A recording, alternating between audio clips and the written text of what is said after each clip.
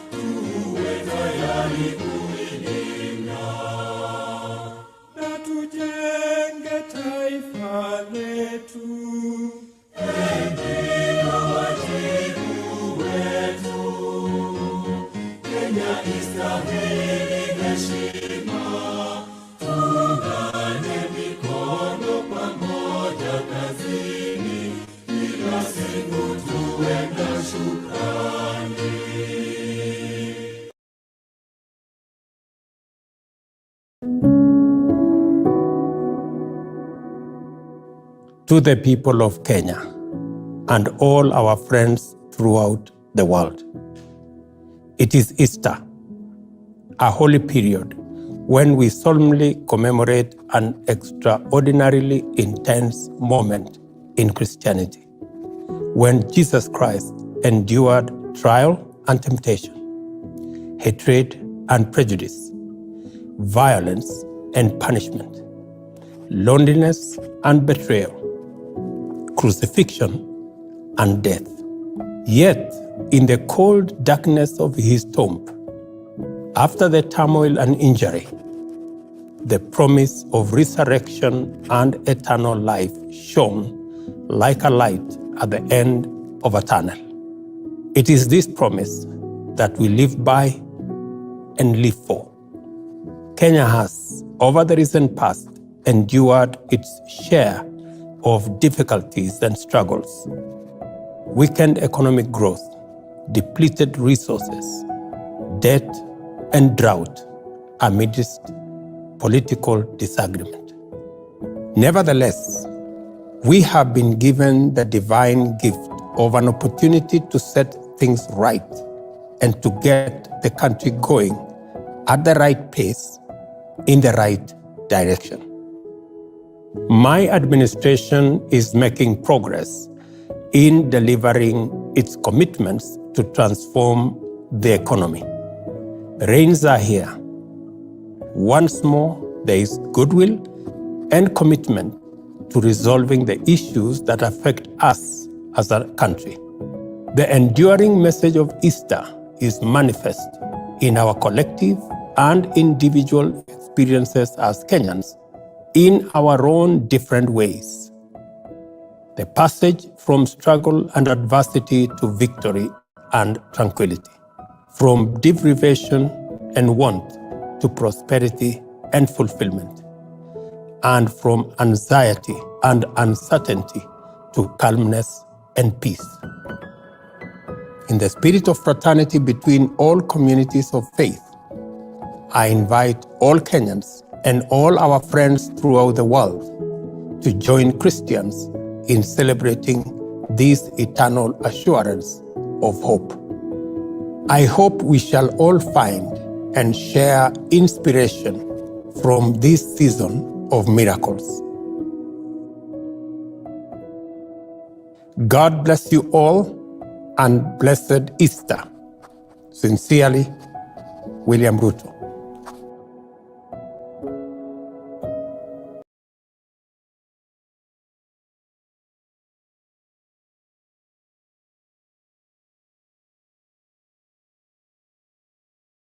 This is your host, Jakes Mzazi. Habari zenyu. Thank you for being part of this show.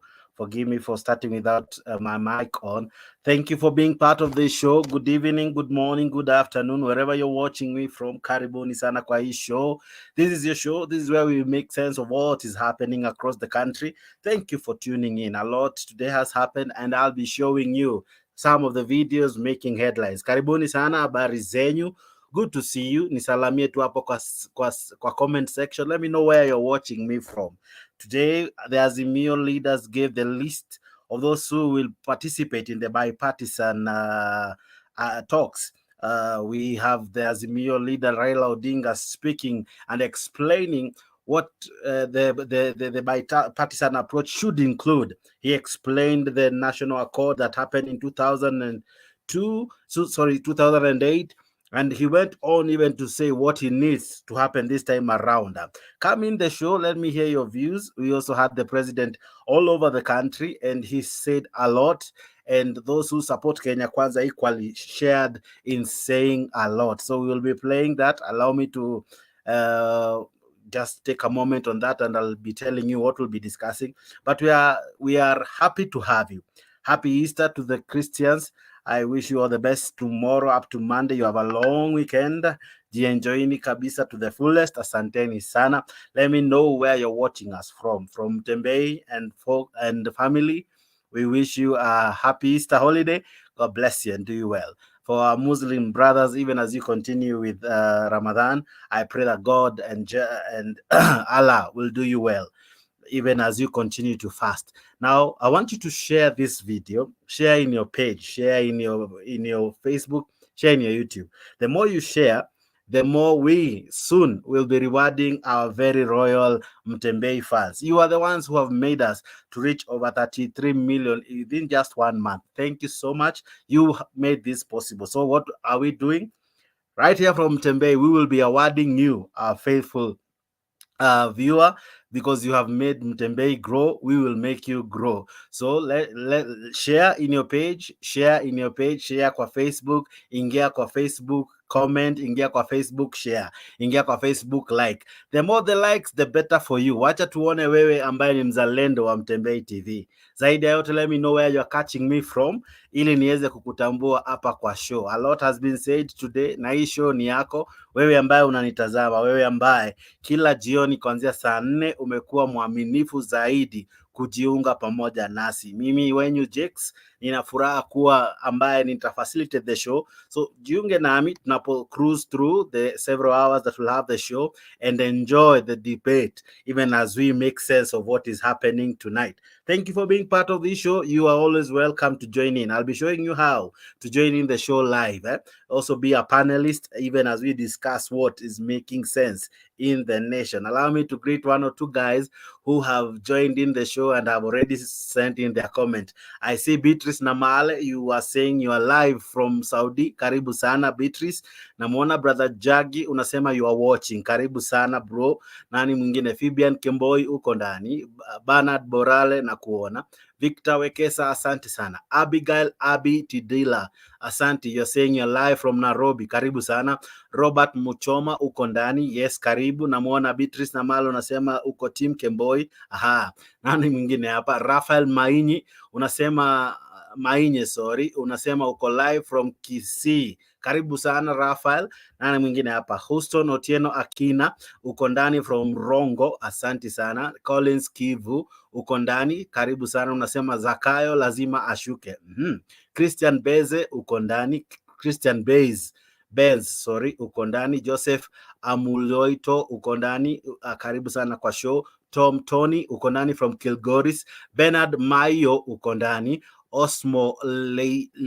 Osmo Isan uko ndani. Nani mwingine hapa? Amina Akinyi na kuona, karibu sana kwa show. Fatma Nasimiu na kuona, karibu kwa show. Carlos Mugo uko ndani, karibu kwa show. Eric Makowera na kuona. Mtetezi Abija Obotele Junior, asante sana kwa kuwa kwa show. Sinta Mosioka from Embakasi, karibu sana. Angie Angela unasema hi Jakes. Sasa Angie, karibu sana kwa show. Nice bet Kisha uko ndani ya show, karibu sana. David Jingoya uko ndani, asante. John Jenga na kuona. Nicholas Otieno Jui uko ndani. Fatma Nasimiu, mzalendo wetu wa kwanza, asante sana kwa show. Kama kawa watu na kuona, na nashukuru sana wewe ku make this your show. Mtetezi Ombotela nimekuona. Steve Karis, asante. Ruben Mutai, asante sana. Unasema uko locked ukiwa pande za Kitale, asante. Nani mwingine hapa? Namuona Samuel Gondu uko from Taita Taveta, Aha, karibu sana. Aremba Charles, uko Nairobi area, karibu sana. Gladys Kemunto, uko ndani, karibu sana. Steve J Migori, unasema unatuwatch from Migori, karibu sana.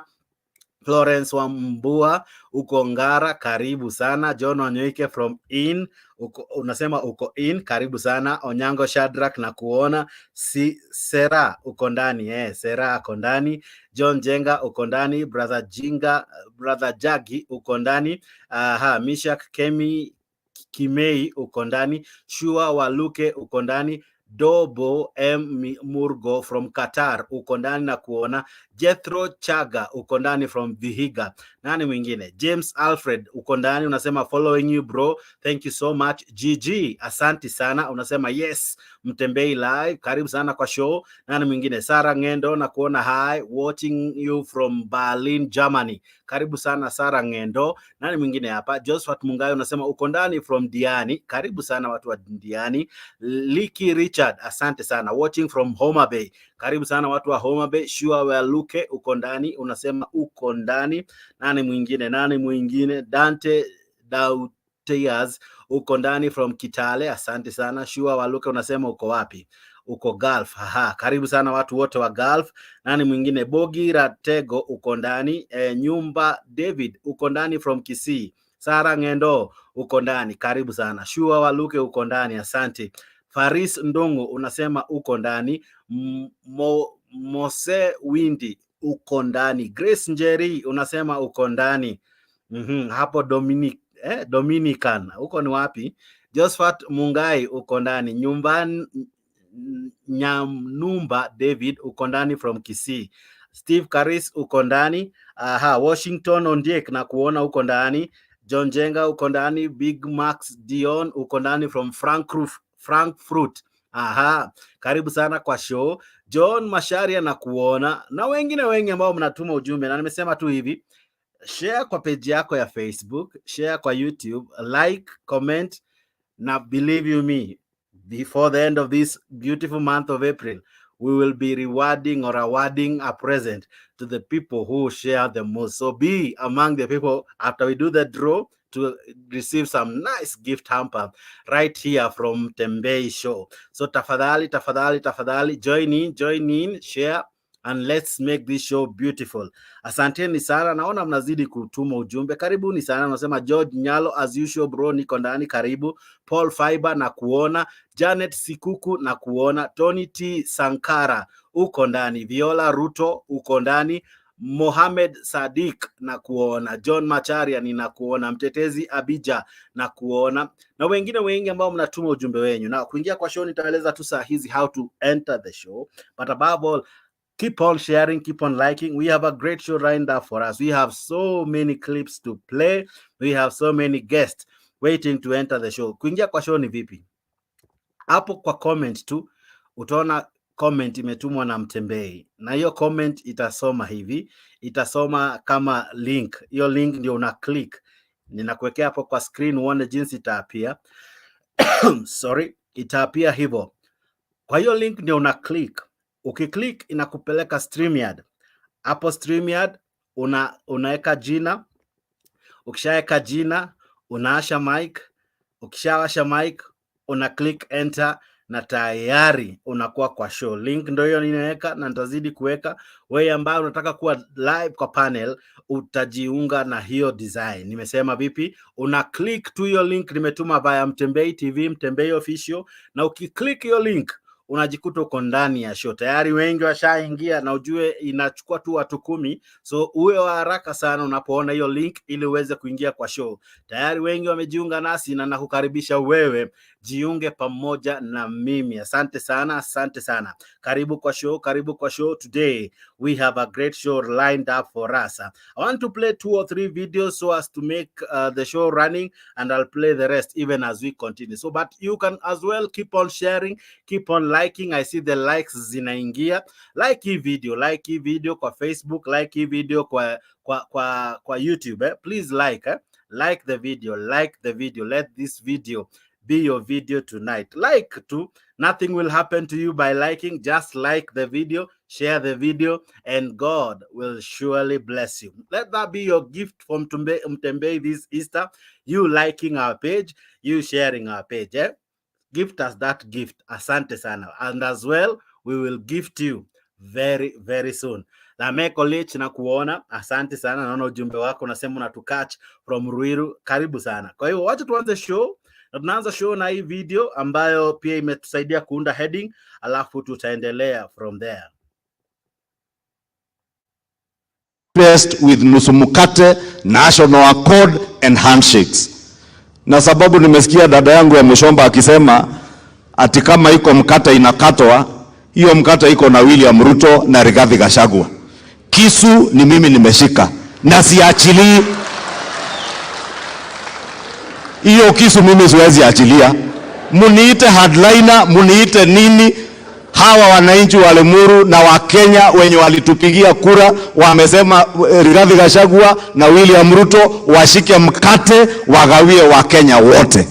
Na mimi nishike kisu na digenegera kahiu kau mundu tare wagerera kahiu ine. Kama mugwenda tuna ndakie kahiu. Mugwenda ndakie kahiu. Nishikilie kisu. Rigathi na Ruto washikilie mkate. Wahakikishe hiyo mkate imefikia kila Mkenya, so that we don't continue feeding the monster of impunity. We don't continue feeding the monster of state capture. Ugo niguo mauga agariga. Kanitha wa idi ugo niguo mwatua. Turege na mugate ugairwo Kenya yothe. Ndukagairwo aria meciragia Kenya ni ya mbare igiri kana ithatu. Ona matwenderia guoya. Ona mauga ni meguikia mahiga.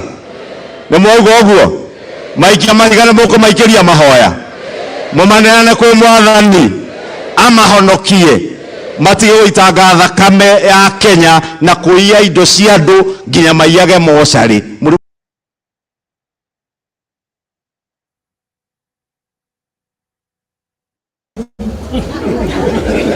It is very true, but I'm not far away, and I want to say those who are saying it.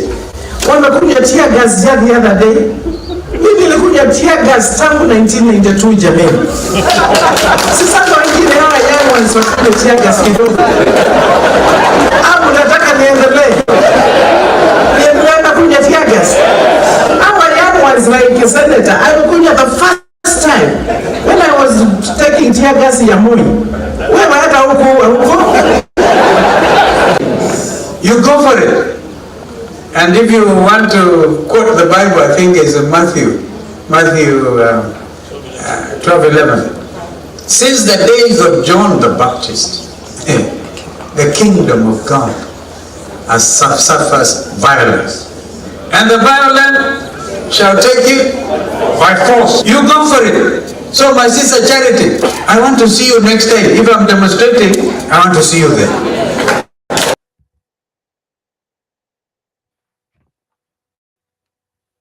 Thanking you and saluting you and the people of Kenya, particularly the Azimio supporters, who over the last few days and few weeks came out in their numbers. They were able to bear the brunt of police brutality. Some lost their lives, and one of them was a student from Maseno University. And I want to thank Governor Nyong'o and Governor Simbarati. They were there, they stood with the family as a thing. But also to say that where we are after a journey of tear gas and great police brutality, I just wanted to caution that we are only on a commercial break. We have just taken a stop in a journey. So don't let your guard down. We are not yet there. Until the price of unga comes down, we are not yet there.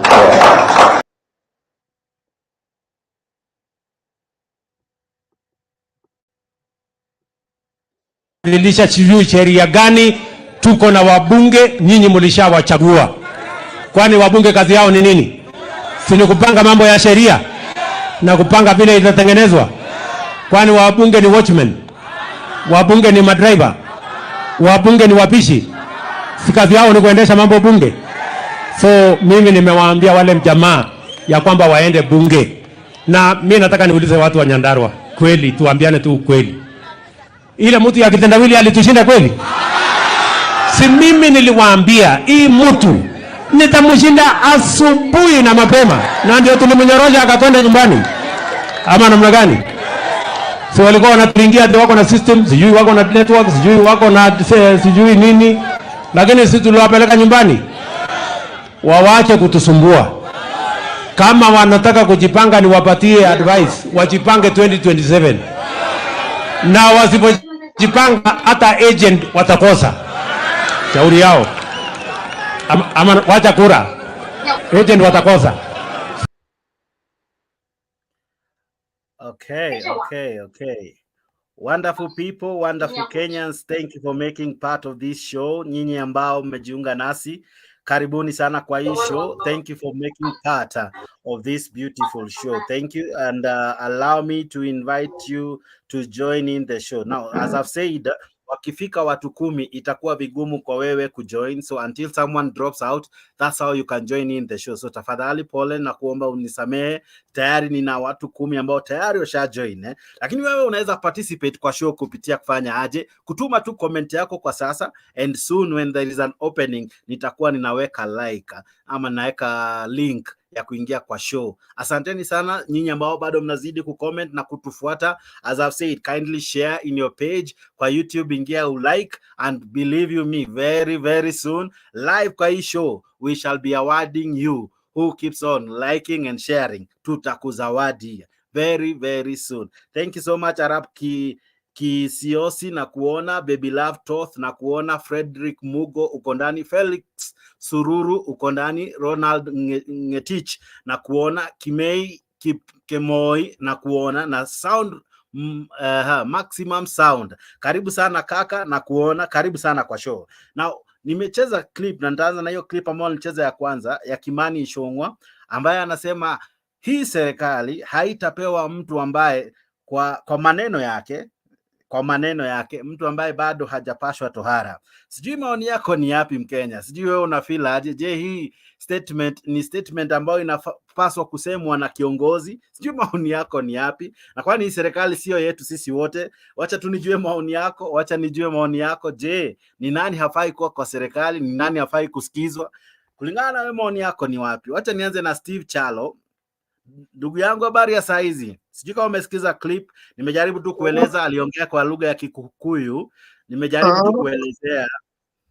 Asante sana bwana. Wasalimu nyote hapo, na matumaini yangu hamjambo. Hatujambo. Sijui kama mtu na akili zake timamu anaweza zungumza kitu kama hicho. Lakini kunao baadhi yetu ambao pia akili zao ziko hivyo. Sasa hatujui tutawapeleka wapi, lakini mtu mwenye akili zake timamu sidhani anaweza kuzungumza na kitendo kama hicho.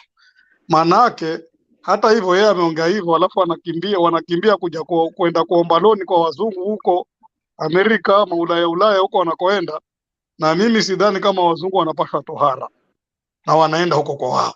Sasa sijui kama ameongea hiyo ndio watu wamuelewe vipi, ama wale wenye kumuelewa nao wanamuelewa vipi, siwezi kujua hapo. Nategemea na vile sisi wa Kenya wenyewe tunavyotaka. Manake sisi kama tunaweza kaelewa mtu kama huyo, basi tunaonekana kwa upande wangu mimi naona kama ambaye hatujielewi. Ndio kwa maana tunafuata upepo tu, wakisema sisi tunaenda huko. Sasa mtu na heshima zake anasimama mbele ya podium anaongea maneno kama hayo. Kweli jamani, ni haki? Ni tuko Kenya ama tuko wapi? Sijui, sina zaidi, na ngojea wengine.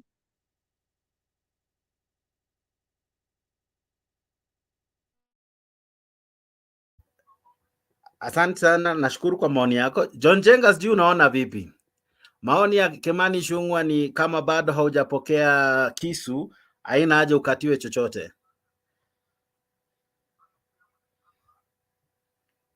John Jenga,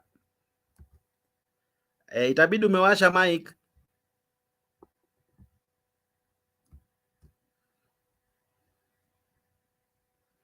John Jenga, washa sauti yako ili usikike.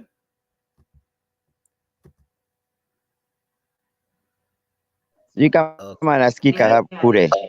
Uko sawa, Niko endelea bali. sasa. Endelea. Kweli ni vizuri, ni kweli hivyo umeongea, ni ukweli, maana Kimani ni Mkikuyu na aliongea na Kikuyu. Mambo mingi inaongewa na sana sana, hiyo jambo haikunifurahisha sana. Ingawaje siwezi mkomea sana juu hiyo inaweza onekana kama aliongea vibaya, na Kimani ni mtu mdogo. Kimani si mtu galika ya hao viongozi wako hapo mbele. Hata nimesema nilika Raila wako bali sana. Kwa hivyo anapoongea hajaongea mzuri, lakini ni vizuri hata sisi kuangalia kama hiyo ndio ameongea baya zaidi. Juu mimi kuna jambo linaniudhigi hata saa hizi liliongewa na kiongozi wa Azimio siku moja akiwa Moro.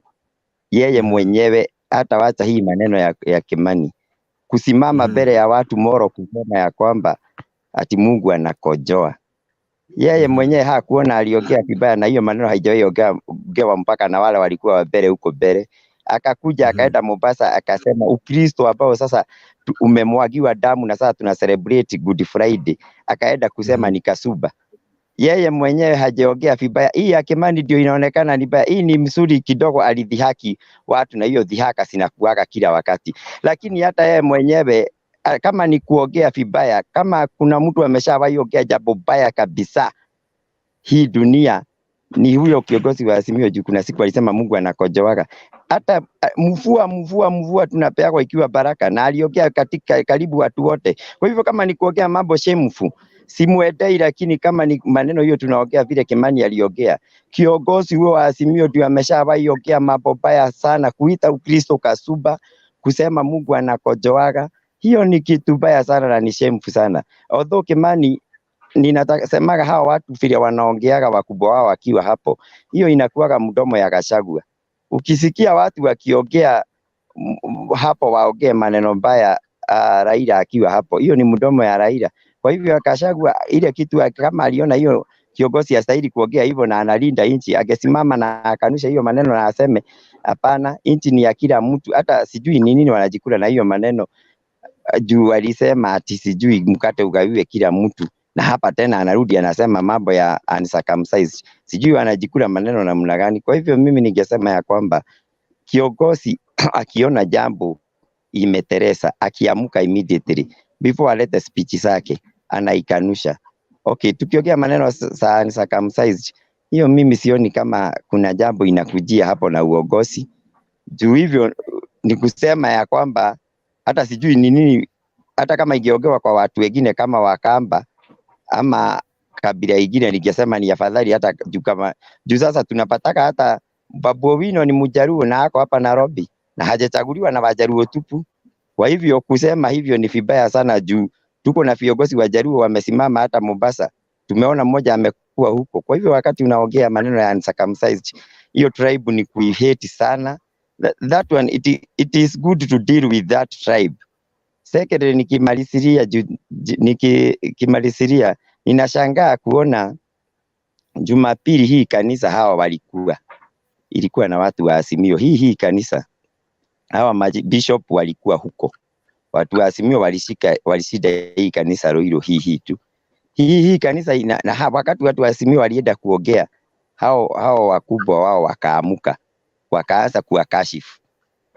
Kwa hivyo nirudi pande ingine, hata kama nitasikika na hao watu juu ni Wakikuyu, hiyo kanisa haina makabila ingine, inakuwa na Wakikuyu tupu Mount Kenya. Hata hao viongozi wao waambiwe ya kwamba ni vizuri waangalie, kama waliona watu wa Azimio wakitaka kuongea maneno ya maandamano wakasimama na wakasema no, mbona leo wamekubali na ni the holy thing that was done there, maneno kama hiyo iongewe, ili hali ni viongozi wangesimama hata hao wa kanisa waseme huu Kristo, na hao watu wanasema ni wa Kristo. Biblia inasema vile uliitwa ukae vile uko. Mbona nao hawa viongozi wa kanisa wamekuwa hivyo? Hiyo hata ni kitu hata kama tuna discuss hapa tunaweza sema hata kanisa imefail sana. Hata viongozi hao wa kanisa walijiaibisha sana, juu kama Ukristo wangesimama waongee na hao watu wawahubirie hapo, hao waambiwe hiyo sio desturi ya Ukristo. na hakukuwa Muislamu hapo. Kwa hivyo wanaibisha kanisa pia. Ni hayo tu, tuendelee tu. Msimamo, maoni yako ni yapi? Ishungu amesema kama hujapitia kisu wewe hauna nafasi ya kugawiwa chochote serikalini na usiitishe nusu mkate. Sasa madaleni gani? Ndio hiyo iko hapo ina run hapo juu. Unaona kuna mpya hapa naona. Tuna discuss jinsi Kimani Ichung'wah alivyoongea. Sijui kama ulisikiza. Mimi hata sina tamba kumsikiza huyo hewani. Mambo anazungumza yote huwa ni mabaya, hata mimi hanijengi kwa sababu ukutueletea mambo na ukutairi sasa inatusaidia na wapi? Aliyotayariwa sitayariwe, sasa hapo kuna uhusiana nini na uongozi? Tafute maneno ya maana ambayo atazungumza, si mambo ya kujipiga kifua. Kumbuke miaka 5 si mingi. Kama atajaliwa kumaliza miaka 5 na ujue ni uongozi tu, mwisho wa siku waweza kujua kubaki huko nje ya uongozi. Sasa alafu je, utakaaje baadaye? Unajua matamshi, unajua mdomo ndio unafunga ndio unakomboa kaka, au sivyo? Kwa maana hiyo sasa mpaka mtu achunge matamshi na uongozi. Sawa, naona labda pengine Central ndio kila kitu, labda Wakenya wengine wote si lolote, wao wa Central tu ndio kidogo hapo ndio wakizungumza na watu kidogo wanakuta wamemaliza kuongea na wafuasi. Leo yeye mwingine atakuja kuhitaji kuwa kiongozi wa karibu taifa zima, au hatuwezi jua. Sasa kama unajiwekea record hii, nani atakuja kuamini baadaye? Ama ni hiyo kwamba tunategemea kwamba kivyovyote hata iweje unaweza ingia mlango wa nyuma, maana njia za kuingia kwa serikali tunayo. Okay. Mtetezi Mbotela. Yes. Yes, maoni yako ni yapi? Unanipata vyema huko? Kabisa. Upande wangu mnakatika sana, sijui ni nini. Pole, lakini tuko sawa sisi. Okay. Endelea.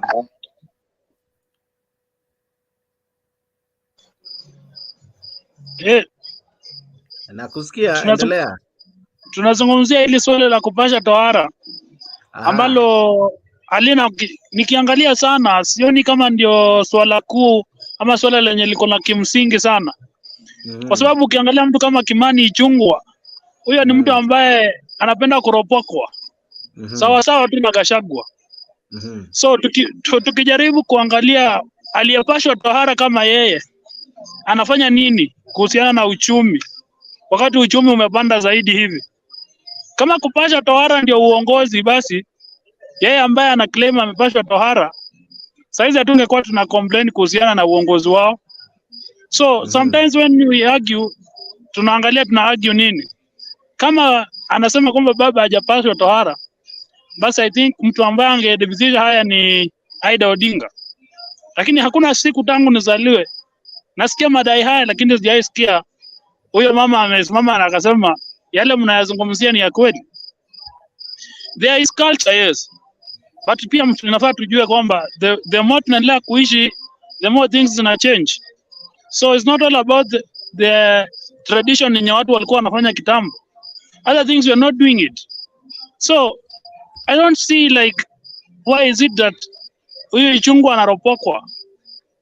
Ya watu waambie wanapunguza bei ya unga, wanapunguza bei ya stima na vitu vingine.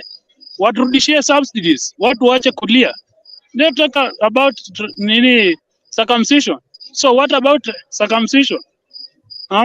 So I think we as Kenyans, we should also tell these politicians, vitu zingine, let's argue based on the issues that touches wananchi, the common wananchi. Like Ichung'wah anaropokwa kitu kama hiyo kwa lugha yao ya mama. So alidhani kwamba itajulikana, na pale aliropokea ni kwa kanisa. Pia wao watu wahubiri pia wasimame kama watu wa kanisa na wakuwe neutral. They should also wanakataze mambo ya kuzungumza lugha ambayo ni chafu kwa mahali ambapo panafaa kuabudiwa.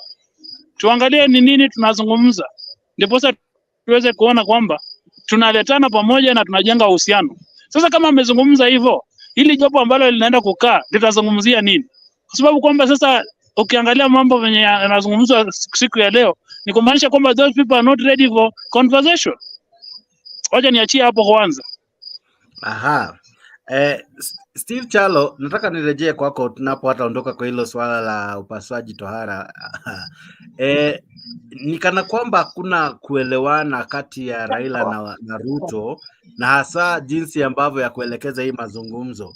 Ni kana kwamba hata kama waliamua kusitisha maandamano, ni kana kweli hawakufikiana mwafaka kamili, kwa sababu jinsi Raila anaelezea na jinsi anavyotaka ni kinyume kabisa na jinsi Kenya Kwanza wanajieleza. Ni wapi aidha tunakosa kuwaelewa hawa viongozi wawili? Wajua pale tunakosa kuwaelewa. Shida haiko kwetu, shida haiko kwa wale mapolitician. Nafikiri shida iko kwa sisi raia wenyewe. Sisi ndio hatujielewi, lakini wale wanajua wanazungumzia nini na wanajua wanataka nini na wanajua wanafanya nini, lakini sisi raia wenyewe ndio huwa hatujielewi. Hata tukisikia mtu anatukana mwingine, sisi tunapiga makofi. Tumesikia mtu ametusi mwingine, sisi tunasimama na huyo mtu tunampigia ngoma. Mwizi wa mabilioni, sisi ndio tunambeba kama kiongozi wetu mkubwa. Na wewe mwenzangu na mimi mwenzako, nikiiba tomata inachomwa. Na bado hata kwa kuchomwa na pia ni bahati nasibu, lakini hata wezi wanakufanya mengine ambayo yani hata Mwenyezi Mungu hawezi kuyadhania kama binadamu kamili anaweza yafanya. Lakini wale waizi na wale wenye kutusi wengine ndio sisi tunapiga ngoma, tunacheza, mapasta nondo wameingia hapo. Sasa sijui ni shetani gani amepigia, manake binadamu kamili kama binadamu wa kawaida basi hawezi kupiga ngoma kwa mtu ambaye ni mwizi, hawezi kuchezea ama kupigia makofi mtu ambaye ametukana mwingine. Manake kumuudhi mtu hapa ni dhambi. Hata Biblia inasema kumuudhi tu mtu hapa huwa ni dhambi. Lakini je, sisi wa Kenya tunaonekana sote tuna madhambi? Manake wale wanaotukana sisi tunawapigia makofi. Hata alipoongea hapo kuna watu walisherehekea sana. Na sijui ni nini. Sasa sijui ni pesa ndio ambazo zimetukaribia kila kitu ama ni tamaa.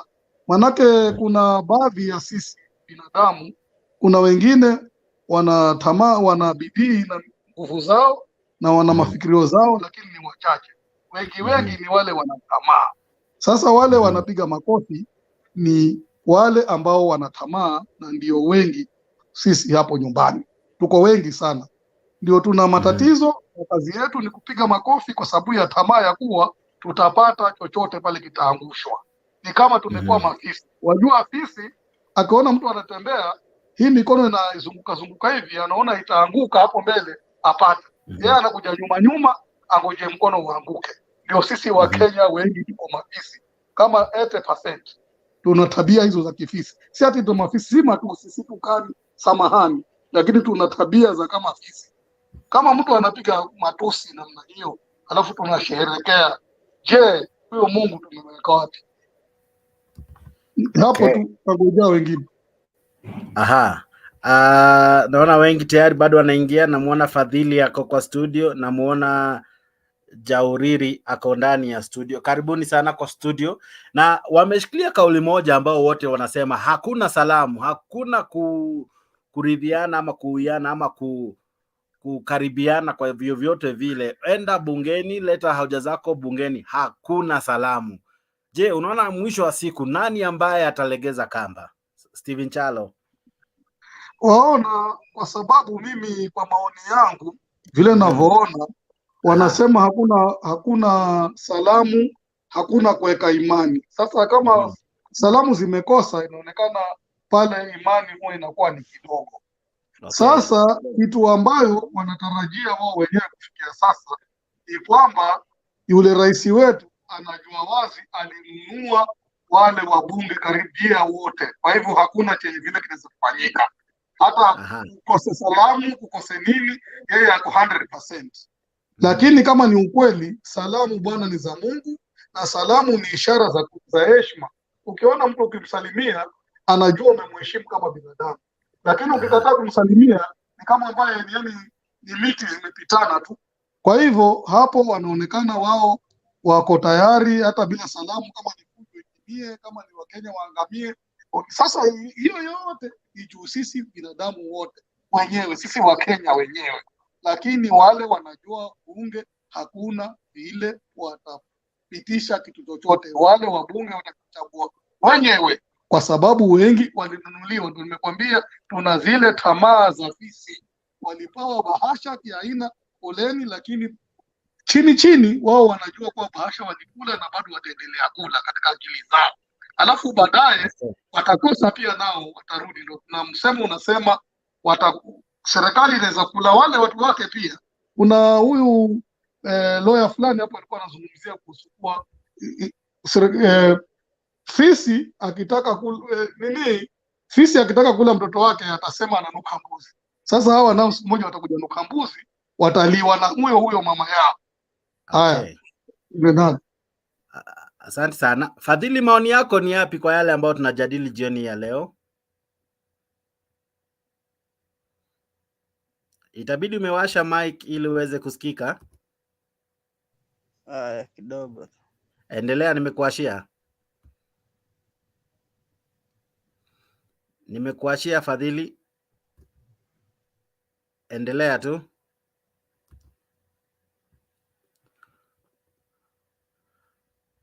Fadhili, washa mic, umezima tena. Nilikuwa nimekuashia. Okay, Fadhili anavyojiandaa. Jaurili, sijui uko ndani? Kabisa, niko ndani. Washa kamera yako nikuone. Nilikuwa nimekuona ukiwa kwa gari. Sijui kama utaweza ongea nami nikikuona. Aha, nakuona. Endelea sasa. I know you. It's not clear because I'm on transit. I'm traveling. Inaeleweka, lakini endelea tu. First of all, I want to say good evening to everyone. It's my first time since elections to come back. Karibu sana. It's been tough on my end, but I know everyone also is feeling the same. First of all, I think the stand that the two parties have stood, I know sometime in future we are going to come up with they are going to come up with a solution. Though it will take long. According to me, I believe it's going to take a bit longer compared to other elections that we've seen before. Because this time around you hear the Azimio side saying it's either you tell us who won the election or not. And that is the only solution. They have. I wish even these international partners who are trying to push the negotiations can come and say, please, let us know who won the election. Let us know how many each candidate got, how many votes each candidate got, so that Kenyans will get satisfied that, okay, so and so lost squarely, or so and so won squarely. Then people can go back to their businesses. But if people trying to push, like you go to the parliament, I know very well that, as mentioned by my colleague there, that he's bought the MPs, which is true. He's bought the MPs, and he knows that if you go to parliament, he's going to win. So it is something that I know the Azimio party has taken a very good stand. Let Kenyans know the truth once for all, so that we don't every elections there is an issue. Let us then open the servers, know who got what, so that we come to the reality of the elections, not everything always being in opaque. Otherwise, I'm here to listen to everyone. Thank you for taking me through, putting me through, and I will give back to you. Thank you. Thank you sana Jauriri, asante sana kwa maoni yako. Thank you pia wewe ambaye unazidi kutuma ujumbe hapo kwa comment section, na kuona unatuma ujumbe na zinaingia kwa wingi na mbio mbio. Zidi kutuma ujumbe, wacha tusikie jinsi unavyosema. Naweza kosa kusoma, lakini be sure zinasomwa na wale ambao wako live kwa hii show. Aha, wengi mmetuma na naona tayari nyingi zinazidi kuingia. Tuma tu jumbe aidha uko kwa Facebook, YouTube, ita reflect hapa kwa show. Asante sana. Aha. Sam, habari ya leo, uko vipi kaka?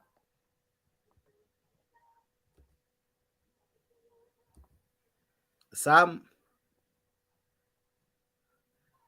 Okay. Aha. Roda, habari ya leo? I'm mzuri sana. Oh, I have been waiting. I was thinking, oh, umenitoa leo. And hi, you guys. Today is tomorrow is Good Friday. We are going to celebrate the death of Jesus. He take every darkness, every liars, every psychopath. He take liars, and he take every darkness, every mistake we have done, because we can live a life for freedom and the life God created us to live.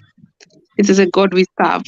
Those other God, like the way that man, he was that place, is just, some churches in Kenya, they are just sect. Those are like Jehovah's Witness. Jehovah's Witness, they go even weekdays, they don't care. Jehovah's Witness, I saw that they used to come to my home knocking the door. Rhoda, can you try to come into the conversation that we are trying to have so that we don't seem as though to attack any form of religion, please? Okay. Go ahead. For me, the way that man was talking, Kimani Chua, he's not a young man the way people they think, because it's about the wisdom. You can see even a 5, I know you can see somebody who is like 60, like me, I'm a mother. My daughter, she's 16 years and she's very clever and she has a lot of wisdom. She used to tell me, your country, you need unity.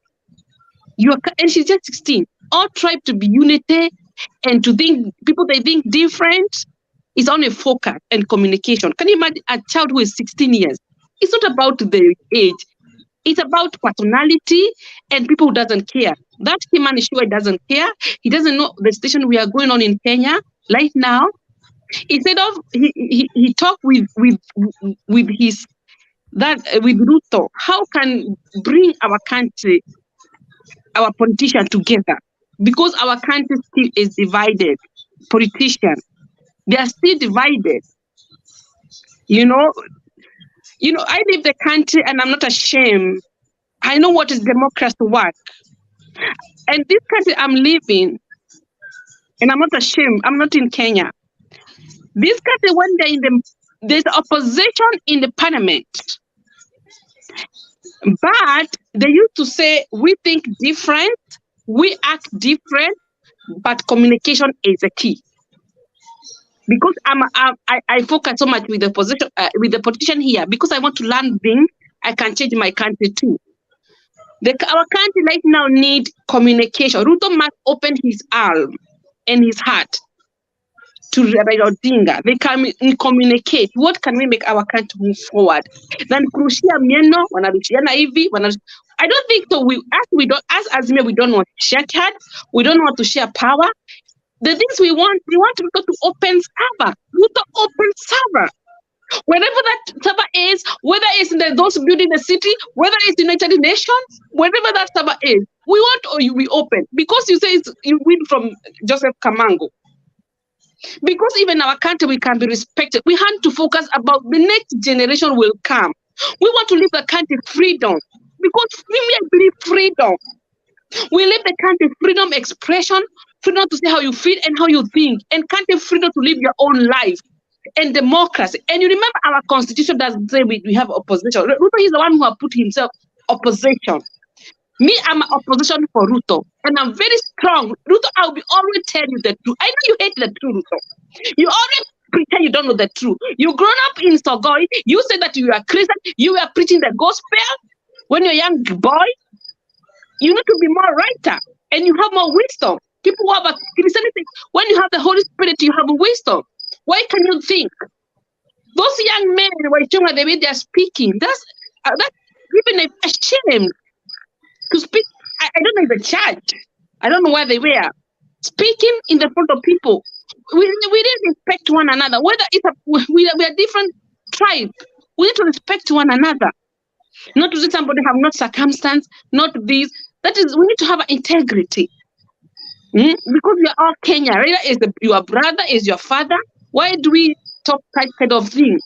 Our country needs people to sit down, take a cup of coffee, and communication must over. If they cannot fix their life, the thing, they call African Union. Present from African Union. They can sit, they solve our problem. These are African Union, they are very intelligent. They can sit and so, but the way we want, for me, right now, I focus to open the server, because the server, even me, I can be satisfied, I can get peace. You know, like we live in the diaspora, we don't get peace. Some people, even they don't get sleep when they think about the Ruto regime. They know our country. They know our country used to be democracy, is freedom. We are worried. We are worried about our country. People, they say, what way our country is going on? What is going? Our democracy doesn't respect it. Our freedom doesn't respect it. And you remember, our democracy is the same like the US. We vote 2010. We want them, they vote that 2020, and they buy our democracy in America. That democracy they bought in America, we want them, they bring in the table. What do you say we have an opposition? Ruto is one who brings the problem in our country. And this is not about Raila. This is our generation we need to fight. It's not about Huda or Azimio or Kanu or whatever, any party. This is about Kenyans. You don't want to leave a country, people are liars. You don't want to leave the country, children, people, they can say whatever they want in the front of the TV. You want to leave the country freedom. You can have a peace of mind. I'm so tired of stupidity. I'm so tired with this silly Ruto open server. That's what I want. Nothing else. Open plus server. Those people they vote, we want to see the truth, because even as we can get peace, we don't get peace. People here in the diaspora, they are crying for our country. They are worried. They say, why our country? We have never had election free and credible. We have a problem. 2007 we had a problem. 2008 we solved that problem. At least people, they have been trying to forget. Now we are 2022. Why can we humble ourselves? It's about we humble ourselves. We are all Kenya. We remain Kenyans. We are all Kenya. Whether you are Kamba, whether you are Pokot, whether you are Kareji, we are all Kenya. When we die, we go the same place, 6 by 2. Why do you call somebody a kind like that? You know me, I'm so tired. This is terrible. We are living in the darkness. And in Kenya, we need to be more righter to another country. And we love our country. We want people who love our country. And to love your country is to be honest yourself, to say the truth, to say how you think, how you feel. Don't try to hide the truth. Because when you are truth, even when you get happy, but when you go this Kenya route, our country is not Kenya route. Kenya is the country very respected. Even when you introduce yourself, Kenya, we have a lot of marathon. You feel proud to be a Kenya. But when the things are going right now, you don't feel proud to be a Kenya. We want, of course, the things is going on in Kenya. Puberty is killing people, like those areas like Slum, like Umoja, those areas. It's a lot of those people, they are very puberty. It's a lot of problem. And if we say, Ruto, do this, you have to do. You have to do the things we are telling you to do. We cannot leave this Ruto open server because we can be happy. We can be happy.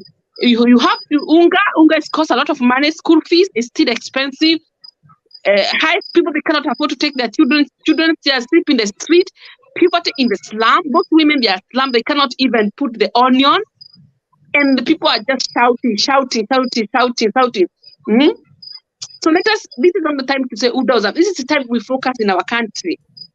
We want our open server, Ruto, open server. That server is where in Nairobi, open before we get action. Otherwise, we'll continue with the demonstration until we open. We are not interested with handshake. We're not interested to take apart. We are interested with our true justice. True, like the way to say, without true, no peace. Without justice, no. So open server, Ruto.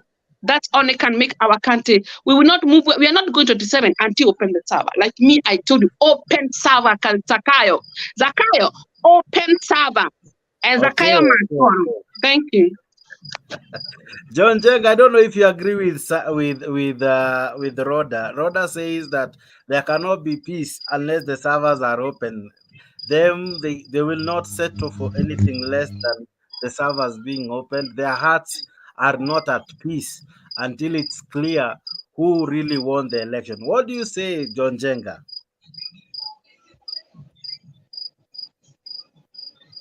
Unmute from your end, sir. Nanisikia? Kabisa, endelea. Let me first of all say, maybe sometimes nasikizaga mambo zingine nashindwa venye nitaongea juu. Once ile ya mwisho nimesikia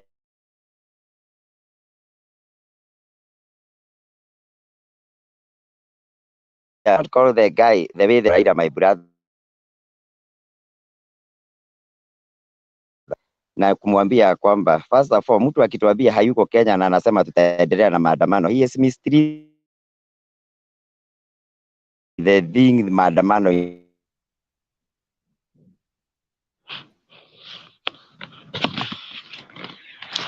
kama huko Kenya na unasema mnaandamana ukiwa nje, hapa inaweza funguliwa, lakini before Supreme wa decide anything, hapo ndio safa ingefunguliwa, ndio alikuwa na power.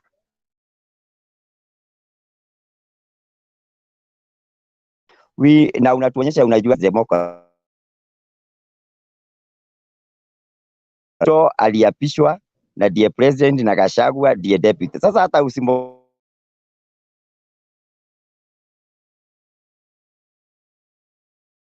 by the way, I love that guy even if I have because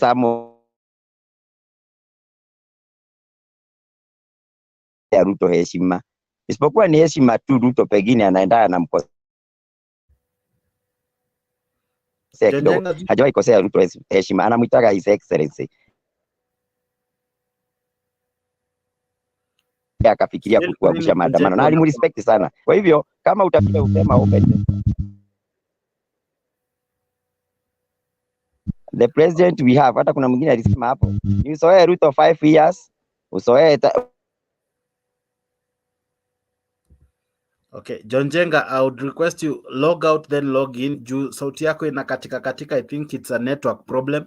Magda, I can see you and pia nakuona hapo kwa comment section. But wewe unasema server lazima ifunguliwe.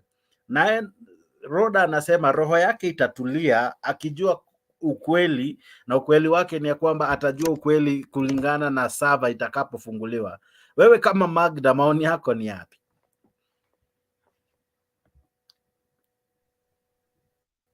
Asante sana. Habari ya jioni. Salama sana, karibu kwa show. Nashukuru. Mimi maoni yangu ni tafadhali watu wafungue sana. Wakishafungua sana, hii story ya Civic Handshake wanaweka watu confusion waache, ili tujue mkate ni ya nani. Kama mkate ni ya Ruto, Ruto aendelee, na kama mkate ni ya Raila, Raila achukulie, ili tujue vizuri kuwa sisi tunatesikia kwa mikono ya Raila tukiwa ni sisi tulimchagua, tujue tunatesikia kwa mikono ya Ruto tukiwa ni sisi tulimchagua. Let there be clarity. Na hii kitu mimi nimekuwa nikiangalia hii, tutazidi kukua hivi, and I love something that Martha Karua said today, that ikiwa kila wakati mambo yameibuka and we do not get to the roots of the problem and solve it from the root, kila wakati tunafanyia uchafu na tunaweka chini ya carpet, tutazidi kusikia nyumba inanuka uondo, but na sisi ndio wenyewe tunaendelea kila wakati kukikuwa na shida kwa nyumba tunafanyia uchafu tunaweka chini ya carpet, nyumba itazidi kunuka uondo. So it's the high time tuende watu wafunguliwe sawa, tujue vizuri iko hivi. Mulichagua Raila, tesekeeni kwa mikono ya Raila. Mulichagua Ruto, tesekeeni kwa amani kwa mikono ya Ruto. And then hii kitaruhusu mkate hata isikue, tujuange mkate inakuliwa na hawa, na ni sisi tuliwaweka hapo. Tujue vizuri kuwa sisi ndio wenyewe tunaendelea kila wakati kukikuwa na shida kwa nyumba tunafanyia uchafu tunaweka chini ya carpet, nyumba itazidi kunuka uondo. So it's the high time tuende watu wafunguliwe sawa, tujue vizuri iko hivi. Mulichagua Raila, tesekeeni kwa mikono ya Raila. Mulichagua Ruto, tesekeeni kwa amani kwa mikono ya Ruto. And then hii kitaruhusu mkate hata isikue, tujuange mkate inakuliwa na hawa, na ni sisi tuliwaweka hapo. But if we fail to open the server, then another thing emerge. It gives us some confusion. Mimi nitakaa na amani ile siku nitajua vizuri tunateseka Kenya tukiwa vizuri sisi tulichagua Ruto. Ama tunateseka Kenya tulikuwa vizuri tulichagua Raila. Mimi nilipiga kura nikiwa huku. Na kura zetu za diaspora Toronto, kura zetu tulipiga mapema sana. So it's high time watuambie tulichagua nani. Huyo tulijua hata ukitesekea kwa huyu wewe ndio ulimchagua. Hakujichagua ama kuchaguliwa na kitu kingine. Yeah. Because tukizidi kumwonyesha wananchi, it is not a good thing. Have a blessed evening. Okay. Umemtaja Matakarua, sehemu za Matakarua ndo hizo hapo nazicheza kwa sasa. Is controlled by the Kenya Kwanza regime. The speaker and members who have crossed the floor unceremoniously. Why would we go into the territory of the person we have disputes with? So we are talking of a process in neutral grounds. Parliamentarians negotiating neutral grounds, and behind them will be the two sides, the Azimio side and the Kenya Kwanza side. So let's not try to hide behind Parliament, where the Speaker can come and tell you that if you have a dispute, he will now chair and determine which side has won. We have seen the Speaker being unable to make simple rulings, including when the party wants to de-whip. Is that the environment to negotiate? That's all that we mean. So anybody talking of nusu mukate, on a lighter note, you must tell them, in Azimio we eat whole loaves. And that is why we are saying, open saba. Ukifungua saba itaonyesha mkate ni ya nani. Mwenyewe akule peke yake. Kama ni yako kula, lakini tukikuta ni yetu, afadhali tunachukua mkate yetu. Now, why again are we talking about the server? To us, it is very important, and our leader has already pointed out, the problems our people are having are a priority. Yes. Cost of living, and I don't have to go to it, it has been covered. But why the server? The server is also about the people. What is the use of going to elections if we can never know the truth about how people voted? We were here in 2007, 2009, 2008. We were here in 2013. We were here in 2017. Now we are talking of 2022, 4 elections. Why do we never get to the bottom of the matter? Because we sweep the dirt under the carpet. This time round, no dirt under the carpet. Let us open the server and discover the truth. Reforms will be meaningless. Any reforms of the electoral system or IBC will be meaningless without first arriving at the truth. The server is about the people. It's about the people's voice. Those who think server is about power, yes, but power of the people. It is their voice that has been disregarded. So our demands are people-centered, starting with the very immediate about cost of living, and then about their voice. And remember, in our constitution, people are, the sovereignty belongs to the people. If their voice is disregarded, their sovereignty is being trampled upon. I just thought we needed to make those very little points, but very important, very, very clear.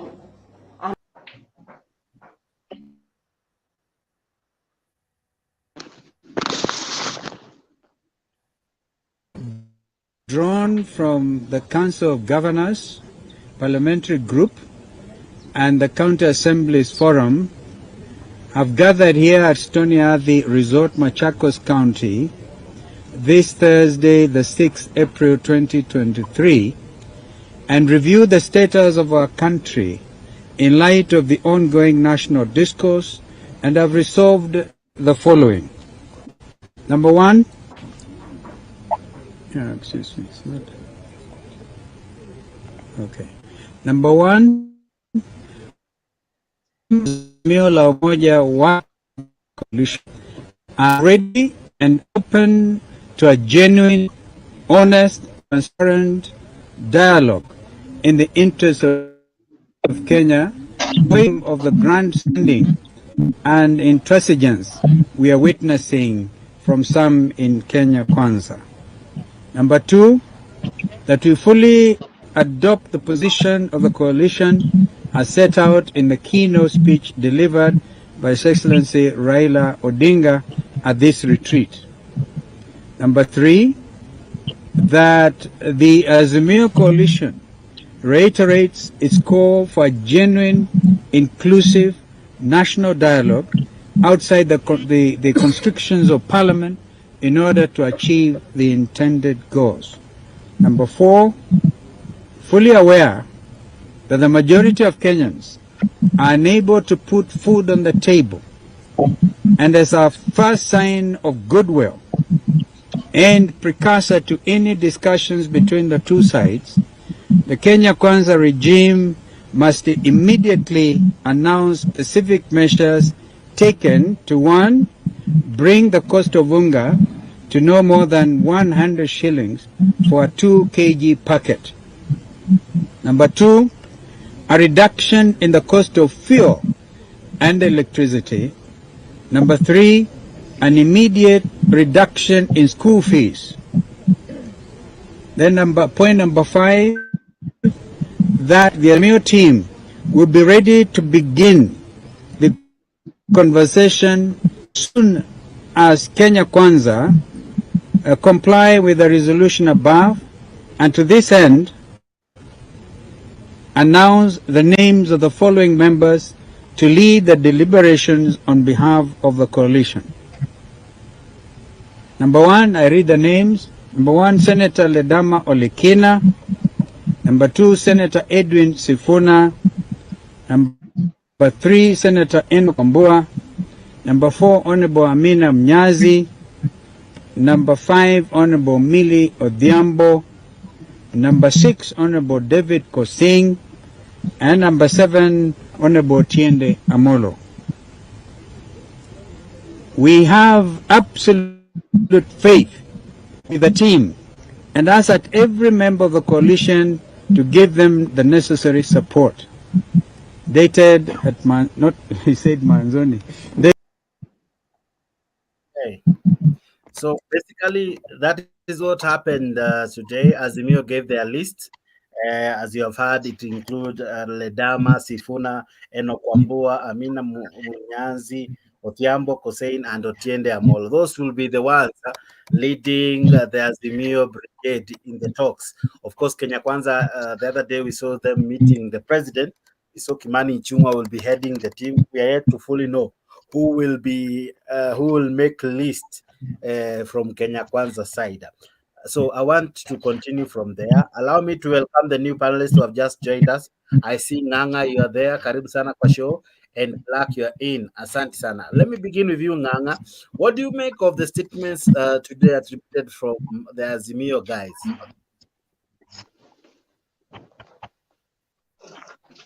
Yeah, actually, I'm a little bit new in this panel, so I wouldn't. Maybe I would like to come later on when others have contributed or have shared their ideas. So just give me some time, first of all, to reflect on the speech that has just been given. Okay, but thank you so much for being part of us. It's very good to have you. We love our visitors. Karibu sana, feel free to jump in whenever you feel you're now ready. Mtetezi Mbotele, what do you make of the speech that was read by Kalonzo Musyoka? I also equally played what Mother Karua said. Kenya Kwanza seem not to be serious, but Azimio is holding. What do you see? I think the speech from Azimio side, they are ready for dialogue. but there are also some issues which they have just raised. We should be also be fulfilled first before they start.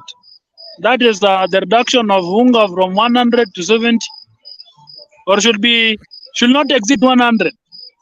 And there also the price of fuel and electricity should be reduced. These are the basic things which they have also given out that it should be first be solved before they sit down to discuss the issue of server, the issue of the commissioners. Yeah. So for me, the statement from Mata Karua is very straight, and I agree with her that let's open the server so that we know the owner of the bread, so that we can know if we can eat alone. I also passed through this guy called Governor. Who this governor? I think who said we can't ignore Raila. Raila has numbers. So ukiangalia yale mambo ambayo yamezungumzwa na wale watu wa upande ya Kenya Kwanza, it seems like they are so arrogant. They don't want to sit down and discuss these issues. But for us, we follow the rules and we shall obey it. We shall sit down with them, discuss with them. But if they will not reply with what we do, if they will not concur with what we are suggesting, I think Baba said Maandamano is just on hold. I had some MP from the other side who said kama ni hivyo tuendelee tuende maandamano.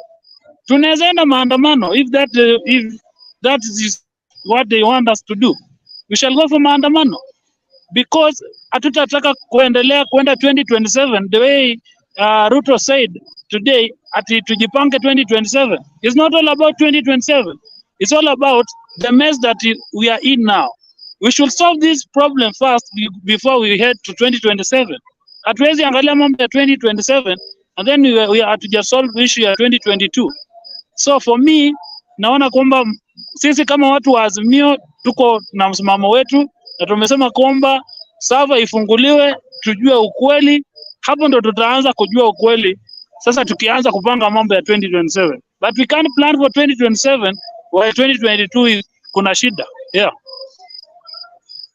Okay. Asante sana kwa maoni yako. Kenya Revolutionary, habari leo. Karibu sana kwa show. Happy to see you.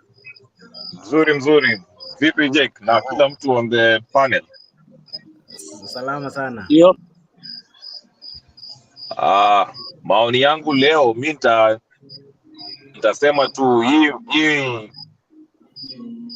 hii mkutano ama hii meeting ya hao watu wawili Kenya Kwanza na Azimio, most likely these people will not meet. So because if you look at the Azimio side, ni kama wameanza kusema ati if kwa Kenya Kwanza not serious, they are going back to maandamano. And also the other side, Kenya Kwanza nao wanasema, kama mnataka kwenda maandamano, endeni maandamano. This is not language that you use if you want to sit down and negotiate. So most likely, maybe by next week, tutairudi square one. Yeah, utaona maandamano na tear gas na mambo yote, because they are hardliners on both sides. So what I can only say is, let's wait and see what will happen. And for now, that's all I can say. There's nothing to add from my side from my view. So shukran. Black.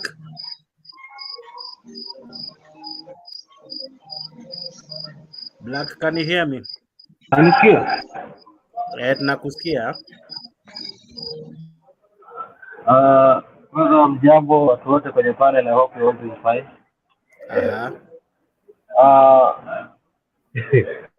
Like I said, these guys are jokers. Why am I saying that? tayari walishasema walihack server. I mean, and mtu na akili yake timamu alisema walihack server na anaambia wengine waende wachungulie hiyo server. Mbona wasiseme tusi audit? Why don't they just say we audit all the form 34As? We see what really happened. If really they want to see what really happened, let them ask for form 34As. We audit the form 34As. I know they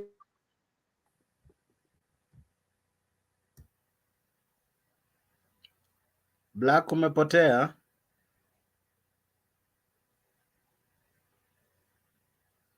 Well, even as Black tries to come back. Steve Chalo, what do you make of what we have listened to from Kalonzo? Black, network yako inapotea potea. Wajua, mimi bwana ni mtu Mswahili, mtu wa Mombasa. Kutoka Mombasa. Unajua tuna msemo tunasema lisemalo liuko ama kama haliko liko njiani linakuja. Sasa hawa ambao wanapiga ngoma za vita wakijifanya hawajaelewa, wakijifanya wao ndio wamejua zaidi ya wengine, sijui wameipangia nini ile nchi, kwa sababu ule ukweli wa mambo, kama sava ndio tatizo hapa, sava ifunguliwe watu waone ule ukweli. Na nafikiri upande wa Azimio waliulizwa wakaambiwa, je, mkikuta sava ikifunguliwa na mkute Ruto amepita, utasema nini? Wao wakasema tutamwachia mkate wake. Hata nafikiri Mathakarua pia leo ameongea kitu kama hiyo, ya kuwa yule ambaye atakuwa ameshinda ule mkate atachukua yeye peke yake. Sasa the issue is, kama hawa wamejua wameshinda na ule mkate watakula peke yao, kwa nini wasiamue tu wakafungua tukaangalia ule ukweli? Simple as that. Hii maneno mengine hii wanaozungumza ambao wanapinga kuwa sava isifunguliwe ni wale watu ambao wanatamaa ndogo ndogo. Manake ni wale watu ambao walipata elfu vitatu kutoka kwa hiyo Kenya Kwanza, saa hii wanafikiria bado wataendelea kupata pesa nyingi. Lakini at the end of the day sote tutakuwa na hali moja. Kama ni unga tutanunua the same price, kama ni kitu chochote, kama ni pesa ya student ile ambao wanasaidiwa na serikali watakosa, hata watoto wa Kenya Kwanza wao wanao pia watakosa, watoto wa Azimio nao pia watakosa.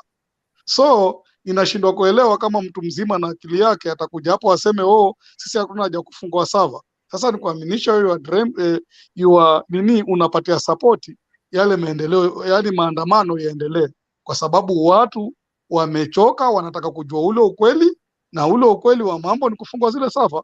Kama Ruto alishinda, well and good, achukue, na kama alishindwa aseme ni kwa nini alichukua na akiwa ameshindwa. So I don't know hapo kama kuna issue kubwa, si issue ndogo, lakini sioni kama kuna matatizo kubwa ambayo serikali inaweza kufanya the necessary. And the necessary ni wafungue ile sava, kila mtu aone aliyepiga kura. Lakini kuna hao wenzetu wa Kenya Kwanza, wao wanaona kuwa okay, hiyo si kitu kubwa sana, kwa hivyo hiyo first sava si lazima ifunguliwe, sijui kuna forms za P1 sijui PP nini. Unaongea kitu kama hicho, lakini unajua wazi ule ukweli ambao unaweza kukata hii shida zote ni ile sava ifunguliwe, kulingana na wale watu wa Azimio vile wanavyodai. Watu wa Azimio wanadai sava ifunguliwe, matatizo yatatuliwe. So we have to finish the problem. We don't have to run our shadows, kwa sababu sisi wa Kenya tunapenda kukimbia shadow zetu. Tunakimbia paka ukweli unaonekana kwa kamera, unasema mimi sio mimi. Sasa sio wewe kivipi na wewe ndio umeonekana? So the problem ya watu wa Kenya Kwanza ni hii kukimbia shadow zao. Na ukileta upande wa kuwa MPs sijui watafanya nini, si unaona hata wengine walichaguliwa na ODM, walichaguliwa na party zingine, lakini baada ya kuwa wamechaguliwa walikimbia tu wakaruka kwingine tayari. Sasa ni kuonekana walidanganya paka wale wapigaji kura wa kwao, na hapo ndio sasa kuna kuja nayo kizungumkuti. Maana huwezi kuchaguliwa na chama fulani halafu ukishachaguliwa unaruka kile chama kingine. Si kutoka mwanzo ungeingia na kile chama kingine. Maana alijua wazi yeye mtu akiingia na sijui ni Kenya Kwanza pengine hatapita. Sasa yeye amepita kwa sababu ya jina ya Azimio, anaruka ule upande mwingine. Hawa watu sasa wamekuwa wakitudanganya na wakutuchezea akili. Sasa ni sisi wa Kenya wenyewe akili kichwani. Je, hawa watu tuwapatie hiyo chance ya kuendelea kutugangamiza ama tuwapokonye hii chance? Lakini Wakenya wengi wanaonekana tamaa zao, hata sio watu wanapenda, si ati wanapenda ati vile chakula iwe gali ama vile wanapenda ile situation vile iko. Mtu una duka Nairobi, kama kuna maandamano kila siku, hiyo duka yako utauza nini? Si ati wanapenda, lakini tamaa zao. Wanajua mimi nilikula 50 kule nakoenda maybe kutakuwa na 100, na maybe hata ile 100 huko mbele haiko. And there are some very 80% of Kenyans, they are intimated in a tamaa. Sasa tamaa mbaya, tamaa iliua fisi. Ni hapo asikiza kutoka kwa wengine. Swali tu kidogo, kinara wa Azimio amesema walitumia haka ambaye alijaribu kuingia kwa sava na akaweza kuwapakulia mbivu na mbichi. Ndio maana hapo sasa wanasema wanajua tayari jinsi kulivyoendelea siku ya uchaguzi, na ndipo sasa wanataka ifunguliwe ili ukweli ujulikane kulingana na wao. Sasa swali langu laweza kuwa hivi: ikiwa waliweza kuingia kwa sava na wakaweza kupambanua kulingana na wao jinsi walivyo find out kilicho happen hiyo 9th of August, je, huyu haka haezi pia manipulate kenye kiko kwa hiyo sava? So hata kama itafunguliwa tuone kumbe hata kama yes wameingia, lakini waliingia wakabadilisha kura jinsi ilivyokuwa imepigwa, kwa sababu kana kwamba kweli waliingia. Je, hawakuingia na wakabadilisha? Tutawaamini vipi? Mimi si msomi sana hivyo, lakini katika ile sava nafikiri kuna pahali popote mtu yoyote akigusa ama akibadilisha kitu atajulikana. Kuna kakona fulani pale ambapo wazi mtu ametembea pale, nyayo zake zitaonekana. Kama kuna mtu aliingia na akahaki, ataonekana. Na kama kuna mtu tu aliingia na hakuhaki, wajua kuna ile kuingia kwa nyumba na uibe na uingie kwa nyumba na utoke bila kuiba. So kuna probability, kuna mtu anaweza kuwa aliingia huyu haka na akaiba, ama aliingia tu akachungulia akaangalia what was going on inside na akaenda zake. Kwa hivyo hatuna sure hapo mpaka hiyo kitu ifunguliwe, na ikifunguliwa kama huyu haka wa kina Azimio alikuwa ni mwizi, watajulikana. Na kama huyu haka wa Azimio aliangalia na hakufanya chochote, pia itajulikana. Ukweli wa mambo ni kufunguliwa ile sava ijulikane. Hata huyo haka anayesema atajulikana, hao wakina Kamangos watajulikana. Kuna swali lingine? Na Chalo, kilichotumwa kwa sava Mimi ni kuna swali kidogo tu Black. Naomba ruhusa. Nazijua kwa nini uko na echo. Black, uko na echo kali. But kabla utengeneze sauti yako, acha niulize Chalo swali hili. Kilichotumwa kwa sava ama hata kwa poto ilikuwa form 34A. Kilichotumwa hapo ndani, kile ambacho kilitumwa hapo ndani. Na form 34A zote ambazo zilitumwa physically zinaweza patikana. Mbona tusitafute kwanza hizi form 34A ziletwe zikaguliwe zote za kupigia kura zote zilizopigwa hizo 46,000 na mamia juu. Mbona zisiitishwe hizo zote ili tujue kweli kwa hizi form 34A tukizikagua kuna ubatilifu ambao uliendelea kwa hizi form kwanza kabla hata tujaingia kwa sava? Maana sava ilikuja baada ya form 34A kujazwa. Mbona tusianzie mahali swala lilianzia? Sasa na mimi nami nitakujibu hivi. Kuku za mayai mengi sana, na yote mayai yote huwa yamezaliwa na kuku na huwa ni mazima.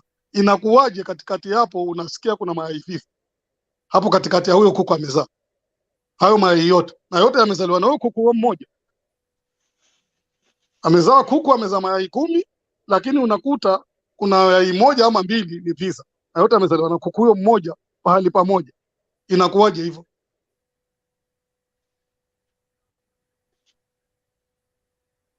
Sijaelewa swali, lakini najaribu kung'ang'ana kufikiria. Ngoja nikueleze vizuri. Si vitu zote ambazo ziliingia kwa sava ni hizo form 34A. Si zilifanya kupelekwa pale.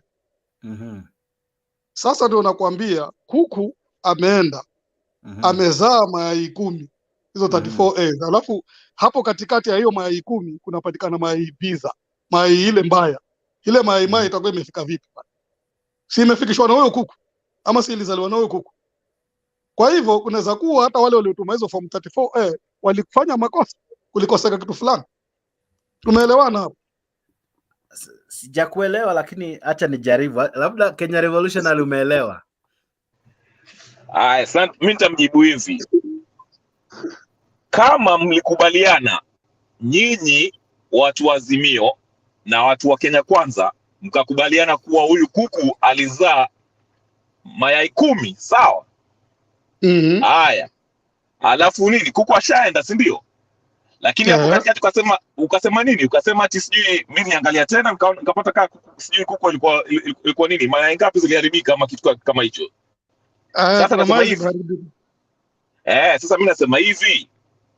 Hivi kama nyinyi agents wako, nyinyi watu wa Kenya Kwanza tulikubaliana sote, tukasema kwa ukaeka sahihi hapo, ukapiga sahihi ukasema haya kuku zilikuwa mayai zilikuwa 10. Sasa kama 4 ziliharibika, ni haja gani tuende tukamletee tukamuulize kuku ulizaa mayai ngapi? Na sote wawili wewe kama Azimio na mimi wa Kenya Kwanza, ama mimi wa Azimio wewe Kenya Kwanza, tulikushakubaliana kuwa kuku alizaa mayai 10. Hata kama zile 5 ziliharibika ama 4 ziliharibika, lakini sote tunajua na tulikubaliana, tukaweka sahihi, tukaandika chini ati kuku ilizaa mayai 10. Waona sasa ukifungua server ama usipoifungua, sote tulikubaliana kama agents wa Azimio na Kenya Kwanza tumeshakubaliana ati kuku alikuwa na miaka alikuwa na nini mayai 10. Yaelewekana? Waelewa sasa? Nimekuelewa. Sasa nataka nikueleze vitu vizuri. Katika yule kuku alizaa mayai 10 kulikuwa na mashahidi 7 wakiona yule kuku alizaa mayai 10. Alafu mashahidi 3 waseme waliona mayai yote 10 ni mazima, na mashahidi 4 waseme waliona mayai 6, waliona tu mayai kadhaa pale, mwingine alikuwa ameharibika. Utaamini wapi wale watu 7? Sasa kabla hujafika kwa mashahidi, sisi kama maagents wa Kenya Kwanza na Kenya Azimio una Azimio pale katika polling station tulishakubaliana, tukaandika chini, tukaweka sahihi kwa kulikuwa mayai 10. Sasa kama wale mashahidi wa 7 wakaanza kusema sisi tulipata mayai 7 ama tulipata mayai 5, hatukupata 10, ni vipi? Sasa tutatatua hii maneno vipi? Sasa sisi kama maagents, kama unataka kutafuta ukweli, kuja kwa agents na form zao waulize ni aje, kwani hizi mbona sisi tulipata 5 nyinyi mliandika chini ati mpata 10, ni vipi? Hebu onyesha hiyo form na hizo masahihi. Sasa sisi kama maagents tutamwambia mkubwa wetu boss, sikia, sisi tulipata 10 tukakubaliana hapa ilikuwa 10. Sasa hiyo 5 na nyinyi mashahidi wako siwaelewi mimi. Zote tulikubaliana hapo kama maagents katika police station kuwa tulipata mayai 10. Waelewa? Sasa mashahidi wakisema zao ni sawa, lakini at the police station sisi tulikubaliana kulikuwa na mayai 10. Sote kama agents wa Kenya Kwanza na agents wa Azimio. Ama vipi? Ni sawa, lakini yale mayai 10 si alikuwa amezaliwa yakiletwa mbele yale mayai 10 yalizaliwa mbele ya watu 7. Sasa wale 7, katika wale watu 7 ni 3 pekee yake ndio waliona haya mayai 10, lakini 4 waliona yale mayai ni 6. Hiyo ndio swali langu bwana nauliza. Maana katika wale mashahidi walikuwa wamesimama pale kuku akitaka mayai walikuwa ni mashahidi 7, lakini mashahidi 3 ndio waliona na macho ya watu 3 yote mawili ni 9, na wale wengine mawili kumaliza. Wacha nimalize kwa ufupi. Wale maagents katika police station wao ndio walikuwa wanaangalia vile hizo mayai zilikuwa zinafika pale katika police station, unaona? Sasa sisi ndio tulikuwa kwa ground pale, tunahesabu hizo mayai 1, 2, 3, 4, 5 mpaka 10, si ndio?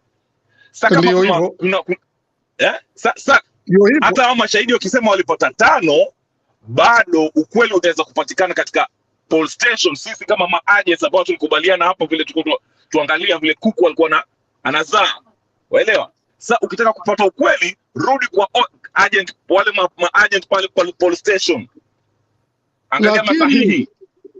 Bado na swali na wewe, katika hii transport ya kutoka kwa maagent mpaka kufika pale ambapo mayai alikuwa anatakana kwenda, ambapo wale mashahidi 7 walikuwa wamesimama hapo kwenye njia hapo, huwezi kuona kuwa kunaweza kuwa na tofauti, mayai akachukuliwa na agenti fulani mawili, agenti fulani naye akachukua yai moja hapo katikati?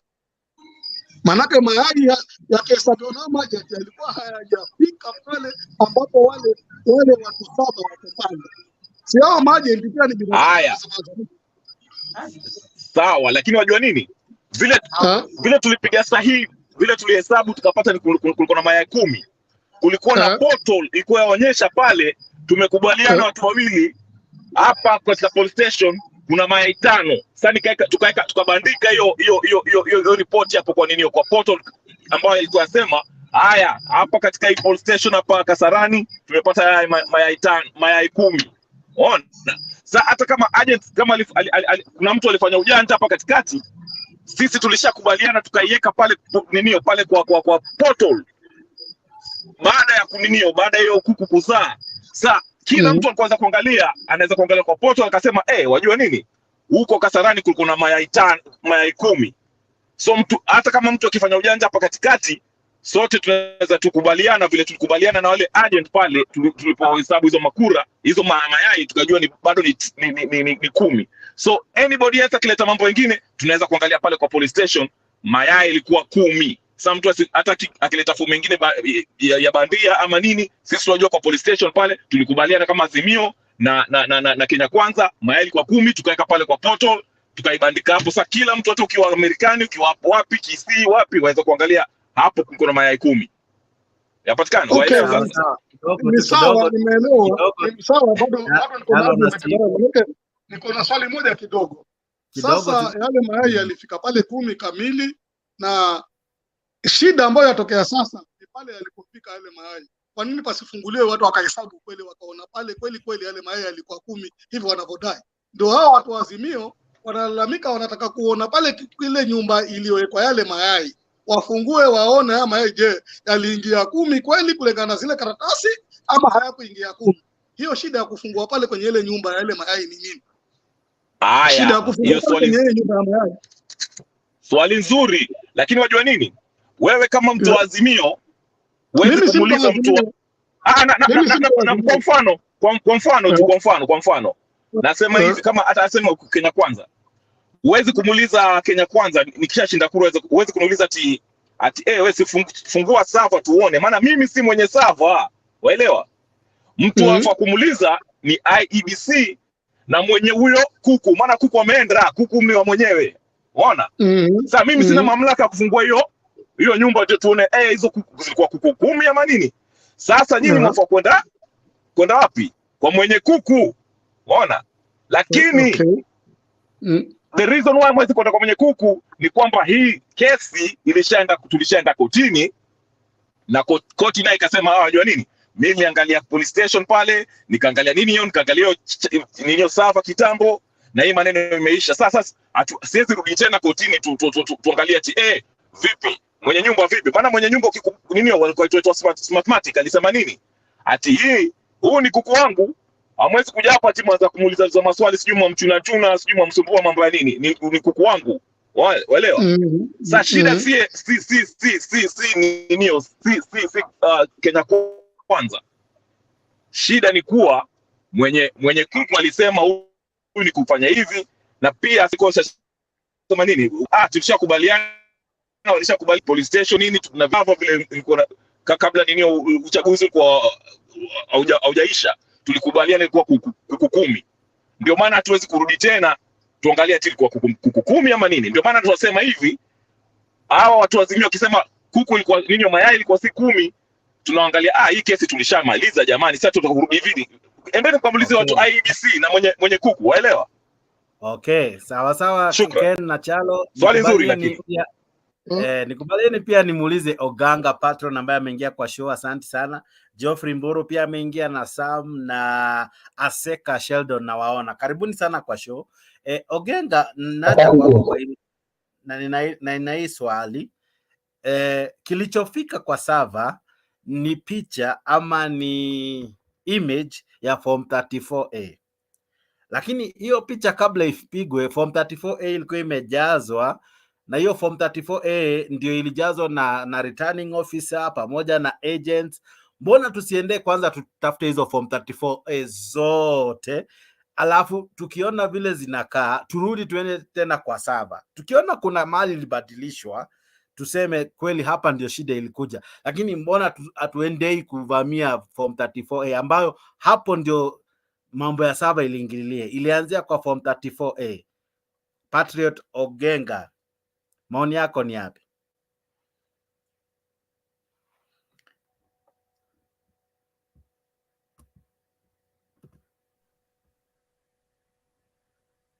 Endelea, tunakusikia. Habari ya jioni. Mimi sijui nianze wapi, lakini mimi nasema sana kuhusu Martha Karua. Martha Karua aliongea ukweli kabisa. Hata mjinga kabisa anasikia vile alisema. Server ifunguliwe. Mwenye kuchukua mkate achukue mkate mzima yake. Hiyo tu, hiyo ndio maoni yangu nasema. Alafu kwanza saa hizi vile tunavyoona serikali ya saa hii iko nusu. Kwanza server isukuliwe ndio serikali mtu achukue full. Hiyo ndio maoni yangu. Mimi ndio mara ya kwanza kuingia katika mjadala huu wenu. Nashukuru karibu sana. Sisi tunapenda wageni. Hii ni show yako. Tunapenda maoni ya kila mmoja. Okay. Nashukuru sana. Karibu sana. Lakini nikuulize wewe. Hiyo server ndio itafunguliwa, lakini vile tu nimekuuliza, server haikujitafutia form iliwekwa na watu, ama hizo form tayari zilikuwa zishajazwa. Mbona tusiende kwa hizo form ambazo zilijazwa mahali wewe kama Ogenga ulipigia kura? Hapo ambapo ulipigiwa kura, hiyo form ilijaziwa hapo, na hapo ndio ilipigiwa picha, alafu hiyo picha ndio ilitumwa kwa server. Mbona tusianzie mahali wewe ulipigia kura? Mahali tunapigia kula tunajua kwamba jibu yetu iko kwa server. Server ifunguliwe tu. Kwa nini turudi nyuma tena? Si ni server tu. Mbona wanakatalia server? Server yenyewe ndio inasema ukweli. Server yenyewe hakuna haja kurudi nyuma. Server tu. Si unajua hata Martha Karua amesema server, hata Raila anasema server. Sasa form tuanze kuangalia tena, labda wamezikoroga. Wacha tuangalie server. Okay. Ng'ang'a, sijui sasa kama umepata maoni. Ni sawa, nitarudi kwako tu saa hizi. Acha nikaribishe pia mgeni mwingine ambaye pia leo aliingia leo. Ng'ang'a, habari ya saa hizi? Asante sana, pia umesema umejiunga nasi leo. Maoni yako ni yapi? Steve Chalo alisema mwenye kuku anafaa ajitokeze kimasomaso, aseme huyu kuku ndiye alitoa hii mayai. Na mimi pia nitaibadilisha niseme hivi, wakati unajiangalia kwa kioo, wewe ndio the object, alafu ukiangalia kwa kioo unaunda kitu inaitwa image. Sijui kama hapo umenipata. So server inachukua reflection ya mimi kama object, inaichukua hiyo image, ina save image. Hadi hapo tuko sawa? Sasa kama hapo kuna shida mahali kwa image, labda wewe haukubaliani na image, ni ipi rahisi? Kurudi mahali object iko, mimi ambaye nilikuwa kwa mirror, ama ni kutafuta mirror ambayo haina image at the moment? Ni ipi rahisi? Nafikiri ni rahisi ama kwenda kwa object, na object hapa ni form 34A. Nafikiri mimi ningependa sana kuunga mkono. Nafikiri maoni yako vile ambavyo unajaribu kutoa clarification, ikiwa kweli kuna problem yoyote ambayo wametoka nayo kwa server, nafikiri njia ya pekee ya kutatua shida hiyo ni kurudi kwa form 34A. Kwa sababu form 34A ni ile form iliyojazwa baada tu ya kumalizika uchaguzi jioni, baada ya kusabua walikuwa wanachukua, kwa mfano wakienda kwa a particular or a specific station, polling station, walikuwa wanachukua wanasabua kwanza, walitangulia kwanza ya presidential, and then wana fill the form, alafu wanaenda kwa wale wengine waliofuata.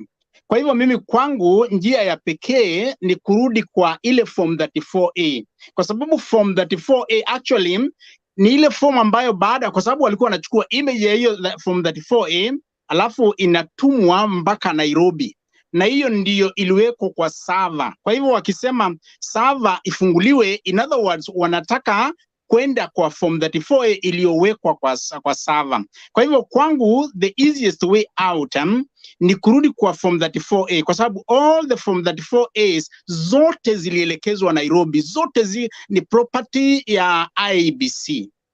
Kwa hivyo warudi pale kwa hizo masanduku zote ziko, nafikiri IEBC wana ofisi zao, na hizo vitu huwa hizo forms huwa zitupwi, zinawekwa mpaka nafikiri mpaka wakikaribia the next election.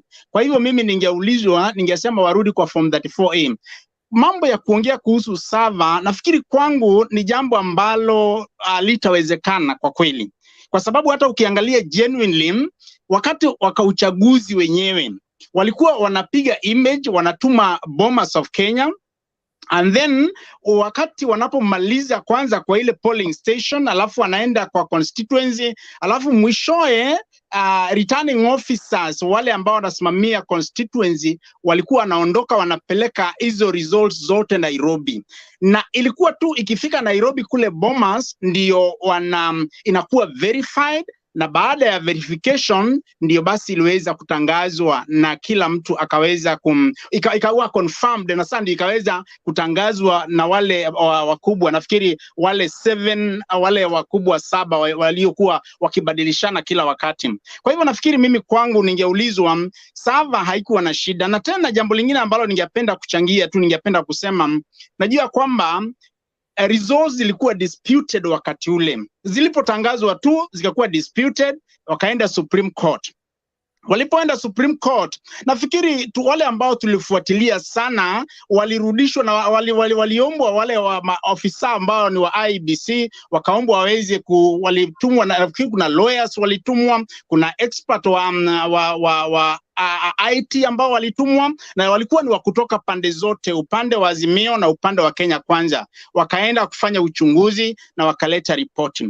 Alafu mwisho matokeo Supreme Court waka make a decision. Kwangu nafikiri kusema ya kwamba server zifunguliwe, nafikiri ni kana kwamba tunapoteza mwelekeo. Ikiwa hiyo ndio imefanya Azimio iombe wafuasi wake waende barabarani, kwangu naona they have lost direction. Kwangu ningesema tu kitu ambacho wangefanya ni ya kwamba wangeweza, sisi wananchi wa kawaida, mimi ni mwananchi wa kawaida na nyinyi pia ni wananchi wa kawaida, tungepaswa kujua ya kwamba wale ambao tunawapigania ni viongozi, na viongozi tunapowapigania hata wakipata ule uongozi hawatatusaidia. Bwana, wewe enda shamba ulime, kama ufanyi kazi, kama unafanya kazi, fanya kazi yako vizuri kwa bidii ili uweze kujikimu katika maisha yako. Lakini ukienda barabarani, utaenda uchome biashara ya mtu, utaenda ufanye mtu akose kufungua duka lake and all that, na hiyo haitatengeneza uchumi wa Kenya. Kwa hivyo ili tuweze kutengeneza uchumi wa Kenya, tuachane na viongozi. Hata viongozi tungewaacha walumbane wenyewe. Members of parliament, they can go to the road,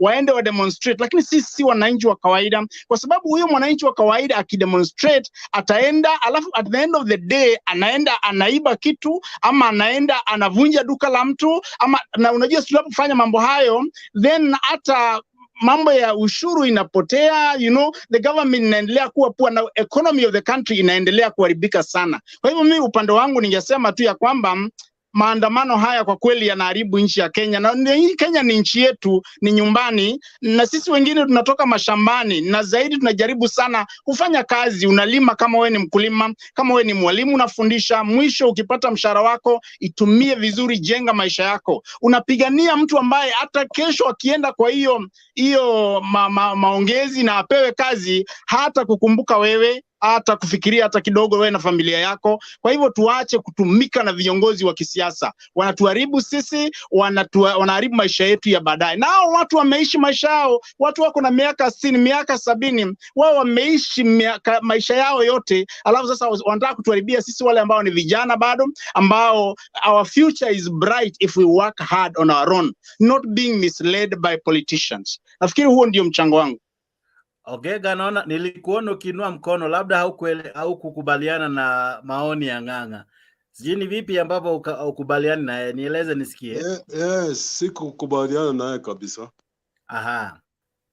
Yeye nasema kwamba ati watu tukitoka barabarani tunaharibu biashara ya watu.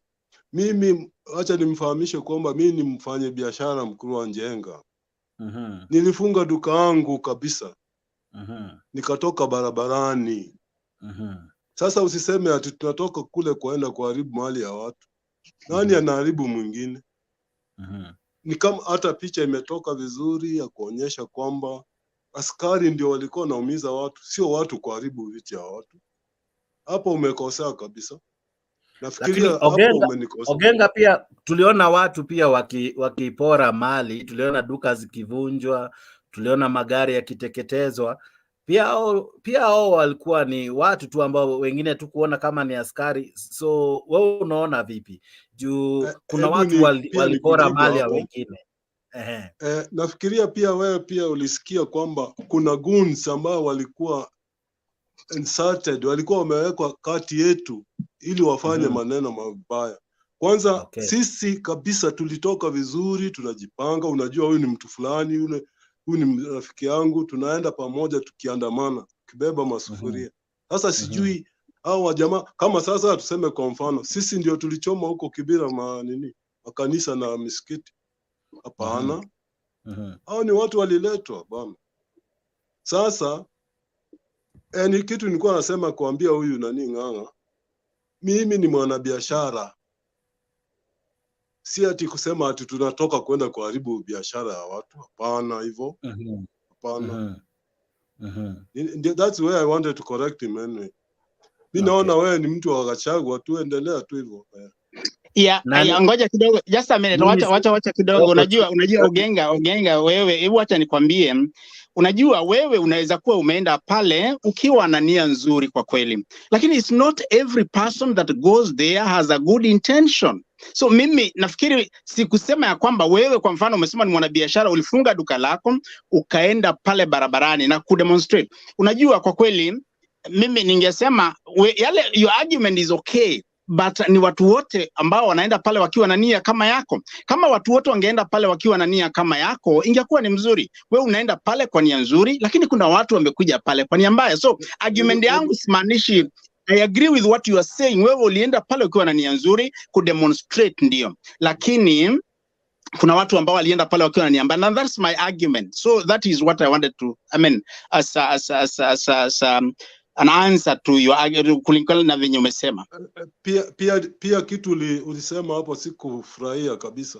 Ati tuangalie tu forms, tuachane na maana ya sava. Si ndio hata Raila wanasema sava. Sasa mbona sisi So Raila akisema sava, wewe unaamini ni sava na ni sava? Sisi unajua lazima tuwe na open mind. Na open mind ni ya kwamba lazima basi turudie mpaka pale mwanzo, sababu wewe ukikumbuka Maina case walisema ya kwamba uchaguzi haufanyiki Nairobi, haufanyiki Bomas of Kenya, uchaguzi unafanyika pale mashinani, pale kwa polling station. Sasa kama uchaguzi unafanyika pale polling station na hiyo form bado ingali iko haijaharibiwa, then hapo ndio tunapaswa kurudi. So ukienda kwa sava na kama sava imekuwa tampered with, in fact that is the argument I was saying, ati turudie tena uchaguzi. Nani amesema turudie? Nani anasema turudie uchaguzi sasa? Unajua wewe Ogenga bwana, wewe namna gani? Wewe you are not understanding me. Wewe sikiliza lugha yangu, mimi naongea Kiswahili. Ogenga, mimi naongea Kiswahili, siongei Kiingereza bwana. So mimi sijasema turudie uchaguzi, nimesema turudi pale mashinani, mahali ambapo ile form 34A ilijazwa. Hiyo ndio itatupatia ukweli. Kwa sababu server, it's very easy to interfere with the server. Sasa 4A ziko wapi sasa? Sahi. 34A si 4A, 34A. Yote ni mali ya IBC. Si ni mali ya IBC. Yote ilipelekwa Nairobi. Okay, sasa lakini sio Ogenga, naona Steve Chalo anataka kukusaidia. Ingiza watu wengine, isiwe monologue, isiwe watu wawili please. Allow other people to Naelewa contribute. Steve Chalo anataka kukusaidia Ogenga. Okay. Steve Chalo akusaidie. Steve Chalo, Sawa, washa mic. Okay. Huyo anasema maandamano watu walikuwa wanafuja, lakini amesahau kuwa Eric Omondi alikuwa peke yake tu na zile certificate, na bado wakapagwatia gasi na akashikwa. Huyo Eric Omondi naye alikuwa ameenda na mafunzi gani? Maana alikuwa peke yake.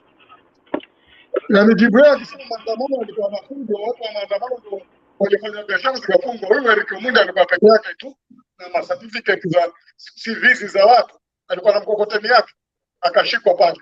Halafu second, kama hii ya saba, maneno ya saba wamekataa kufungua, si waweke tu kura mlolongo ya watu wawili, Ruto na Raila waweke tuone. Haraka haichukui siku nyingi hapo Nairobi na Kenya mzima. Mlolongo tu ipangwe hapo. Kama tunaweza kwenda maandamano kwenye maandamano Nairobi mzima, tuweke tu kura mlolongo ya Ruto tu hapo Nairobi na Raila.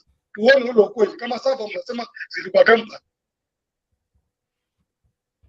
Tuweke hao watu wawili tu. Hakuna wasijui nini, hakuna speaker, hakuna nini. Ruto hapa, Raila hapa.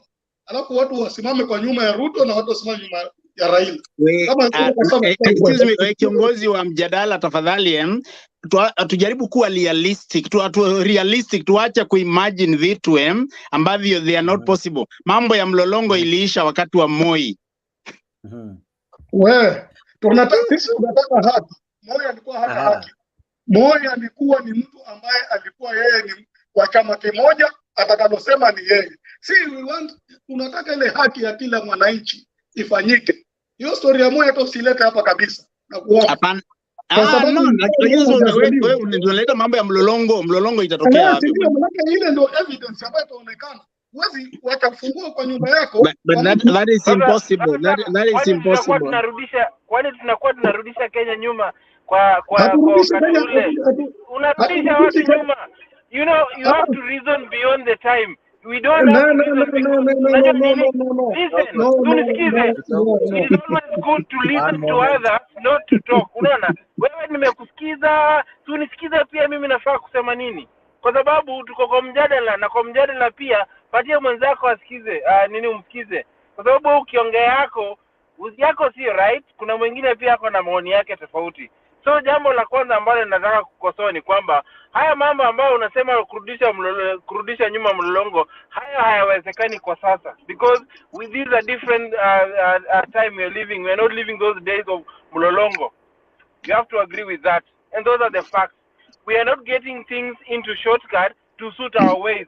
We have to follow. We are in a country governed by the law, not what we think or what we think is good for us.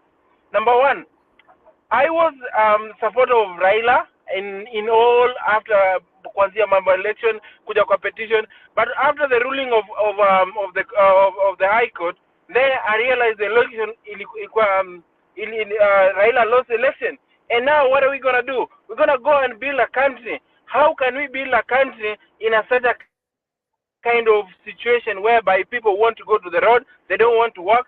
I live in a first world country. Hapa hata ukikaa useme ulale, you don't want to go to work, at the end of the day you will lack food. What of someone who is in a third world country, who is on the street, who does not want to go to work and carrying sufuria on the head? What are you gonna eat? Are we improving our economy?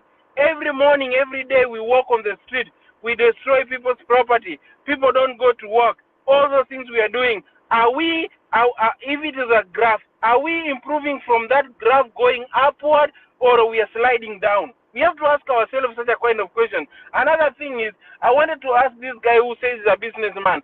It is gone are those days whereby we used to hear leaders. We have our independent mind. Si lazima Raila alisema. What is about your mind? Raila doesn't carry your brains. You've got your brains, you got to use it, mate. You don't need to listen to what someone is saying. What if a leader wants to achieve political mileage and is trying to use something? Let's say, for example, this issue of going to the street and saying, carrying the sufuria on the... Azimio lost the election. This issue of saying the servers, it is just a narrative, server, just a narrative. But we are saying that let's go back to that form that actually gave us the results. You cannot see a report card na ujangalia ile question paper mwanafunzi alipata nini. A report card can be tempered, but the original question paper remains the marks, and that is the original. So let us go to the original and stop fooling Kenyans around. I know Azimio has got that bitterness ya kwamba we had the system and stuff and things didn't work very well. We understand it is another time to make another Kenya, not to base on politics here and there and there.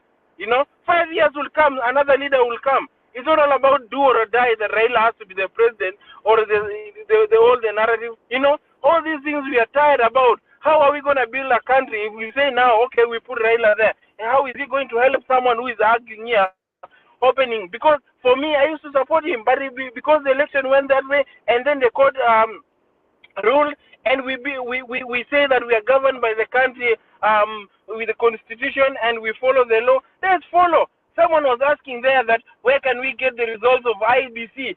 You know it very well, IBC, and you know the previous regime did not support the government which is in place. So meaning the IBC was an independent body and it was acting independently. That's why it didn't follow what Uhuru Kenyatta would have said. Meaning everything was done in a good way. If it was that Uhuru manipulated the IBC, because I mean, if it were not like a private body, then things will be like, oh, now these things went this way. But for me, I would say from where I'm sitting is things, the election Elisha, and let us continue building the country. We will not continue fighting and say we will be economically stable in our country. No, we are destroying our country and we're destroying the future of our children and our children to come. Let us wake up as Kenya and reason. This thing is gone.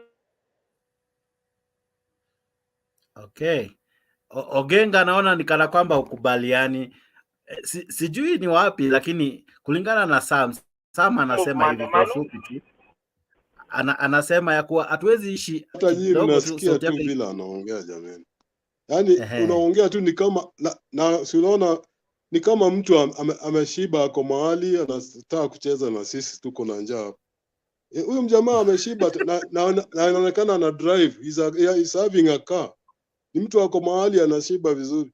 Wale tunaumia, wacha tuongea ukweli. Watu wanasumbuka mahali niko hapa, watoto hawaendi shule. Chakula, to put food on the table, man. We skip meals, man. Unaweza kaa kwa duka siku mzima upati hata shilingi 200. Watu hawana pesa. Sasa this guy is driving, is just talking. I think we are all the same. Hata kama kweli umemsikiza, swala lake anasema watu wafanye kazi. Atu tusahau tuliibiwa, alafu tuendelee tu na kazi hivi. Swali nao litakuwa hivi, sava ikifunguliwa, je, kazi zitafunguka vizuri kulingana na wewe ama maisha itabadilika sava ikifunguliwa? Tutajua ukweli. Kama alichukua vizuri, tuseme pole, hata tulipe gharama yote. Alafu sisi tuache tumwambie kula mkate mzima. Na sisi kama ni vile Martha Karua tu aliongea vile nianzia. Kama ikipatikana sisi ndio labda tujui na sisi labda yeye ndiye tulishinda, atuachie atoke naye vizuri. Hiyo ndio ukweli, kwa sababu siwezi piga kura mara 3 nikipigia kiongozi wangu Raila alafu kila wakati ati zimeibiwa. Hivyo sio mzuri. Alafu wengine wanaanza kusema nikuulize Ogenga, wacha tu nikuulize swali la kibinafsi lako wewe mwenyewe. Wewe kama Ogenga, ni machungu ambayo labda unahisi kana kwamba ulichezwa shere, ndio kwa maana ama ndio that is the main reason unajitokeza kwa maandamano, kwa sababu unahisi uko na uchungu, kura yako haikuenda visivyo. Sasa kama hakika yani natoka barabara na hakika niliibiwa. Okay. Ndio sasa tunakuuliza, especially mimi swali langu lilikuwa vizuri sana. Lilikuwa hivi, kuna mali wewe ulienda ukapiga kura, sio?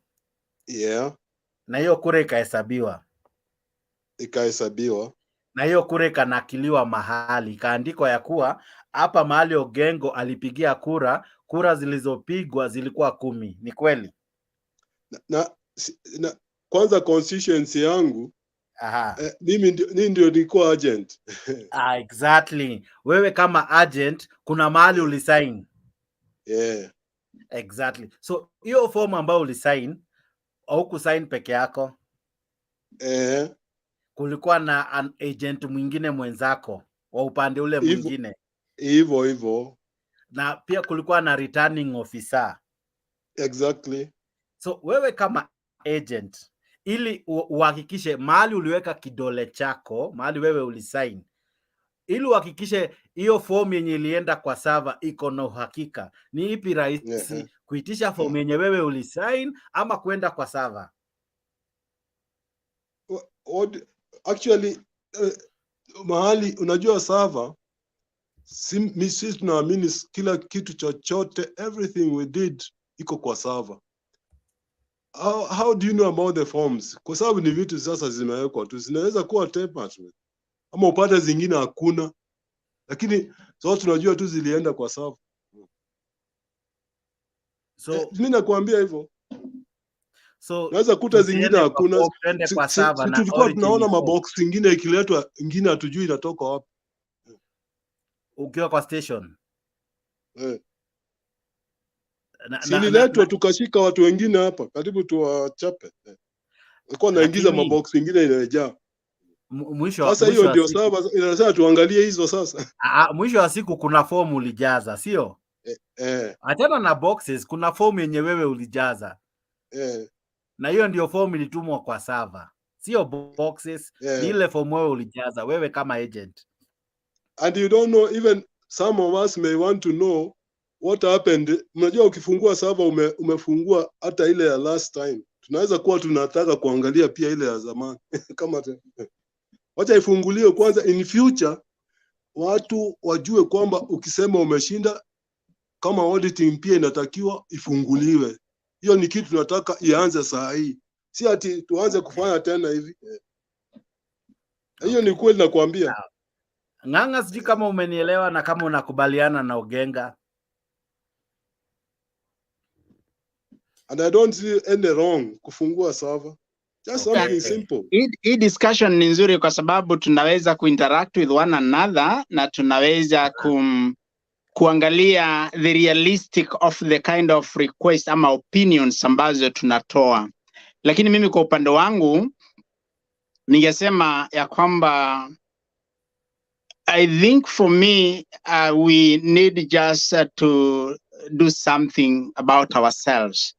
Na nafikiri katika maongezi yangu mbeleni nilikuwa nimesema ya kwamba hata wakifungua server tuone Ruto aliibiwa na tuchukue uongozi tumpatie Raila Odinga. Unajua ukiangalia jina langu pale unaona mimi natoka Mount Kenya, lakini ningesema hivi ya kwamba sisi hata watu wa Mount Kenya tumepata viongozi wawili ambao wamekuwa watatu ambao wamekuwa viongozi wa Kenya, but they never helped us in any way.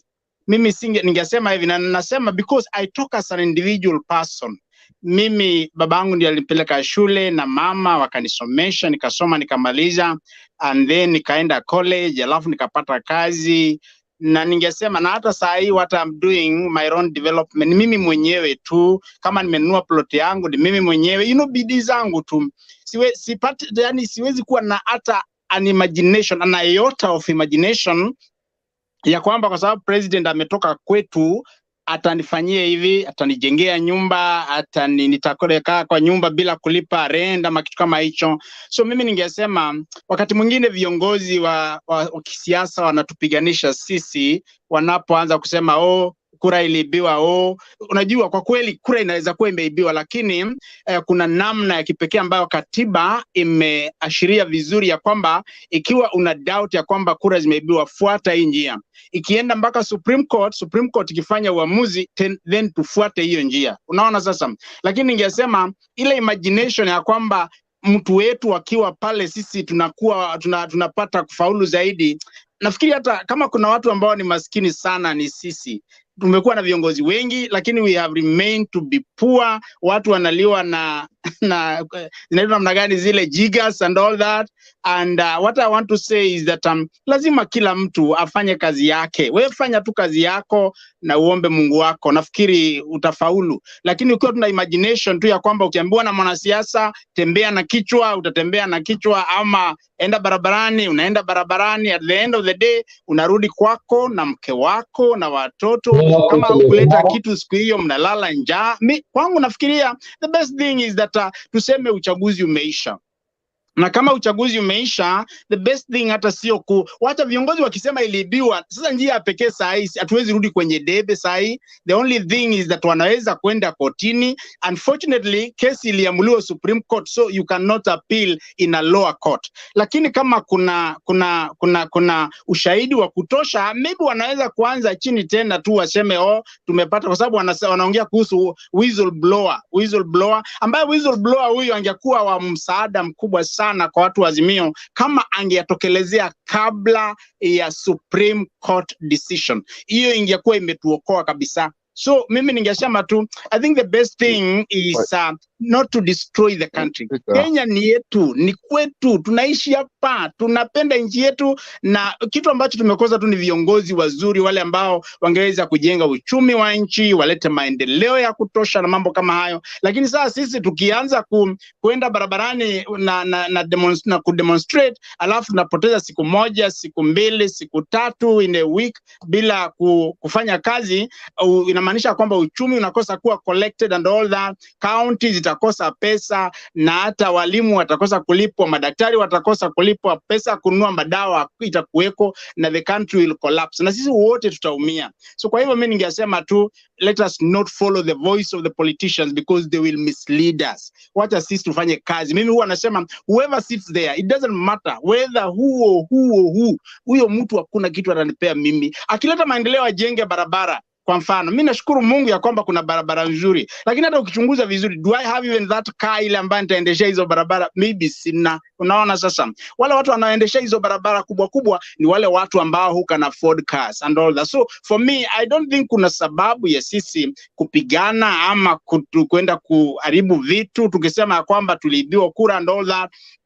And the best thing is that let me concentrate on myself, my job and whatever I'm doing. Kama ni biashara, kama my friend Ogenga ama naitwa nani Ogenga, nifanye biashara yangu, alafu mimi nikiweza kuuza vitu zangu siku moja ni make biashara a profit ya 500, nashukuru Mungu, nisomesha watoto wangu and all that. Na vitu hivyo tukizifanya namna hiyo, nafikiri tunaweza kuendelea. So I mean that is my opinion. Yeah. Okay. Yeah. Yeah, Nikon, I had a point of order. You know, when you listen at Nganga, ni mtu ambaye you want to bury things under the carpet. And for many years, what we have done as a country, it is to say this is not a big thing. Funika tu na blanketi, and then we sleep on top of a blanketi. That is what he is telling us. Because if indeed the whistleblower had the evidence by the time of the 14 days that was stipulated in the constitution, he could have brought it. But you see, this kind of evidence, you don't get it in a day. This is an evidence that you collate, you correct, and you verify. In any case, he's talking about the constitution, that we follow the constitution, that the Supreme Court is final, and whatever is written, whatever the Supreme Court says, then we should never go back. That is not a country. The law is not there the law is there for a man, and a man is not subjected. The law can be changed. In any case, it is not the first country to change laws. And I want to say this for the record. The constitution that we follow says that the elections must be transparent and verifiable. Do you know what that means? That I should walk in IEBC and tell Chebukati or any person who is in the IEBC, I want to know where my vote went. Yes? And so they get me to the server or the computer and tell me, where did you vote from? I'm from Limur, for example, and I told you that, Mr. Speaker. And if you tell me, on real time, you voted around 6:30. On real time, your vote was counted at 5:30. And on real time, it was transmitted to the county at 7:30. And on real time, it was at IEBC headquarters at 8:30. Is it bad to know that? What we are talking about here is that for many years in this country, we have buried so many things under the carpet. And that is why you see we have always had the TRGS. It's called what, the Truth and whatever Commission about land. But TJRC. the TJRC. And that story has never been spoken about. Why? Because there are people like Nganga who believe that nothing matters in the past. We should bury that one and move forward. As long as I'm not disturbed, as long as my peace and I have a bread of, the point is, and I want to speak in good English because I've been in good schools. Let me put it this way. Until we get it right the first time, this country will never be at peace. Until when the opposition feel like, yes, we were defeated fair and squarely, there will never be peace. This story of being told that at one point they could not continue counting the votes because some technology happened and the portal came down. And we are very much aware as Kenyans that over 29 constituencies were not relayed in the portal. So my appeal to people like Nganga is, let everybody be satisfied. And until, why is India, for example, which has 300 million voters, don't have disputes? They have 3 commissioners, they don't have disputes. And then we have Kenyans here who are giving us stories. I'm from Mount Kenya, for example.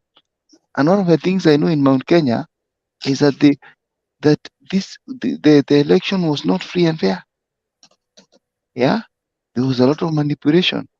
And I usually tell people, if I want to steal in your house, why should I break in and I can talk to your wife?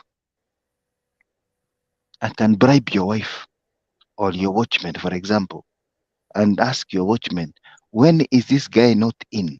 I come in and take the fridge or the microwave. What we are talking here is very true, that there are people in this country, almost half of these people, half of the country, they feel defranchised, they feel neglected, and they feel hated.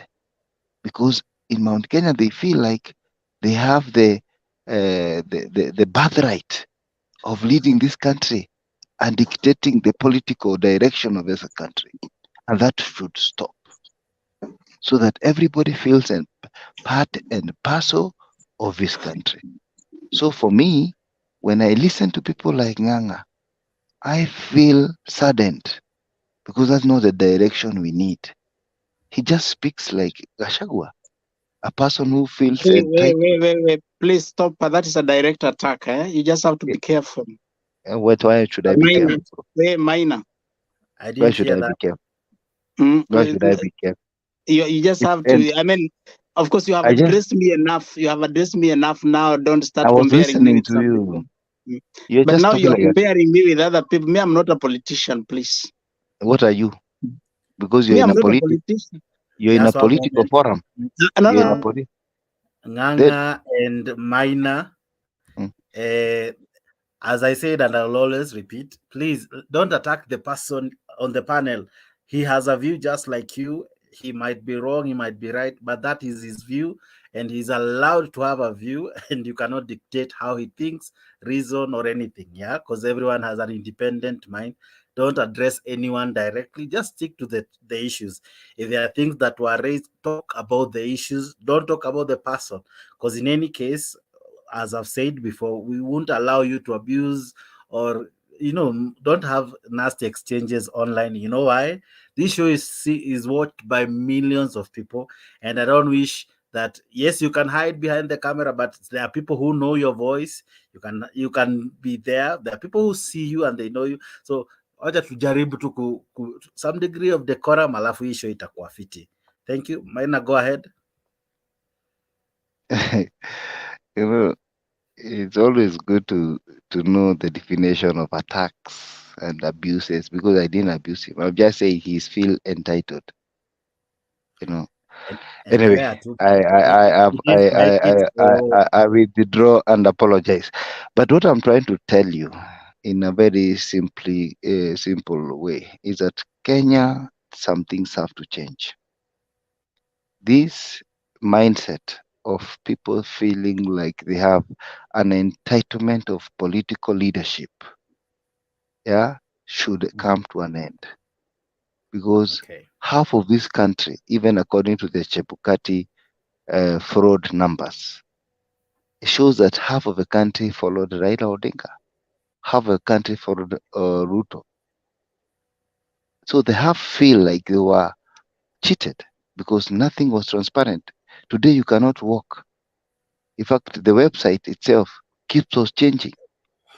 You can tell from even the whistleblower report that they were able to manipulate from 34 Bs. Why? Because that was the easiest to manipulate. What do you find when you open the server? This is what you find. You find the sequence of events. You find the real-time happenings of a day of voting. That's what you find. Because even the people who created the internet and technology cannot be able to delete real-time information. They can try, but somehow it goes to the crowds and you can always find the truth. And that is what we want to find, the truth, so that we move on. We are not gonna move on with a lot of stories we are being told by the Ishongwas and the DDs of this. They want, they do what? We wait for 2027 so they do the same thing. This will not happen.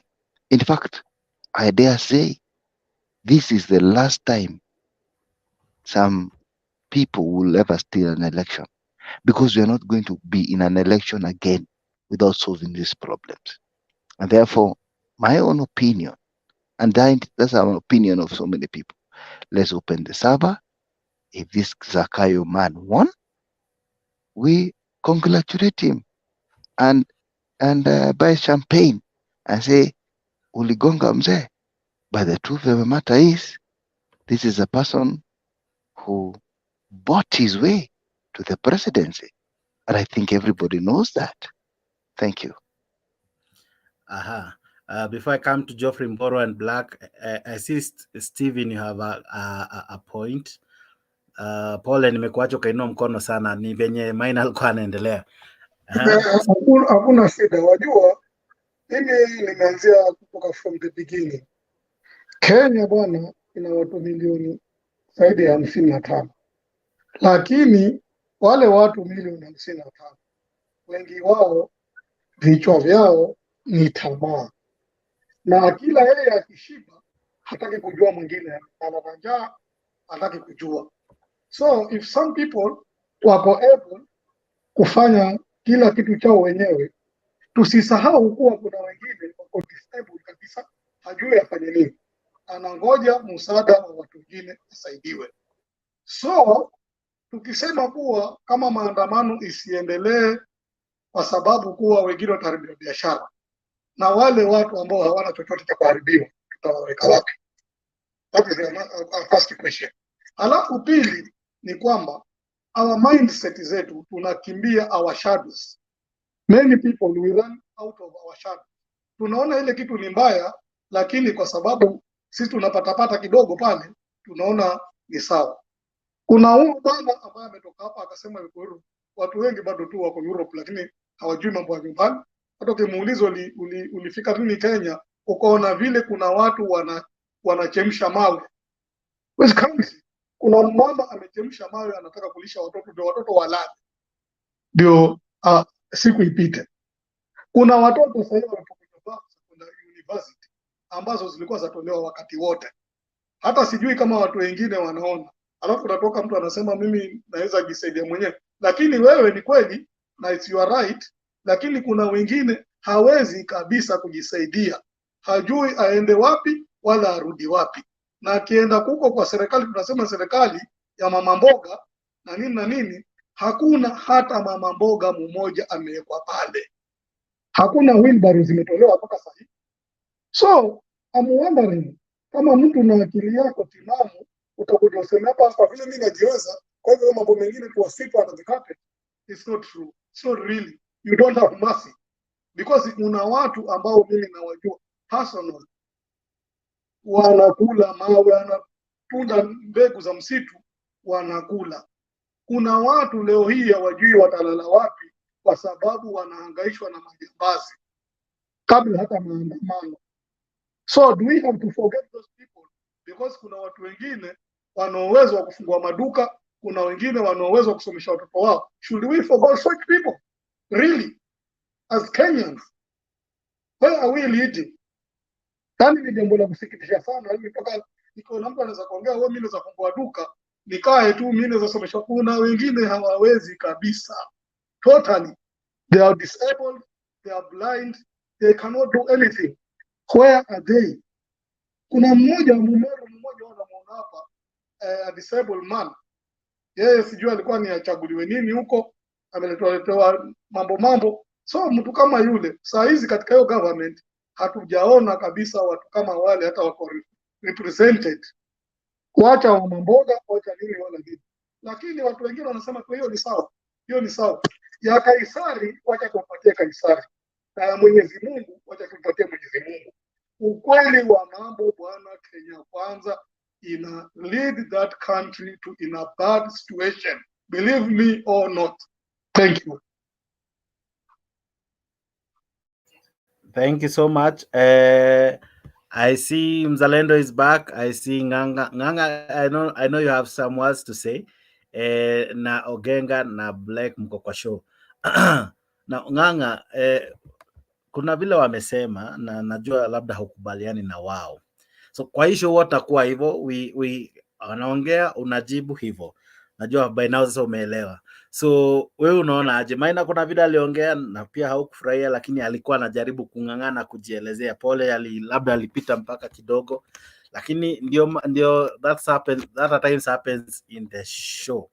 So to you, how do we go forward? Because Kenya Kwanza wamesema hakuna kujadiliana kinyume na vile constitution inasema. Azimio nao anasema lazima tufanye jinsi tulifanya time ile ya Kofi Annan. Wewe unaona aje, which is the best way forward?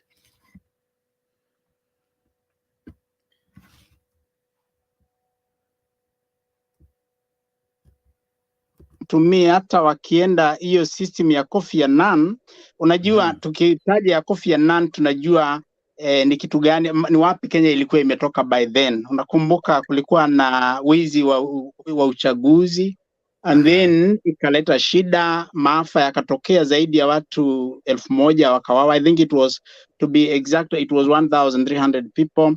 Watu wakakuwa displaced kutoka maboma zao, na kwa kweli that one was very very clear. Kulikuwa na wizi wa kura and all that. And then tukatoka hapo. Sasa unajua that is the ya karibu nje tunajua ile ambayo ilifanyika 2007-2008. And then of course kuna hii handshake between Uhuru Kenyatta na Raila.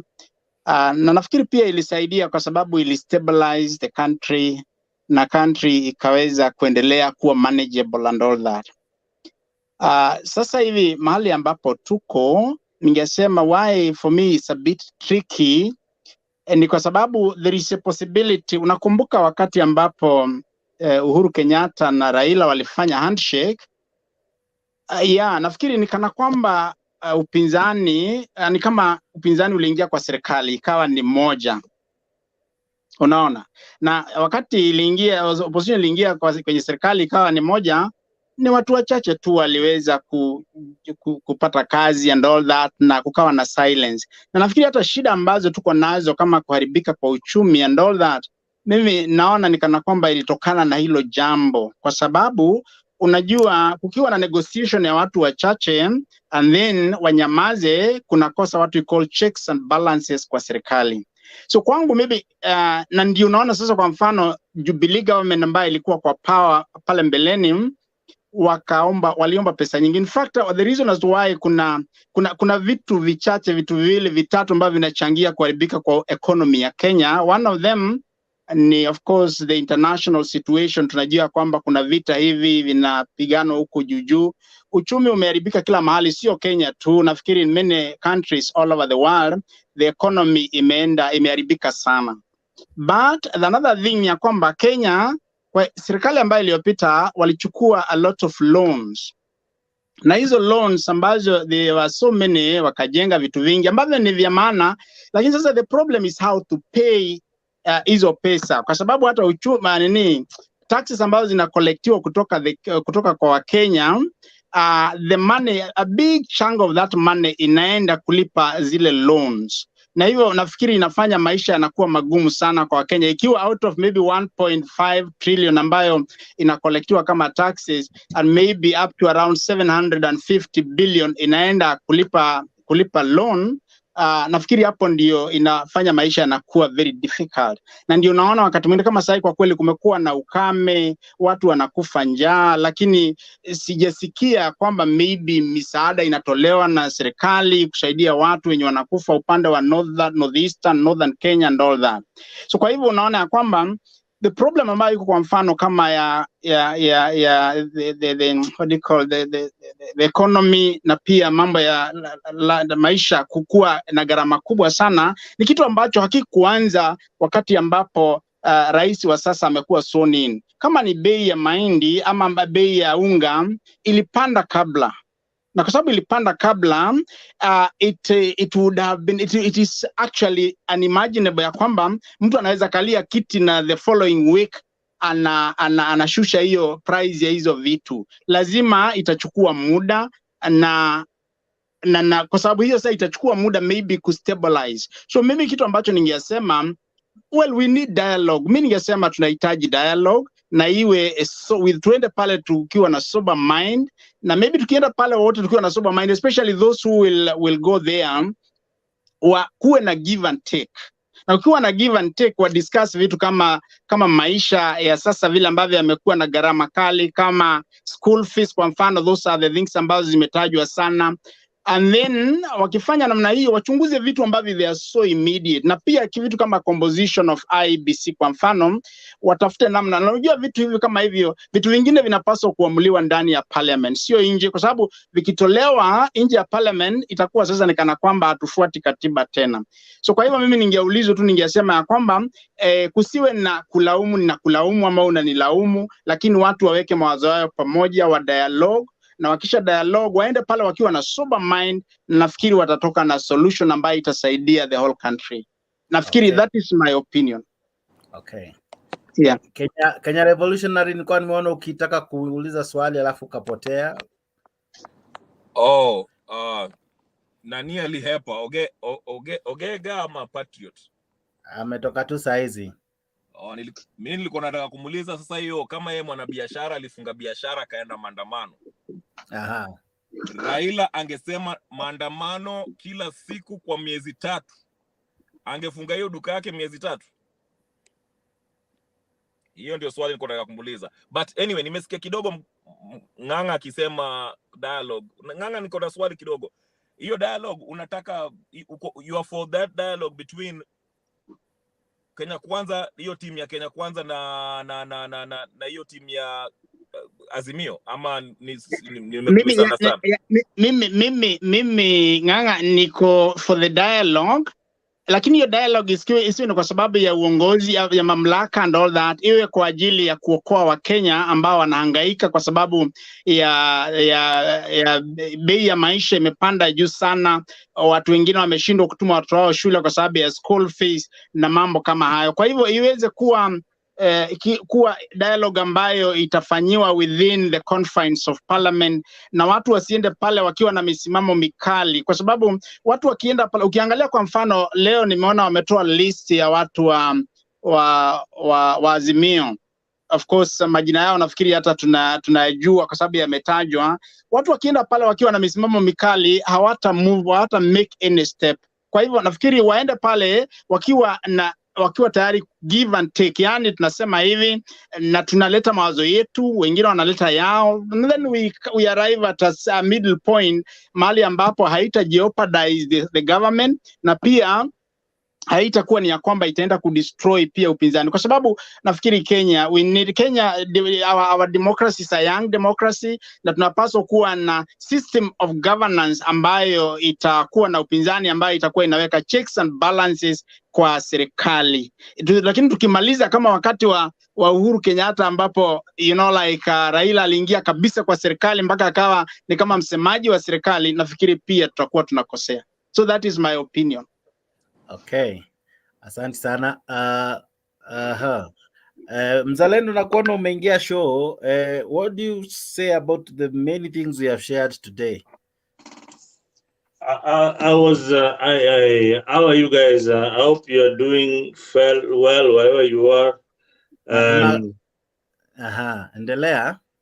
I think you wanted me to turn on my camera. Where I am, there's a serious storm coming my side. But anyway, the conversation is good. This is what we want to talk about all the time. Thank you guys for coming up to share what we feel is important to us. I think issue ile mna discuss leo, I think it's just generalized, and the most important is the talks that is between the Azimio leader and Ruto's government. So we have seen this stance. I think Azimio want to, they are pressing for Ruto to put some bait on the table, give us something. What they are saying in short is that before we start the conversation, give us something, and they have proposed that they want the talks structured in a manner similar to what they had in 2008 on the National Accord. But I think we have a different scenario in this country. And more so, we have got 8 million Kenyans who did vote for either parties. Then we have another 7 million who voted for the opposition. Then another 7.2 million who voted for the current government. So we have got three scenarios here. And what I am predicting, and they are failing short to announce, is that they want the BBI on the table. Yeah, they want the BBI on the table, and they don't want this story of winner takes it all.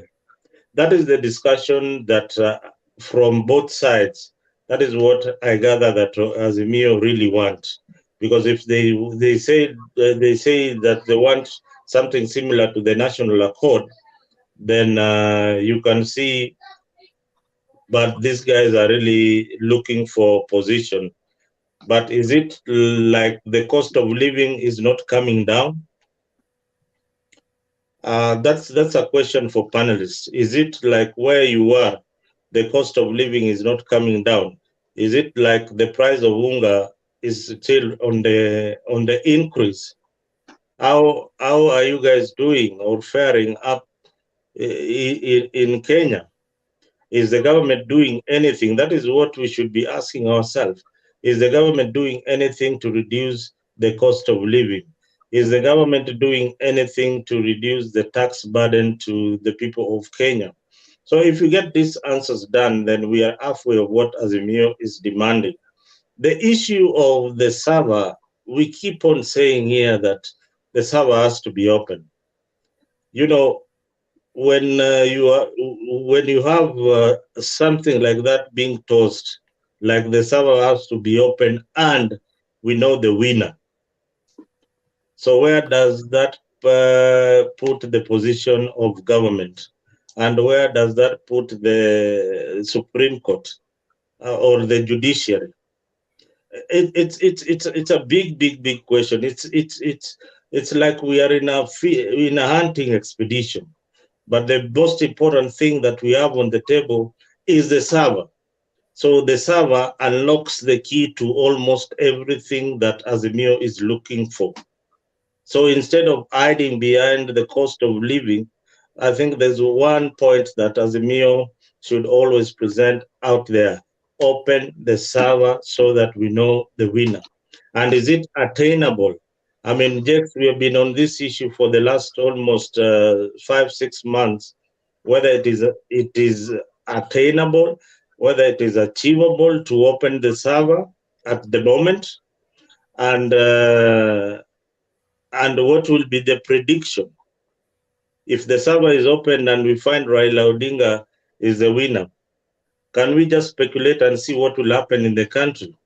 Or if they find that the results that were it's actually William Ruto who won the last presidential election, what will happen?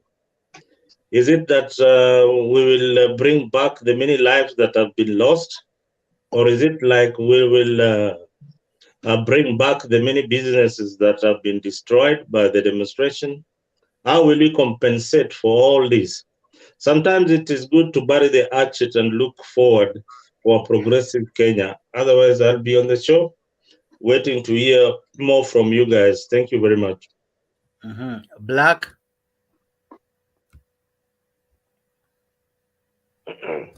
Hello again. Sorry, Hi, I had hi. bad connections because I was outdoors. Okay. First off, I would have really loved to have met Charo here, but he's left. But I believe that he's watching wherever he is, because I was insisting that if at all they really want to get an audit of what really happened, the audit should not be on the server. The audit should be on the Form 34S, because that is where the true results were put on. I mean, the outcome. But Charo went ahead to go around with Namafumbo when he said that kwenye mayai hakukosi mayai visa.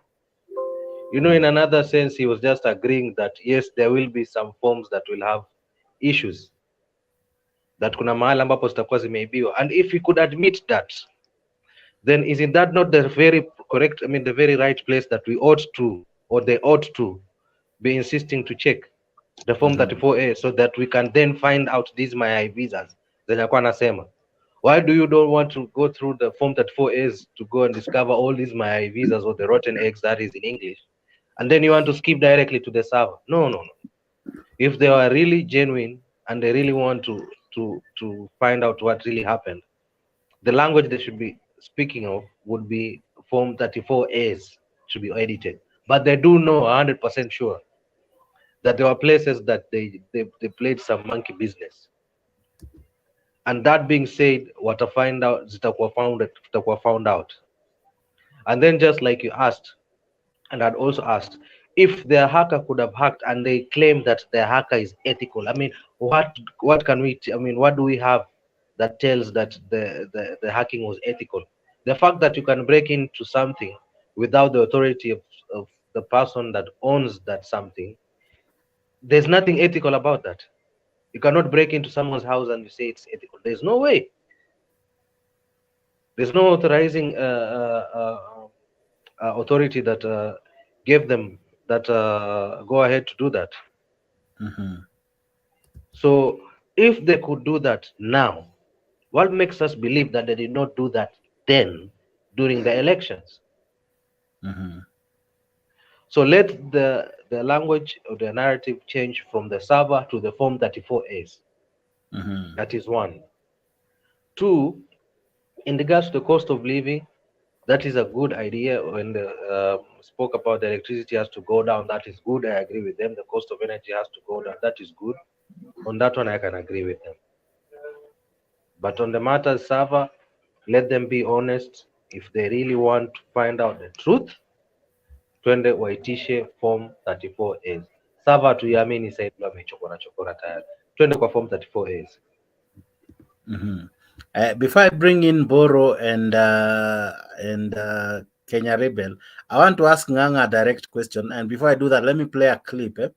My question is there a rift ama kuko na challenge imeanza kujitokeza in Mount Kenya, especially from the leadership? Maybe it is in its early stages. Could we see a storm in Mount Kenya where leaders will finally have a serious fallout? Before Nganga answer that one, let me play this clip.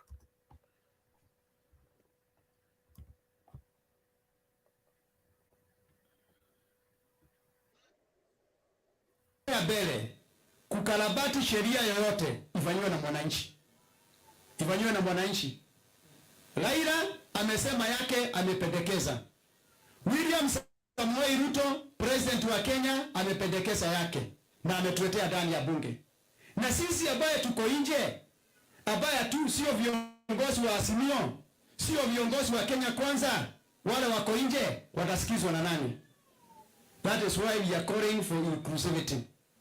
Let us expand this committee. Isiwe ni ya wanasiasa peke yake.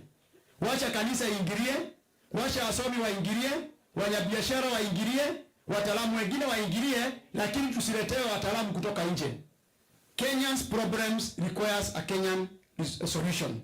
If the system of government is not working, instead of coming through the back door, bring issues on the table to a system of government that will favor everybody.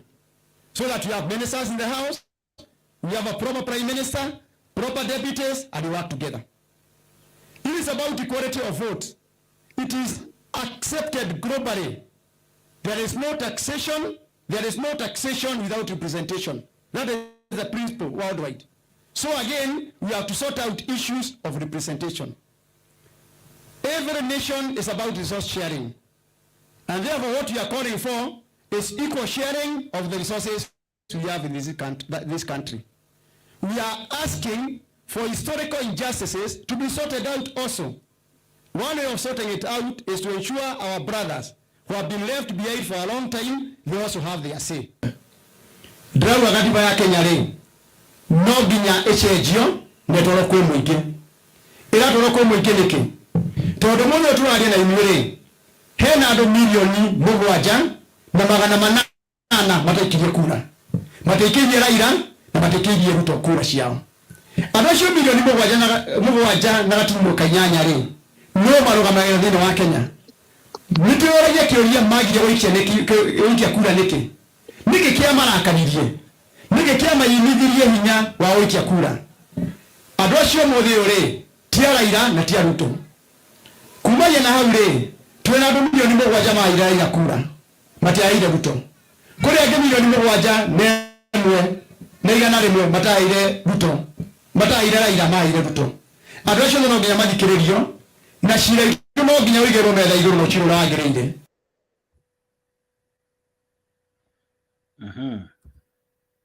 Right. It's very right. Very, very right. It's very correct. I see I have like 4 people who have understood what Gunjiri is saying. Let me begin with Nganga. I agree with him 100%. Yeah, I think what Mwangi Kiunjuri is talking about, for me, of course, Mongea, he's spoken about many things actually. For me, I wouldn't say that there is an element of falling apart, that leaders in Mount Kenya are falling apart. But I think what he's trying to allude to is the same thing that somebody had spoken about before. I think he's trying to bring in the BBI, so to speak. I mean, towards the end, he's spoken about taking the constitution back to the people. He's trying to bring in like a parliamentary system, you know, like which had been proposed by BBI. And according to me, well, that is a good idea, but you know, like my understanding, of course, that we must also know that some of these systems of government, they may be good, but some of them are very, very expensive. That is why we always have to be careful so that we don't begin or we don't start a system of governance that will end up creating so many holes of consuming money, so that the money will not even go to where it's supposed to be, like to bring development and all that. Of course, the system that we are having now, for me, I find it a good system. Although the whole question of the winner take it all, I think for me that is what we call democracy. In democracy, we say that the majority have their way and the minority have their say. Maybe the only way that we need to do is, I mean, that we try to fight against the tribal alliances, because I think what is blocking some people to become leaders in that level of presidency is because of the tribal alliances.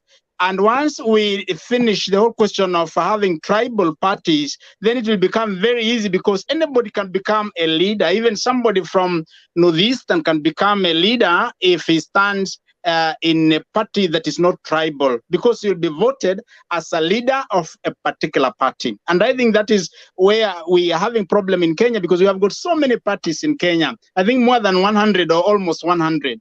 And you see some parties are identified with individual or with specific tribes, and that is where the mistakes come in. If there was a way to, of creating a system like we have in America, we have Democrats and Republican, or like in UK, where we have got the Labour Party, and I don't know the other, but there's the Labour Party, and I don't know, there are several parties, but there are not so many. So what we're having as a problem in Kenya, and maybe in some parts in Africa, is that we have got so many parties, and then when you have a party that is a tribal party, then it becomes very difficult to, to win election.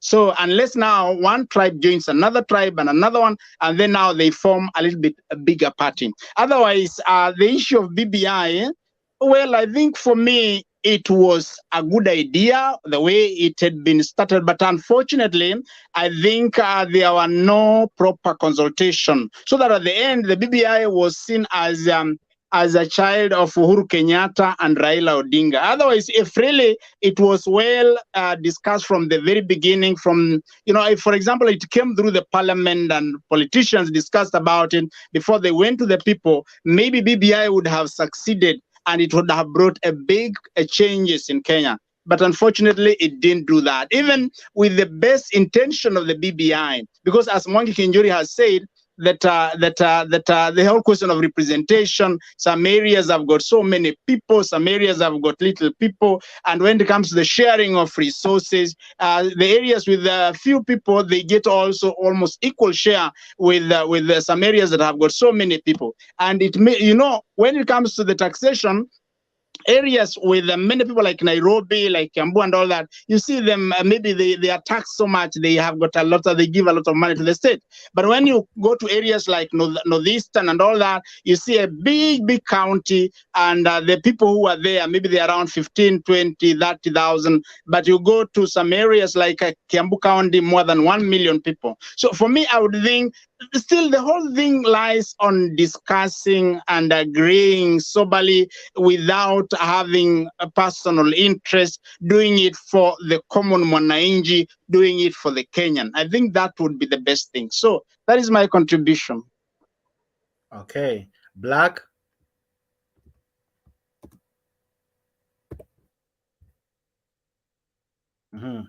Okay. James Mboro, Geoffrey Mboro, sorry.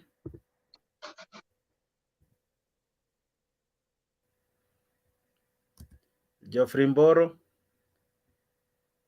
Geoffrey anisikii leo. Mzalendo, I'm sure probably you didn't get much of what Kionjori was saying, but he's tried to bring in it in English, and then it kind of changed. What do you make of it? Somehow, he's not reading from the script of Gachagua and other Mount Kenya leaders. He seems to be cutting on to a different tune. And in somewhat, some may say he's agreeing with what Azimio is proposing. What do you make of it? People like Kiunjuri are not in power, but they are political leaders who are out there in the cold. So they want to be part of the discussion. So what I make of it is that, when you lose elections, you wait for 5 years for you to bring your agenda. Okay. And you let the person like Kiunjiri today, he has an MP and he has a governor and he has a MCA that represents him. Kiunjiri, remember, he has also a political party. So these are people with interest. And what are their interests? Their interest, and he's saying it in broad daylight, is to share Kenya. You understand? Their interest is that where Kinjuri will be seated in the negotiating table, you will not be seated there. He will be seated as a political party leader and as a former MP and minister. No, he's currently an MP. He's currently an MP. Yeah, he won. He won in Laikipia. He's an MP. He won in Laikipia East with which party? TSP. Yeah, with the TSP. So he's affiliated to probably Azimio. No. He's affiliated to Kenya Kwanza, but he seems to be not talking as Kenya Kwanza. Yeah, why is he not talking as Kenya Kwanza? This brings another aspect of who Kinjuri is. Kinjuri politically is one of those leaders that people are looking at as probably the next kingpin of Mount Kenya.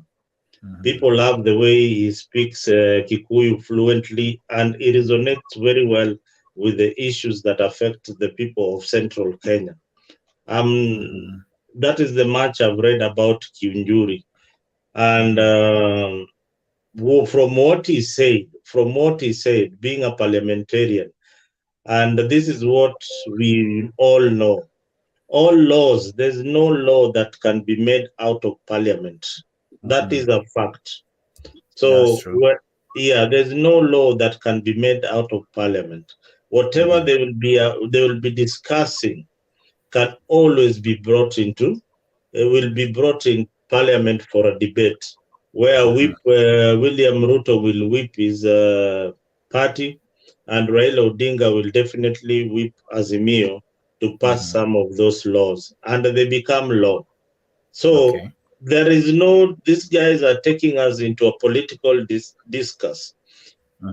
And definitely the end game is that all the issues that they're discussing, whether they will discuss them in Sagana, whether they will discuss them in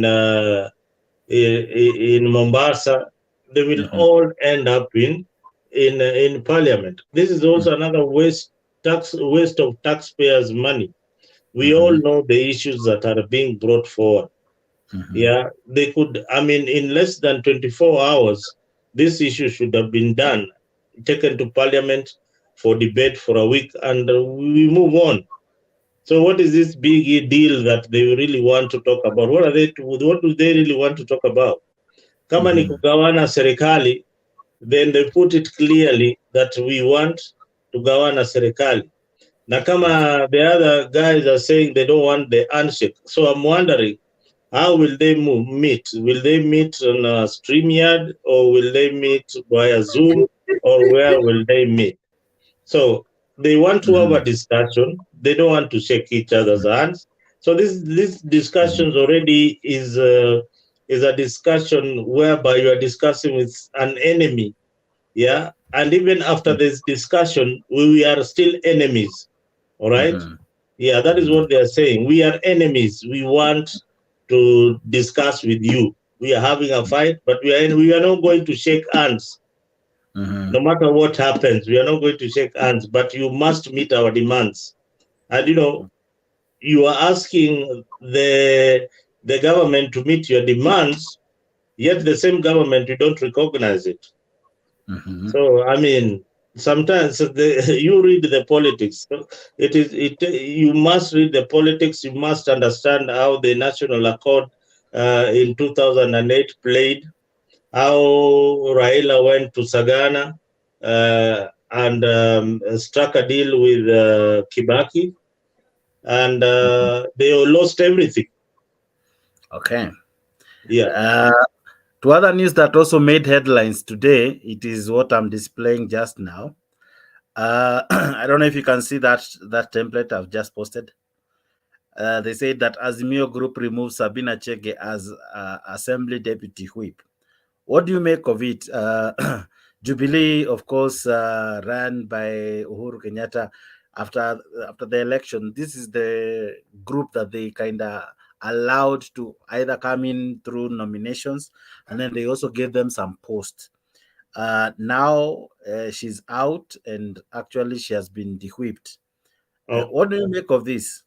All right, I told you, I know you are tickling me to say something that you know. You know Sabina Chege. This is the mistake that Azimio did in the first place. Sabina Chege is she's a smart politician. She's not a politician of yesteryears. She would have been a better replacement than Martha Karua. That was to ignite the youth base of Azimio. When they failed to get the ages between 18 and 34 in central Kenya, she was a sure bet for Raila Odinga as running mate. But Raila and his advisors thought that Martha and her toughness would bring the votes. Now, there is the Muranga aspect in these elections. The Muranga aspect of leadership. If they had seen that Sabina was actually Raila's deputy, I believe Sabina would still be in Azimio as we speak today. She's a leader with potential. Kicking her out of the parliamentary group just stiffens her neck and her muscles to soldier on. This kind of leadership and dictatorial tendencies is what we don't really want in our country. People have got freedom of association and freedom of speech. If Sabina Chege has denounced that he is no longer an Azimio supporter and wants to join Kenya KK Alliance, then that is within our right. She should do that in writing also, and say that I no longer share the views of Azimio political party, and therefore I am joining Kenya Kwanza. But she cannot do that, but because legally she was nominated by Jubilee Party into parliament. So being a nominee of Jubilee Party, this is where she is. She cannot leave Jubilee at this time and face the electorate because she's nominated, and there is nowhere you'll find as Sabina Chege is saying that she will join Kenya Kwanza. That is out. She has got the freedom of speech and freedom of association.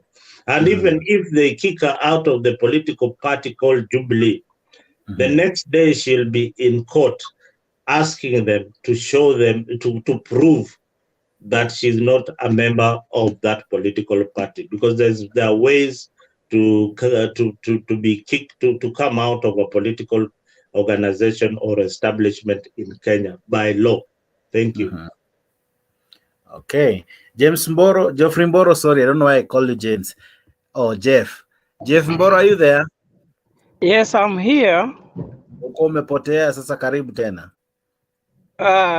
Thank you. I'm requesting you give me I'm requesting maybe you give me 5 minutes. I have some contribution I want to make, but right now I'm in a noisy place, and if possible, I don't know if we can get Minor, because Minor raised some hot issues that I felt I should discuss with him, especially on the issue of the Mount Kenya or Central Kenya people and leadership. I wanted to talk more about that because he touched on that issue, which I felt he was so unfair. So I wanted to inform him on some few issues. I would also like to also talk about Sabina Chege, Mwangi Kiojori, and the other issues. So just give me 5 minutes. Don't cross the show before I make my contribution. Please, 5 minutes so that I may settle down. Okay. Thank you. even as you come back, I want to play a clip here, Mr. Mzalendo. There's a lot that came to be today, and after I played that of Kionjori, there is other clips of other leaders who seem not to agree with that trajectory ya kuleta, what do we call it, ya kuleta observers ama people who are not parliamentarians to participate in this, what do you call it, in this discussion. Let me try to get that clip just now quickly. I think I found it. I have a lot of clips. Sasa ndio inasumbua kupata which one exactly. Just one moment, sir. I think it's this one. Let me play this one kwanza.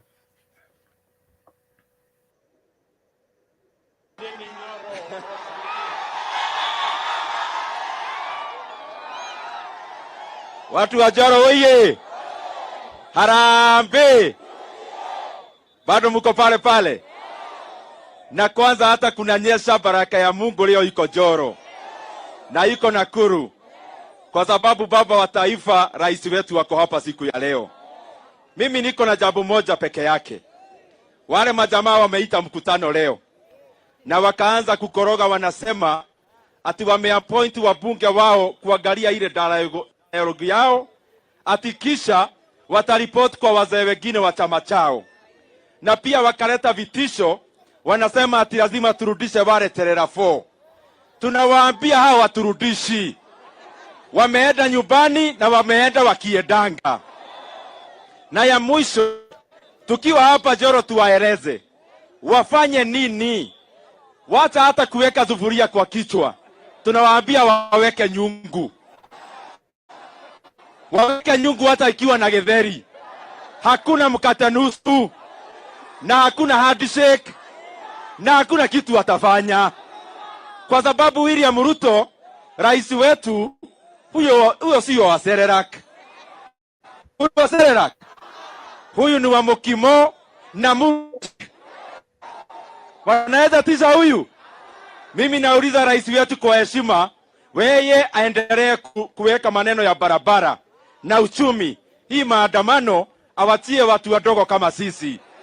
Tutanyorosha hawa watu. Watu wa Njoro, mnataka handshake? Hamunataka handshake? Mnataka maandamano? Wenye tunataka maendeleo, mkono juu, mkono juu. Asanteni sana.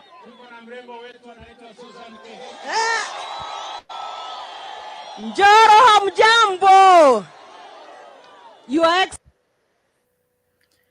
Just from that is different from what Kimani Kionjori was saying.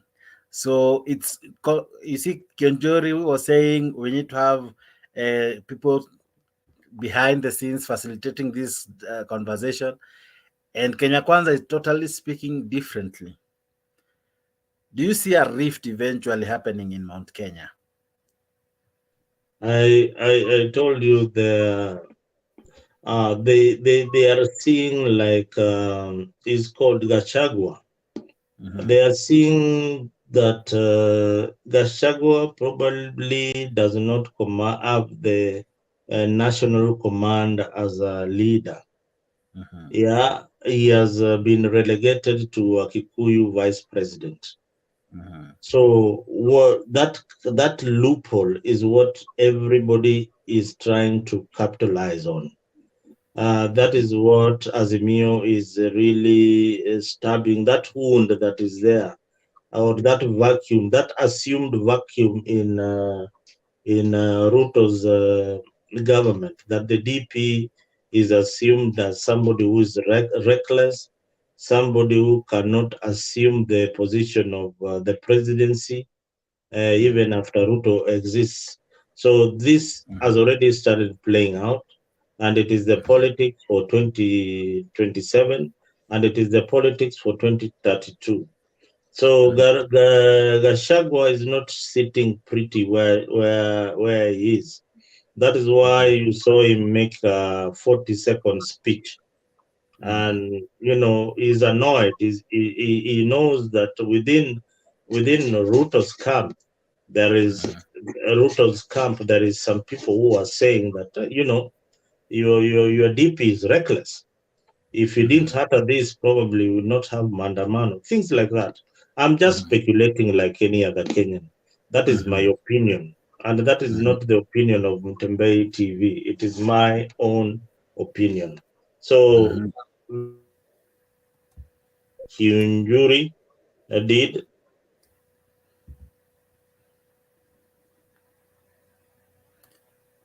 Okay, Zalendo seemed to have hanged. Remember, Kenya, remember this, Jakes, Mount Kenya, Ruto's victory in Mount Kenya is attributed to three people. Is attributed to Ichungwa, attributed to Ndindi Nyoro, and Gachagua.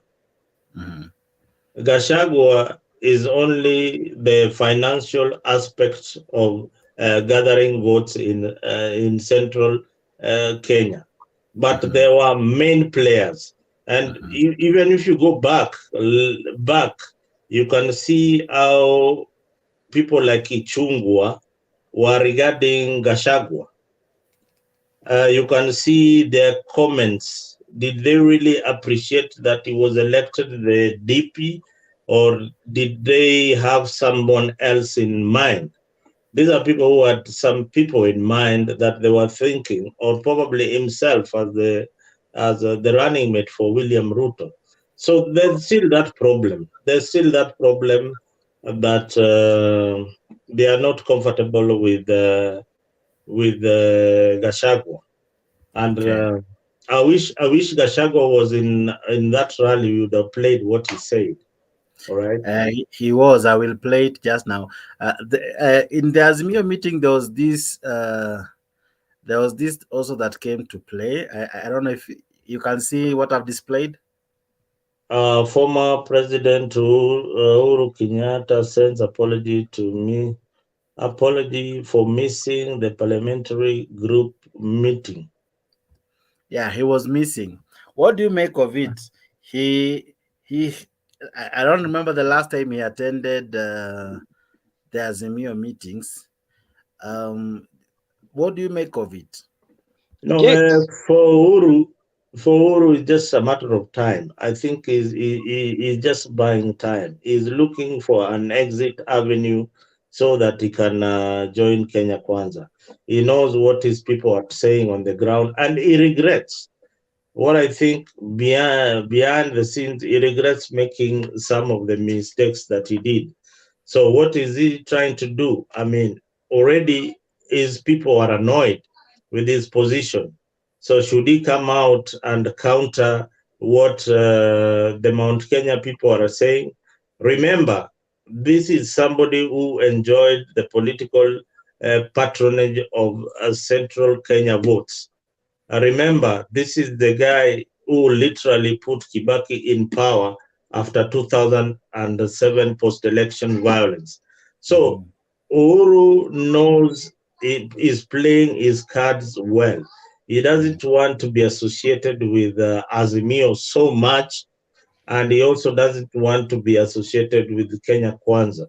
So he's waiting for these negotiations to play out, and possibly if we have a new constitution that will make him maybe a ceremonial prime minister, he can win from both sides. So this is just politics being played up and down, but he's just careful.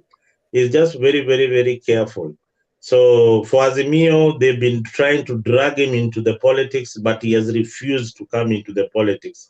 Look at even the campaigns. He never did anything special for Azimio leader Raila Odinga to bring out the Kikuyu vote, apart from the finances that we are told that he was offering. He did not go out there to look for the votes. He knew very well the position of the central Kenya people, because this is a man who is advised by NIS each and every time, and even now is still being advised by NIS. So Uhuru, for him, just like here in America, once you are out of power, the cameras roll to the next president. If he was somewhere in Europe, he would be insignificant, completely insignificant in politics. But if it was somewhere here in Africa, he still has got some influence. That's what is playing out. Thank you. Mboro, I see you now ready. Yes, how are you, sir? We are well. How are you? I'm good. And Mr. Mzarendo there? Good. Thank you so much for this opportunity. And sorry because I have been in and off. I really wanted to come when the panel was having more people, but I was not in a position to do that. Okay. However, I have some few points I want to raise, and I want to start with what one of the panelists talked about. Minor raised a point that I felt I should put it into perspective. That Mount Kenya people or the Central Kenya people feel like they have the entitlement for leadership. To me, that was a very unfair statement. Because Mount Kenya people, just like any other person, they go to the polling station innocently to go and vote a candidate of their choice. By so doing, they haven't broken any rule, any law, or they haven't gone against the Constitution. So it is the constitutional right for anybody to vote a person of his or her choice. And having said that, I would like to take those who have those feelings back to history. If you know how the first president was voted in, if you try to search from history, you find that Kenyatta, for him to become the president, was supported by all people in Kenya, including Jaramogi Oginga Odinga. Actually, the history tells us that Jaramogi, or the white people, the colonialists, wanted to hand over power to Jaramogi Oginga Odinga, and he said, "No, we have a hero. We have our hero. We have our fighter who is in prison. I will not take power unless you release him." And Jaramogi supported Kenyatta to become the president, and he became the first vice president in Kenya. So if somebody tells us that Kenyatta was not supposed to become the first president, then I question whether that person has done good research of what transpired or what happened for Kenyatta to become the president. Kenyatta was supported by all Kenyans to be the president of Kenya. And then we come to the second president, who was also a Kikuyu. When Kibaki was being voted as the president, all of you here, I know you were big people, or you can understand, or you can even read from history what happened. Actually, Kibaki, the people who campaigned for Kibaki so much are people that today are also on the other side of opposition. Not even William Ruto. Raila Odinga was there. George Saitoti was there. Martha Karua was there. Nyachai was there. Mudi Owori was there. All tribes came together and they said, this man has fought so hard to become the president of Kenya. We need to give him a chance. Did Kibaki make any mistake by being voted by Kenyans to become the president of Kenya? The answer is no. So saying that because we have had 3 presidents, we feel like we are entitled for leadership is unfair statement, according to me. Uhuru Kenyatta, for him to be voted, you saw all the negotiations that went on with Musalia Mudavadi, William Ruto. It is not like he was studying because he was a Kikuyu. According to our constitution, the leadership in Kenya, or the type of governance we have in Kenya, is what we call democracy. And for you to become a leader, you must be voted by the majority. So these are not people who just sit down there because they come from the largest tribe to wait for them to be voted. They work, they work hard, they convince people, they influence people, they do everything possible just like any other Kenyan. So if you tell me that the Kikuyus have made a mistake by voting these people, then I'll ask you, are Luos making a mistake, or can we say that Luos make a mistake by supporting the Jaramogi family all the time, or doing whatever they tell them to do? The answer is no. It is their democratic right. The Luo people have never gone against their leader, Raila Odinga. Is it a mistake? The answer is no. It's their democratic right to support one of their own if they want. And having said that, I want to say that I don't believe that because Uhuru became the president and he comes from the same tribe that I come from, he became president on behalf of all Kikuyus. That was his ambition. That was his own hard work. He worked for it. So if Geoffrey studies very hard, convinces people, or has an ambition to become the president, I should not be discriminated because somebody from my tribe was a president. No. And for anybody to become a president in Kenya must have the support of all other people, because what we are looking for is the tyranny of numbers. If you don't have enough numbers, even if you are a Kikuyu, you will not become the president. And you remember in 2003, we had two Kikuyu presidential candidates. We had Uhuru Kenyatta and we have Mwai Kibaki. Now, to that extent, what would have Kenya done? It is to choose one of them, because we choose people who have presented themselves. And you saw people left Uhuru, they went for Kibaki. Right now, we had even a presidential candidate who was a Kikuyu, Mwaure. I think Mwaure is a Kikuyu, if I'm not wrong, or something like that. Did people vote for him? No. Why? Because he has not worked himself to the standard of becoming or garnering enough votes to become the president. So it is not a matter of which tribe, and I would like Kenyans to refrain to think about tribes. Just like somebody said here, that even if we have had 3 presidents, and I want Kenyans to know, it does not mean we have been favored in any way. We in central Kenya, we don't even have enough land. You see a family of 10 people, but they have only a quarter of an acre, a place only to build their house.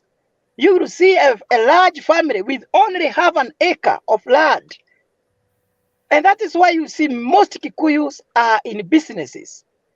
So I want to tell Kenyans this. It is not the government that will help you become better. It is not the work of the government to feed you. As much as the government has the role of the government is to produce or to provide conducive environment for you to work. If you don't work, even if one of your own becomes the president, it won't help you. He will not feed you. Just like somebody said here, that when he looks at himself, he see that there is no way except the conducive environment for him to go to school. He said his parents educated him. The same case with us, most of us. Nobody has been favored by the government because he's a Kikuyu. So the government has been paying for the Kikuyu children to go to school to the detriment of other tribes. Nobody has ever been receiving food from central Kenya simply because Uhuru was the president. We haven't even seen development as we have seen developments in other areas. And I want Kenyans to know this. If there are people who are supposed to be in demonstration today, are the people from central Kenya. Because central Kenya people have contributed or contribute largely towards the economic development of the nation. The taxes that come from central Kenya is the highest. But what do they get in return? And that is why we came up, we were talking of the formula of 1 shilling, 1 man, 1 vote. Because the sharing of resources in Kenya is not equitable. People from central Kenya, which is densely populated, are not getting what they give to the government. It is not equal. So it is unfair to say that we, people of central Kenya, feel entitled, whereas we are being oppressed. But we don't go for demonstrations because we are gentle, because we think there are other avenues that we can use for our voice to be heard. A place like Kiabu, with almost 2 million people, is getting almost the same share with what Garissa is getting, with 100 and something thousand people. You can imagine.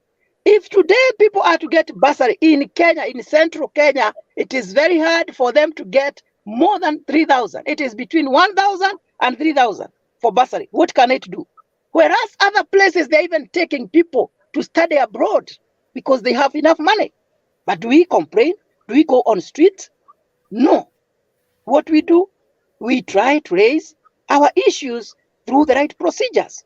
And that is how, and that is what is expected of all Kenyans. You have grievances, don't destroy other people's properties. You have grievances, use the right channels to raise your grievances. Because if everybody, when you feel aggrieved, you go to the streets, when shall we build our economy? When shall we bring our people together? So, to me, Raila Odinga is a very selfish leader.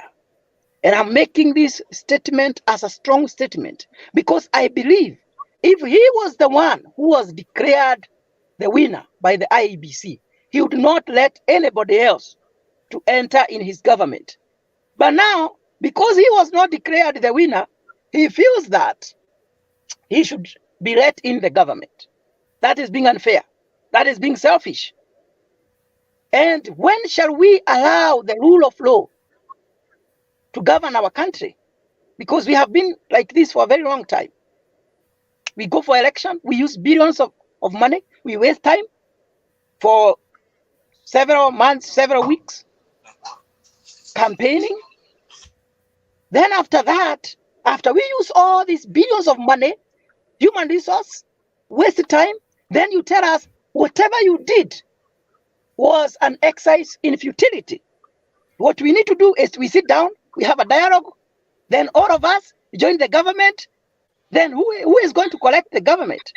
When the government goes out of board, when the government decides not to follow the law. And that is why we have the constitution, so that we can have an opposition to be an eye to check what the government is doing. So when I think of Odinga and the Azimio team, they can only accept that election was free and fair if they are the ones who have been declared the winners. And I came here in Mutembei TV and I talked about it before the election, and I said I have checked the strategies Azimios are having, and I said they are overconfident because they believed Uhuru Kenyatta was going to help them, because they believed there is a system somewhere, an imaginary system. And Ruto told them, continue trusting in the system, continue trusting in the incumbency, but I am going to beat you up. Why? Because they had no plans. The same president who told Raila is going to become the next president of Kenya did not even go to Central Kenya, not even one day, to campaign for him. So for you to become a president, even to become a leader in high school or in university, you must campaign. So when I hear Raila Odinga saying that he had almost 2.5 votes in Mount Kenya, I laugh. It's amusing. Where? And when you go to Mount Kenya, everybody is talking about Ruto. Everybody was talking about Ruto. So I was asking here, where are those votes? Then another big mistake. The person he appointed as his running mate, that was his downfall. He was supposed to analyze and see, when this person was contesting to become the president of Kenya, how many votes did Mother Karua garner? Is she influential? Because Central Kenya people departed from Mother Karua the moment Mother Karua decided to disobey the most honorable, the most gentle president, Mwai Kibaki. When Mother Karua left Kibaki, Central Kenya people left her because that was unexpected. She had the most influential position of Minister of Justice.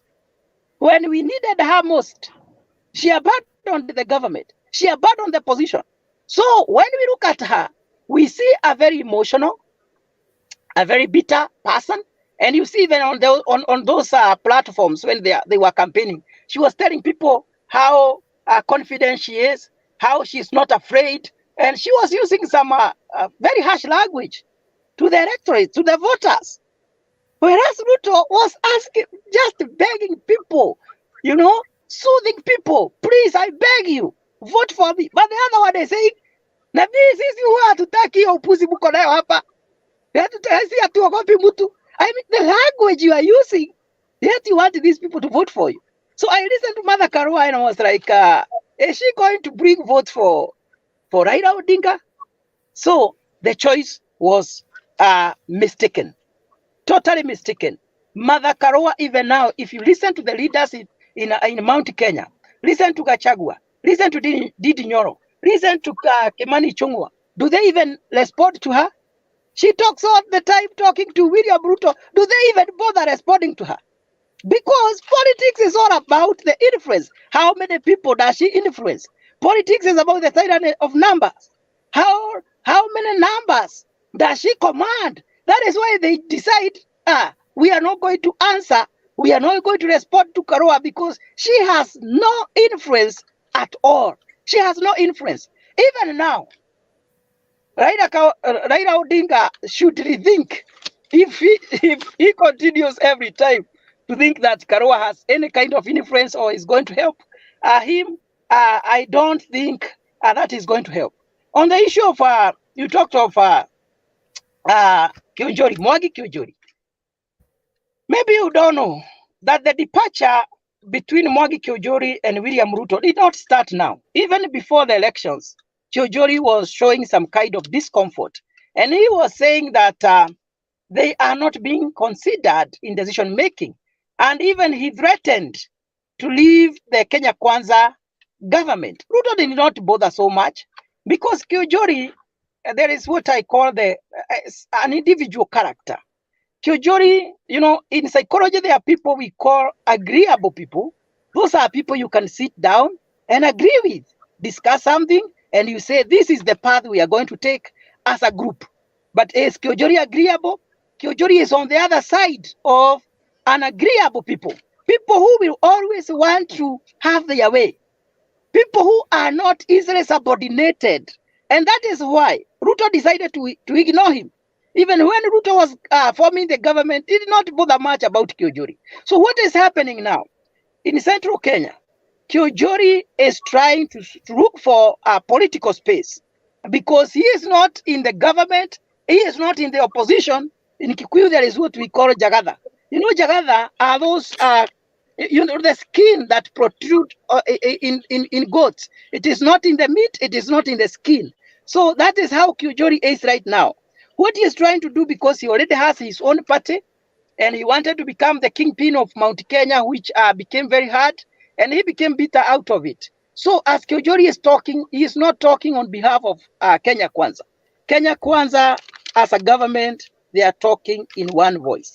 The issue of Sabina Chege, somebody here made a very good analysis. Sabina Chege is well educated. Sabina Chege is a youthful leader. Sabina Chege is level-minded, and Sabina Chege would have become a very good choice for a running mate because she has favor. She has favor, and she understands people and what people want. And she is young, and most of the electorates in Kenya are young people. And Sabina Chege did not join the government because she really wanted to work with Raila Odinga. Sabina Chege joined Uhuru Kenyatta because he was the president, and she she did it. It was a calculative move. She knew everybody else had departed the president, and the president needed somebody to work with to manage his political finances and all that. And I know she has achieved whatever she wanted. And they had already discussed, and they said, you, Sabina, don't even contest. If you fail, we are going to nominate you. To that extent, she made a wise move. Right now, what she is doing, Sabina Chege has been a friend of William Ruto for a long time. William Ruto, Sabina Chege has been in a group of Dede Nyoro, the group of Moses Kuria, the group of Ketua Rugoro. It has been like a kind of a clique. So it's very hard for her to work with the rest and abandon the people who have been friends for a very long time. So Sabina Chege is seeking for a way now to go to join the government. And this is the opportune time. And she is doing it very well. And I want to say this. Azimio as a party is finished because leaders, majority of leaders have departed or have deserted Raila Odinga. That is why Raila Odinga has decided to go to the people, because he is afraid. These people have left me. The next move they are going to make is to cause people leave me. And because he don't want that to happen, that is why he is going to the people and causing all these demonstrations to make sure that people remain with him. So, because I don't have, let me just make 2 points. Somebody said something very, very important about the servers, that we don't even need the soft copy or whatever, the technology of the servers. The servers are already there. The election in Kenya is largely manual. So we only use technology as a backup. So we have all the forms 34A, we have all the forms 34B. These forms are there signed by the agents with the names of the agents with their own handwriting. And those forms are sealed. If anybody has a question, we should scrutinize those forms. If you, the panelists, have ever done any kind of analysis, for instance, you want to know customer satisfaction in a bank, are customers satisfied with our services? What do? Do you go asking all the customers in your bank? No, you take sampling. You take a small group of your customers, then you ask them questions. Then you see how they are responding. Then you can say, oh, I think here we are not doing right. Here we are doing well. Or customers are dissatisfied, or customers are satisfied. And Raila Odinga, without knowing, helped the court do the sampling of whether the elections were credible or not. When he said, I have doubt in several polling stations, and he requested the court to allow the ballot boxes to be scrutinized together with the partial servers that we have in Kenya and the portal, to see whether whatever is in the ballot box and what is in the server are in line. The court granted that request. And that is why the judges said, okay, you said you have doubt. Have you found anything that is not in line with what has been declared? They said no. No. Now, to that extent, every judge was convinced that the election was credible. And everything they said, they were asked for evidence. Were they having evidence?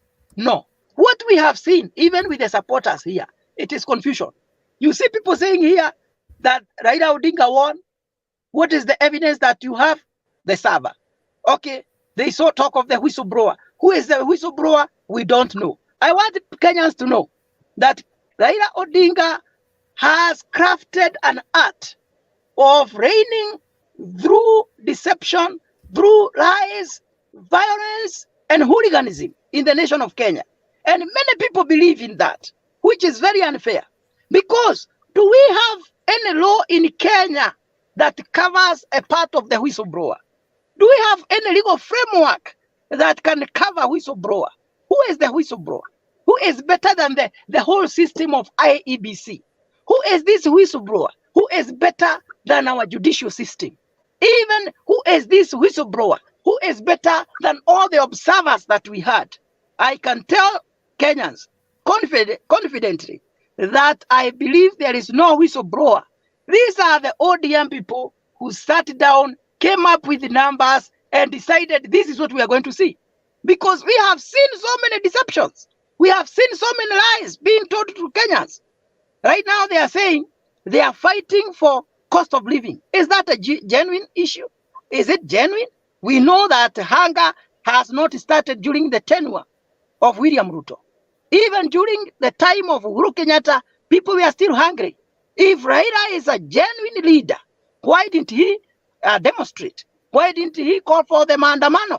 Why is it that now the issue of food has become critical issue? It is hypocrisy of the highest order, which every Kenyan should tell Raila Odinga, no, it is the time for us to subject ourselves under the rule of law. Thank you. Kenya Rebel, I see you. I want you to pick from these photos that I'm, or rather from this display I'm having.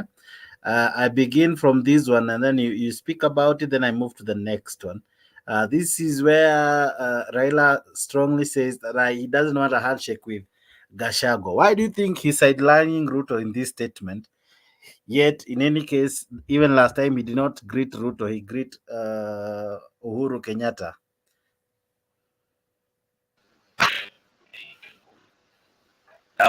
Well, I think it's a way of kind of demeaning such a get that Gachagua is not as important in this conversation. Yeah.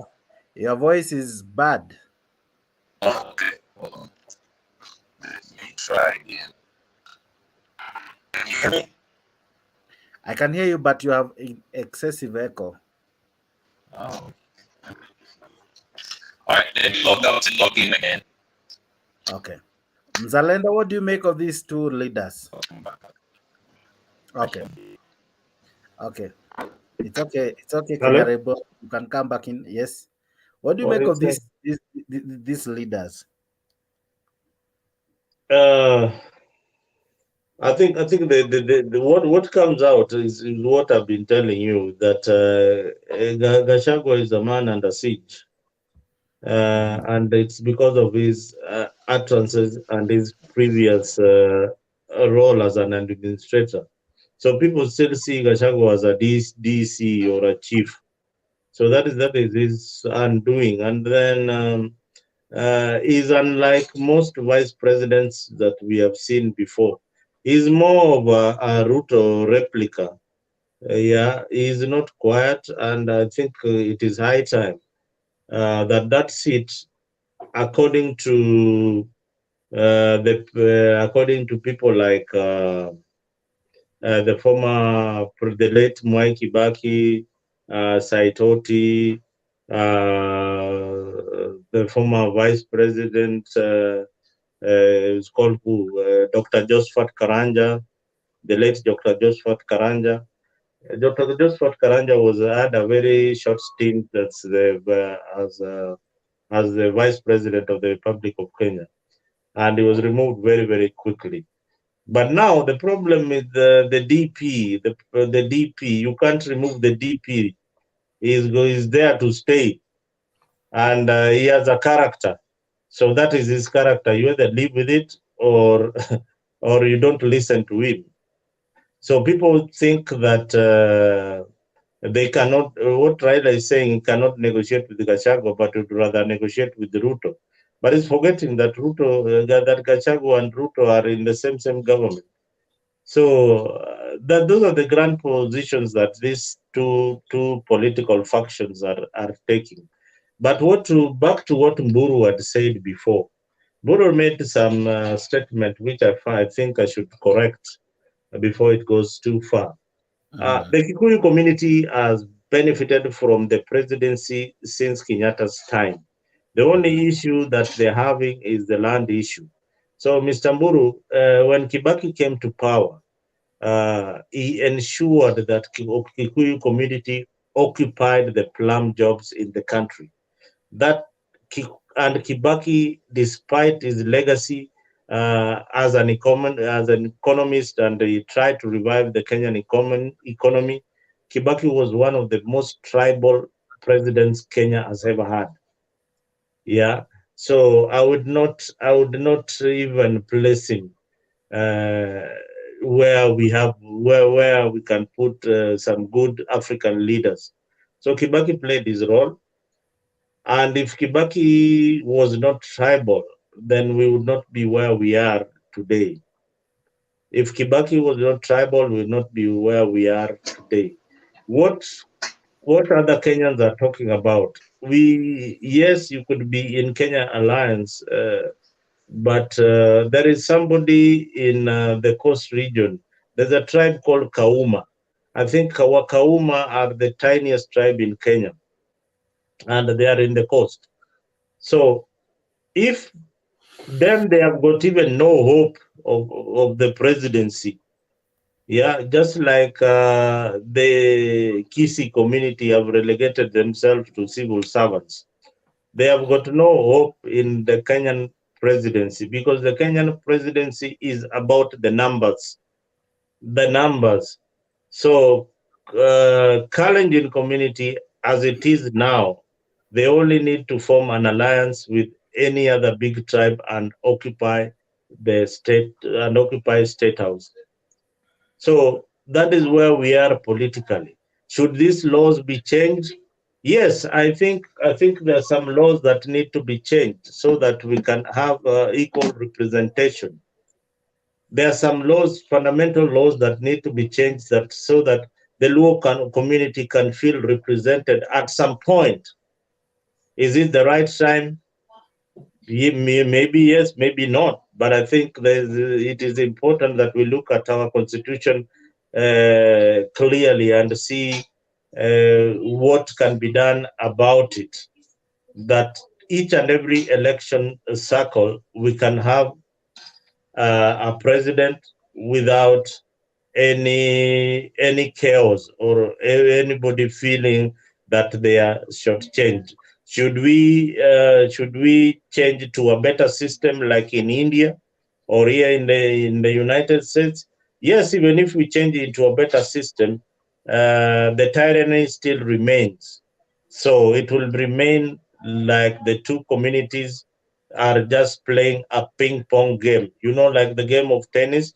Unapiga hivi inarudi pande hii, unapiga hivi inarudi pande hii. So look at the tribes. If you look at the Kamba vote, how many are they? They are less than 4 million. Look at the Luo vote, they are less than 6 million. Look at the people from the Mijikenda. Yeah, and then you go to Northeastern. Northeastern, they have got a very vast land, but the population is not intense as in Kiambu, as places like Kiambu.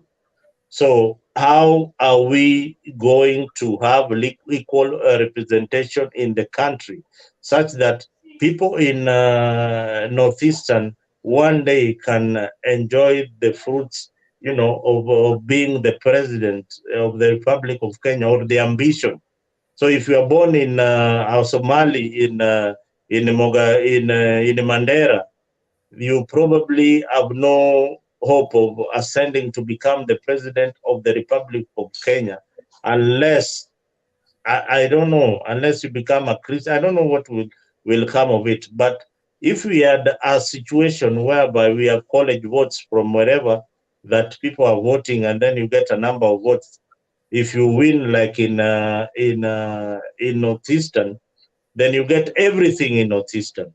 You get a number of college votes, then you come, you realize that you have got so many college votes from Northeastern, from Eastern, and now that is combined, and then you become the president. So if that can happen, maybe we could be heading the right direction. But as it is right now, the 2027 election, if things don't change, things are going to be worse. Where I agree with you on the Cherera 4. The Cherera 4 should go completely. They should not even come back at all. Why? Because they had an opportunity to tell Kenyans what really happened in the last general election in August 2022. When they were called in parliament, they all resigned from their position. So right now they have got the right information. They could have had, they could be having the whistleblowers figures. We would have had it in the floor of parliament because they were being questioned by Azimio leaders and at the same time Kenya KK Alliance leaders. So they didn't want the truth to come out. They should not be talked about anywhere. Those ones wacha waendage kama wameenda. Hapo tuko pamoja. They should go completely. About selecting IBC, Raila has had his share of selecting the IBC chair. He selected Isaac Hassan, he selected Chebukati. So the large parties have always had representation in terms of, who becomes the chairman or how many seats do you get in the commission. So they have always had it. And that is why Uhuru played the last card last minute by introducing the Cherera 4. The Cherera 4's obligation was straightforward. Go and rig the election for us. We don't care how you're going to do it, but you do your work. When it became impossible to do it, they came out on the microphone and say, there is something going on that we think that is irregular. Whatever it was irregular, they could not explain. That is the danger of having such people serving in the civil service. They should be, in fact, they should be prosecuted, this Cherera 4 people, because if they had gone, if they had executed their plans, believe you me, today Kenya would be burning. If the Cherera 4 executed their plan perfectly, we would still be having the same chaos that we are having today. Because William Ruto and his team would have come up with allegations. Probably the Supreme Court would have nullified the elections of Raila Odinga as the president of Kenya. Yeah. And it would be chaotic. It would be very, very, very chaotic. So let us be very, very careful when selecting people in the civil service. I believe that there is a Kenyan out there who has got integrity, who wants to head these positions, but he is not affiliated to these big political parties, so he cannot be chosen. So how are we going to handle our election? Mambo ya uchaguzi ya Kenya is I don't even have a formula for selecting the commissioner which is going to be the fairest, because as it is right now Kenyans are so corrupt, ni mtu tu anangojea wakati wake aende kuiba. People are just waiting. Unajua, yani they are just waiting for the button. Ukinipatia hivi mimi naendelesha tu hiyo wizi. Because we don't question corruption. Even look at what Raila team is presenting. Look at what Ruto probably will come out. There's no issue of corruption. There's no issue of corruption at all. Yeah. Why are we complaining? We are not even talking about corruption and corrupt people in the civil service. Yeah. If that was one of the issues that is being presented by Azimio, then everybody would say, hey, we see some point there. We see some logic there. Yeah. Tell us these people who are so corrupt in Kenya Kwanza's government that we need them weeded out and replaced by other people. Then that would be working well for Kenyans. Cartels at Afia House. Otherwise, thank you, James. She says the cartels are holding government at ransom. The CS cited flaws in the procurement process at the ministry's headquarters, which she says was crafted to favor certain suppliers. Giving the example of the malaria test kits contract, which she said was rigged to qualify only one supplier, the CS warned that time was up for the irregularities in the tender process. The CES lifted the lid on power struggles and internal wrangles at the Ministry of Health over procurement and awards of contracts, taking issue with the process used in awarding a malaria test kits contract to only one supplier. Mtu moja, kampuni moja. Sasa tumesema sisi tunataka kufuata maagizo ya WHO. Ya kwamba wamesema hii test kit bora iwe iko between 75 and 90% itafanya kazi. Lakini pale nyuma kwa sababu wanataka hii biashara ifanywe na mtu mmoja, wanaweka 90% ambayo hakuna mtu mwingine yote Kenya anaweza fanya hiyo biashara. Inakuwa tu ni mtu mmoja. Nakumicha says the current supplier who she threatened to name has moved to court to block her efforts to make the tender process competitive. WHO recommends use of malaria test kits with 75 to 90% accuracy, but she says the cartels have used their influence to make it mandatory for all malaria kits used in Kenya to have an accuracy detection rate of 90%, requirements that are being used to lock out other suppliers. Kotini mtaenda, yale mambo mnafanya mtafanya, lakini mimi nitasimama kidete kuhakikisha ya kwamba bei ya bidhaa za afya inashuka chini. We will publish your names. Everyone who is interfering, those vendors who want to hold the Ministry of Health hostage. Mzalendo, sorry, you were talking of corruption and that came to mind, that's why I've played it. Is it that our corruption goes so deep that even if you want to fight it, it's like you would, I think, kind of demolish almost every other system, every parastatal, and then start afresh, because it's like even a parastatal itself ni kama kuna mtu anai-own and controls it. If this is Nakumincha, talking of KEMSA and those who supply, do you think if we go down to every other part or rather parastatal and all, tutakuta such grievous and serious issues of corruption zenye imemea ndani mpaka ni ngumu kung'oa na mizizi? Mzalendo.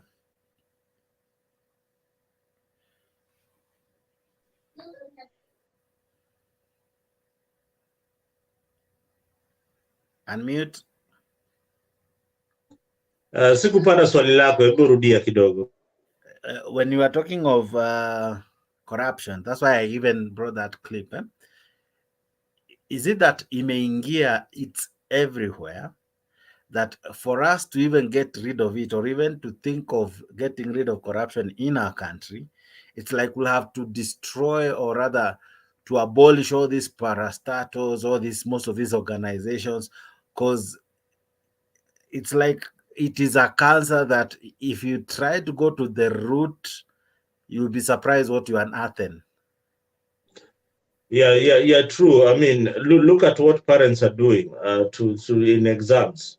You buy your child a KCSE exam, anaenda anapita anapata A, anaitwa, unaenda una celebrate, unaita family mzima, you put it on Facebook, you put it everywhere. Alafu unaanza anaitwa afanye medicine Nairobi University, then unaambia mtoto wewe swap and ufanye procurement. So you know all those is and ufanye HR ama procurement ndio uingie katika procurement. Now procurement is number 2 after elective posts like MP, senator na nini. In Kenya, if you're in your procurement, you're already a millionaire. Ukipata nafasi uingie kwa kazi ya procurement, wewe ni millionaire. And just go back in your village or go back to mahali unajua kuna if you have any friend ule yako kwa procurement ama ule ni mdosi wa procurement, look at the assets that they are having, and they are in government and they earn less than 100,000 or 200,000, and look at the assets that they are having. Na wanakuambia they have really worked hard. Hao ni watu wa biashara. Na huyu ni mtu atokagi kwa ofisi, koti yake iko hapo throughout, anaingia kwa ofisi saa 11 asubuhi, saa 11 ndio asipitishwe na hata tenda moja isipite. Ati alikuwa wapi? he has to scrutinize hizo tenda zote, na ile na anajua kuna kati yake hapo ya how you can't catch up with them unless ile chapter ya inaitwaje. That's why chapter 6 of the constitution. No, there is something that was introduced by the World Bank in Kibaki's regime. Ile ilikuwa inaitwa performance contract, and now nini they had a name for it, your wealth declaration. Kulikuwa na wealth declaration form unajaza, wewe umekuwa mdosi, umekuwa na pesa ngapi kabla uingie kwa hizi viti zile unatafuta. Sasa unaona kama saa hii kuna magavana wameingia wapya na kuna wabunge wameingia wapya, kina Salasia. Hebu ngojea miaka 5 imepita na ako na 250 million inapita kwa akaunti yake, hajaiona pesa kama hiyo inapita kwa akaunti yake. Ngoja uone jamaa ako na gorofa Westlands na anakuambia bwana ni kazi tu, nimefanya kazi na bidii. And these are the guys who are celebrated in the village. In my village unapata an elected leader ule wakati wa uchaguzi amepanga foleni, anawapatia pesa literally shika 1,000, 1,500, 200. Then the same citizen anakuja ana complain that unajua these elected leaders are corrupt. This is the same. Don't laugh, Kenya. This is a very serious allegation. I mean, the same people wanakuja wanasema huyu amepora mali yetu, lakini baba, shangazi, mtoto, nani alikuwa amepanga foleni akipewa ongo ya kupiga kura. So alipiga kura kwa majili ya tumbo yake na ule bwenyenye ule alikuwa anatafuta kiti. And now you should not complain, because first, you are the cancer in society. That is why we need a lot of civic education out there, teaching people why they should elect leaders with leaders of integrity. It is important. It is important that we sanitize our politics. And that is the only way we'll have a just society. Thank you. Can I say something before I go, because I will not be in a position to talk? Okay, I'll be on. Sorry, be on, but I will not be in a position to talk, so I'll be just listening. Is it okay? I say something? It's okay. Yeah. I just want to add on what Mzalendo said about the culture. And this is why I've been talking about the precedents. You know, the moment a precedent has been set, to break it, it becomes very hard. The precedents of corruption was set way back from 1963, after we got the independence. All the people who were in Kenyatta's government, they became billionaires. They took land as far as their eyes could see, and that land became theirs. So the government that followed, it had, and Moi said, nitafuata nyayo. It followed, the next government followed the same footsteps. So everybody who want to become a government official or a politician, they go with a mindset, I am going to be rich like the others, like the rest of politicians. So they have this kind of competition, who is richer than who. So that's one politically, that's a very bad precedence that we have set. Just as Mzalendo has said, this is a culture that has really thrived in our society. If you compare Kenya with a country like America, it's like sleep and death, or heaven and earth in terms of differences on our virtues. In America, people believe in openness. They don't even keep on crossing their bedrooms, that the bedrooms are locked all the time. They don't believe in putting the fences on their houses. You know, they are very open. They don't believe in lies. If you lie to a Mzungu, that person will really hate you. They are very open. They believe in honesty. They believe in integrity, that whatever you are saying is the truth. They just believe it just like that. But what about us, people from Africa? We have a lot of things that we hide in us. There are so many secrets in us, things we don't talk, things we don't tell our children. Even our children don't know. Most of children don't even know their fathers. Their mothers have kept quiet. You know, that is a culture that we need now to start educating from our children, how to be honest, how to be truthful, you know, having this culture, because Mzalendo is saying we should vote for people with integrity, people without corruption cases. Do we even have one? You know, sometimes I wonder, can we even get one who is clean and we can say, oh, this one is the best? The other thing, when it comes to voting, we vote for the people who have presented themselves. People who are not corrupt in Kenya are very poor people. And you know, for even to become a leader in Kenya, you have to bribe the electorates. You have to give them unga. You have to give them maleso. You have to give them some money. You know, already the culture is there. Ni nini ametupatia hata kabla ya uchaguzi. Sasa, I have used like 10 or 20 million or 50 million to become an MP. Yet the salary for an MP is like 1 million. So what will I do to recover my money when I get there?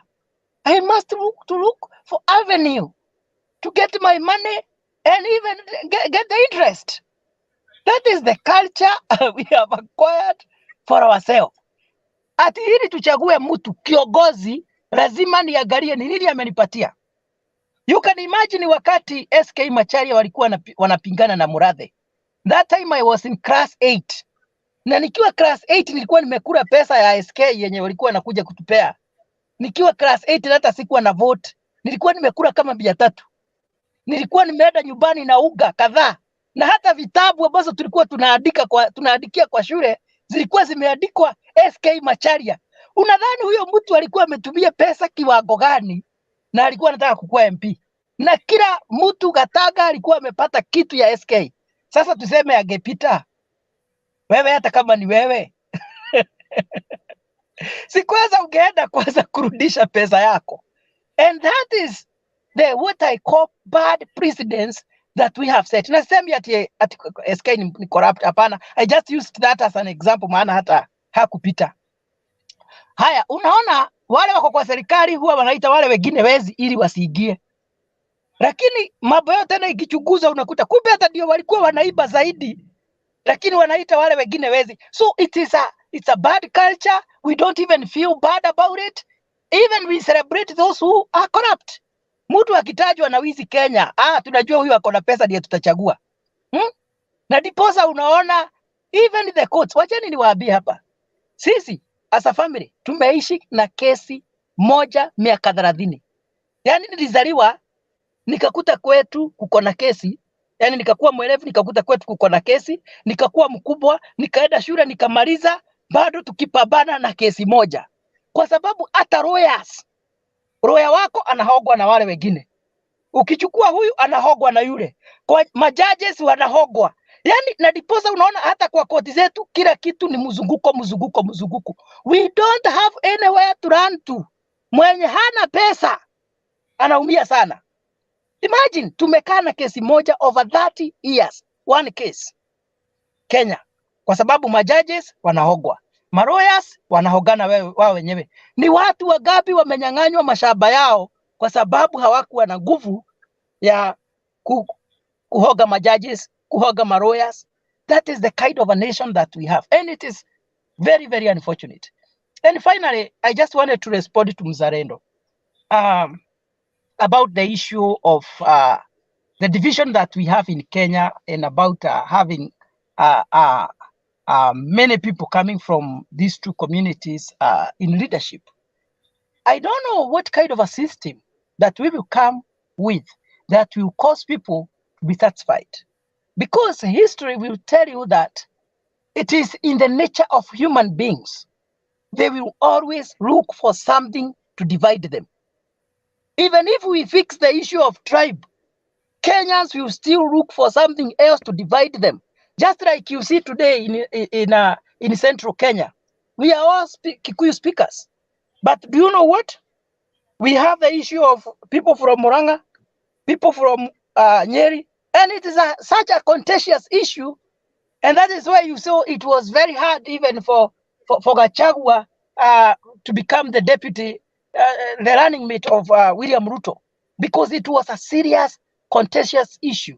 Even in America here, where they all speak English, they have divided themselves into the issue of parties. We have Republicans and Democrats. And the moment you try to talk ill of the candidates they are supporting, it is such a serious problem. So people will always look for something to divide them. The only thing we can do is we start now changing the culture of seeing ourselves as someone who comes from this and that tribe. And now we start knowing that we are Kenyans.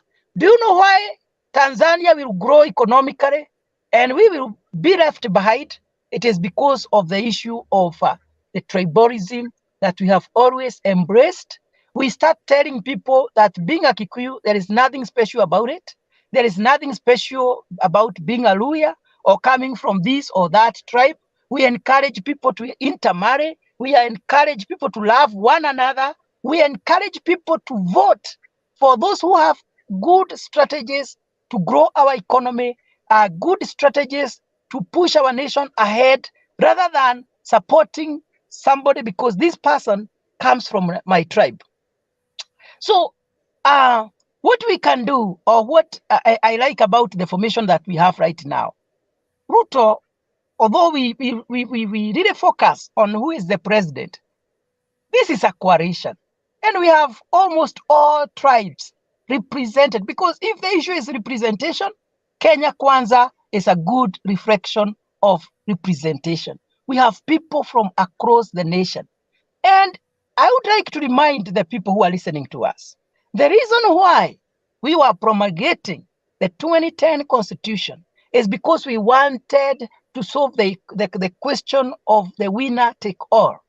And that is why we came up with county governments, that automatically, regardless of who is the president, there is a share of the government revenue that must trickle down to the counties. That was number one of trying to solve the issue of winner take all, because the winner take all is not about the leader. If you are just the leader, you are one or two who are owning salary. You are not owning salary on behalf of your tribe. If you are the president, you are there to serve all people, the people of Kenya. If you are the prime minister, you are there to serve all the people. So you are not owning the salary on behalf of the people. So the issue is how much money is going down to the common mwananchi. How do we ensure that if you become the president, you don't employ only the people from your tribe? Those are the things that we can solve. But the issue of tribe, it's a very hard issue to say that we can solve. However, and this is why I normally say, and some people think I hate Raila Odinga, I don't have any grudge, but I always speak my mind, just maybe like Gachagua. In 2010, when we were discussing about the constitution, Raila Odinga was the prime minister, and he believed that he was the one who was going to become the president, because he still believed as the prime minister he had the system, and the system was going to favor him. When the people from Jubilee were proposing that we have the system that was already there to be put in the constitution, that we may have a prime minister and the deputies and all that, it was the team of Raila Odinga that disputed and said, no, we need a pure presidential system. Why? Because he believed, right now I'm the prime minister and I'm likely to become he was so confident. And the ODM people decided and forced us to have the system that we have right now. But because it turned the other way around and it favored Uhuru, now he wants us to change to something else. But if he was just a statesman who was just genuine to fix the nation, he was supposed to go with what others were proposing. Do you know, even the issue he's talking about fixing the IEBC laws, these laws were just changed the other day through the Act of Parliament. By who? By the Azimio, or whatever, ODM and Jubilee members of Parliament. Why? Because he believed he was the one who was going to become the president, and he wanted to appoint the commissioners himself. And that is why we even had the issue of the judiciary, that they were saying the judiciary should have the ombudsman appointed by who? By the executive. All those things they were doing because they believed there was no way they were going to lose the election, and they wanted to control all the systems. They wanted to control the IEBC. They wanted to control the parliament. They wanted to control the judiciary. And that is why we have these laws. That is why today, the same law they forced to pass in 2022 with Uhuru and Raila Odinga, it is working against them. Because right now, as per the constitution, the president has very great say in the appointment of the commissioners to the IEBC. So we need people who are genuine, people who are selfless, people who will know that you cannot live forever, that you cannot be a leader forever. Whatever you do, and Ruto advised them that whatever you do, you must know that tomorrow you might not be in that position. Or the law you are enacting today, let it be a partial law that cannot work against you in case you don't make it to what you are intending to do. Or if you want to become the president and you don't make it, let the laws that you passed not work against you. But that is what happens to Raila Odinga. So let me not proceed, but I would like Kenyans to know that however much we try to massage the constitution to favor all people, human beings will always look for something that will divide them. We only need to change our culture, our attitude, and our behaviors. Okay. Thank you so much, Mboro. Asante sana. Ashley, I see you. Thank you for joining us. Zalendo as well. Thank you for keeping company. Ashley, even as we near wrapping up the show.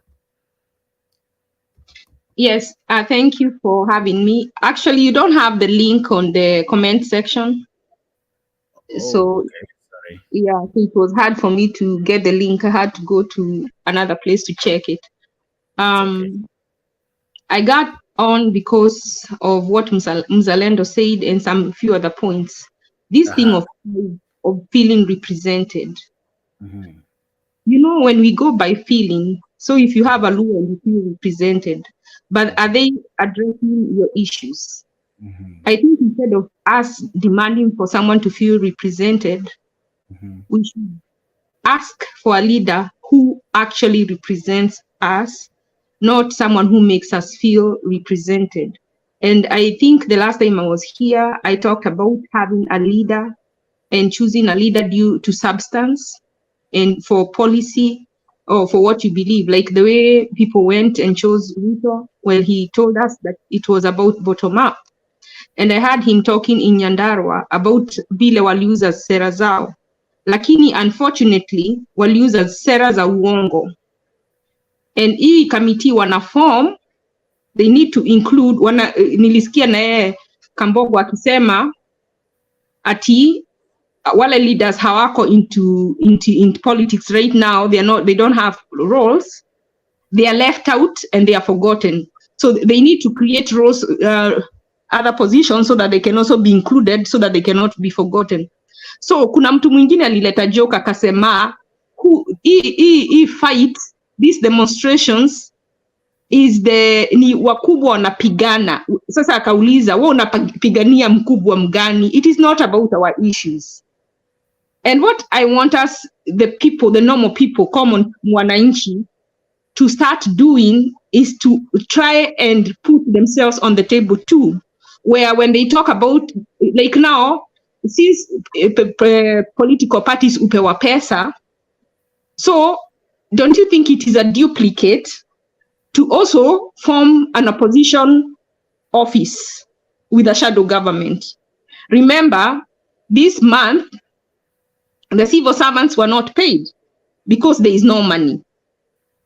So don't you think us, the people, should actually go to court and ask for a cap into the wage bill, whether it is 10%, and if they want more money for the wage bill, they can look for it from private sources, or people can work for free.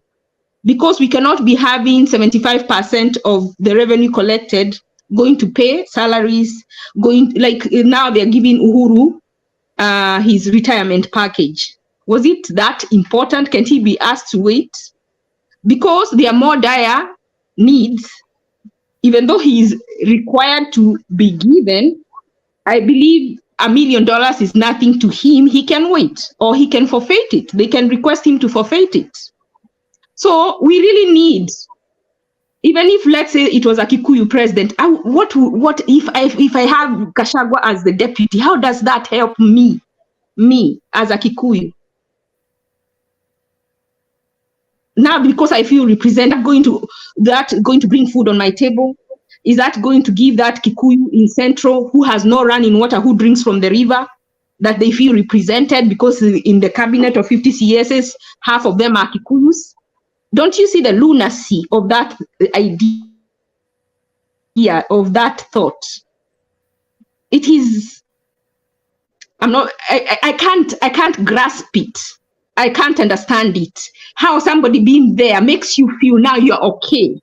How does it translate into your betterment of life? How does it translate into a policy change that affects you and your community?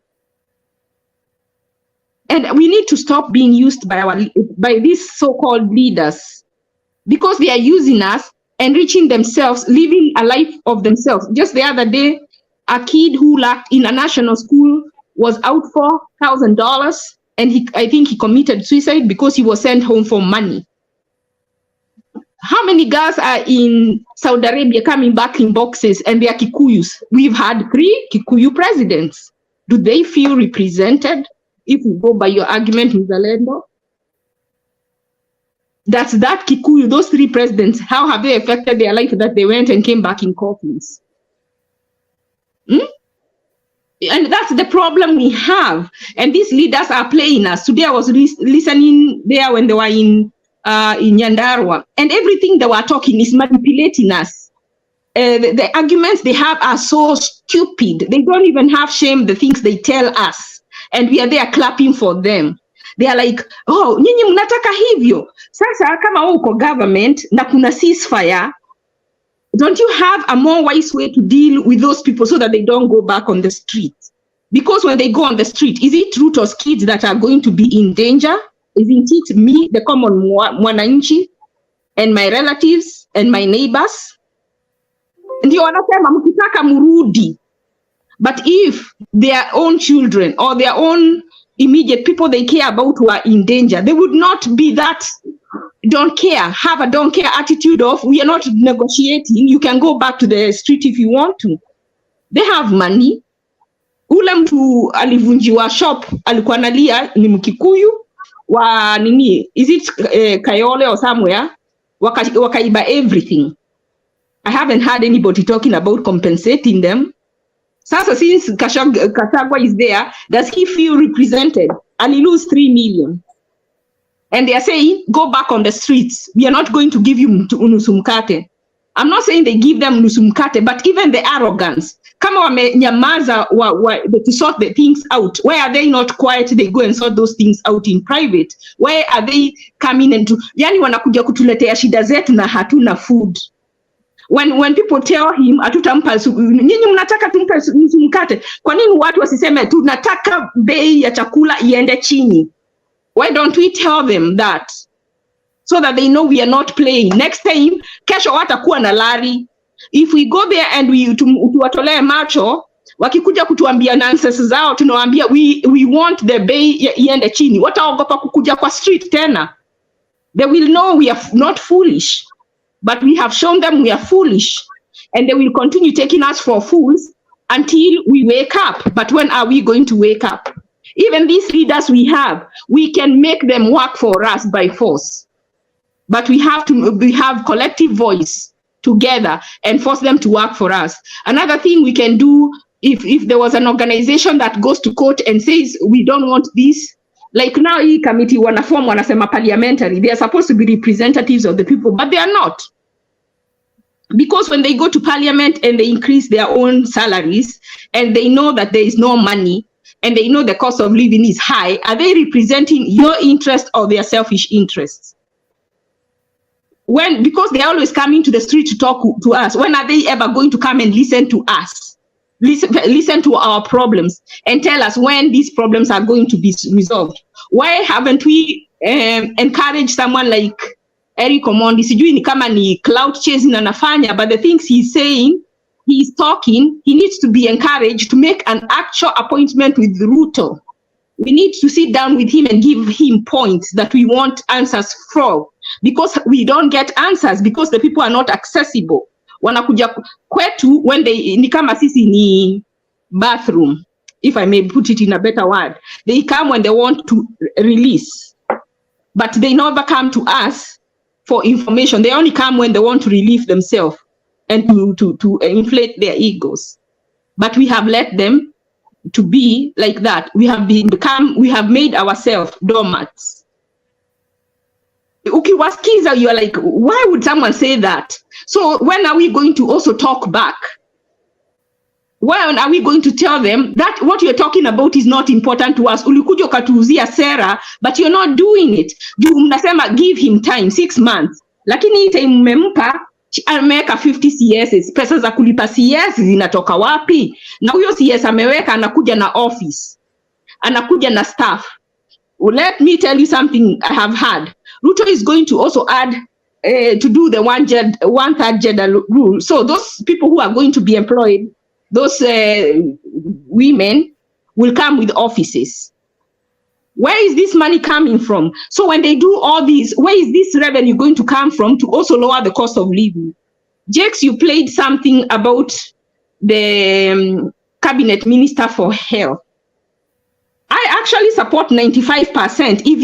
If someone has said the minimum is 75%, so they're saying, and this is accuracy, so it's about our health. Would you rather someone who has a high level, hata wakieka tenda, kwa nini uchukue mtu yuko na 75% accuracy when there is a one with 95% accuracy? Why? That means huyo yuko na 75%, utaenda ulipo utestiwe, uambiwa hauna malaria, and then uende nyumbani ukufe nayo. Are we thinking of that implication?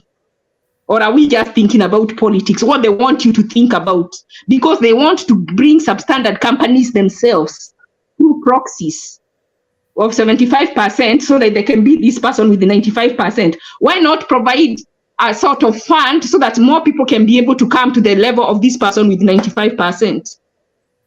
Why can't they open that to where someone can be able to borrow money at no interest or very low interest, so that they can be able to compete this one with a high, someone with more high, because we need better things, not substandard things that we want. The 75% is what whatever organization has said. So 95%, they're insisting now, they're saying 95. So we need to remove, they've taken me to court. I want the 95%. Politics aside, that is best for the mwananchi.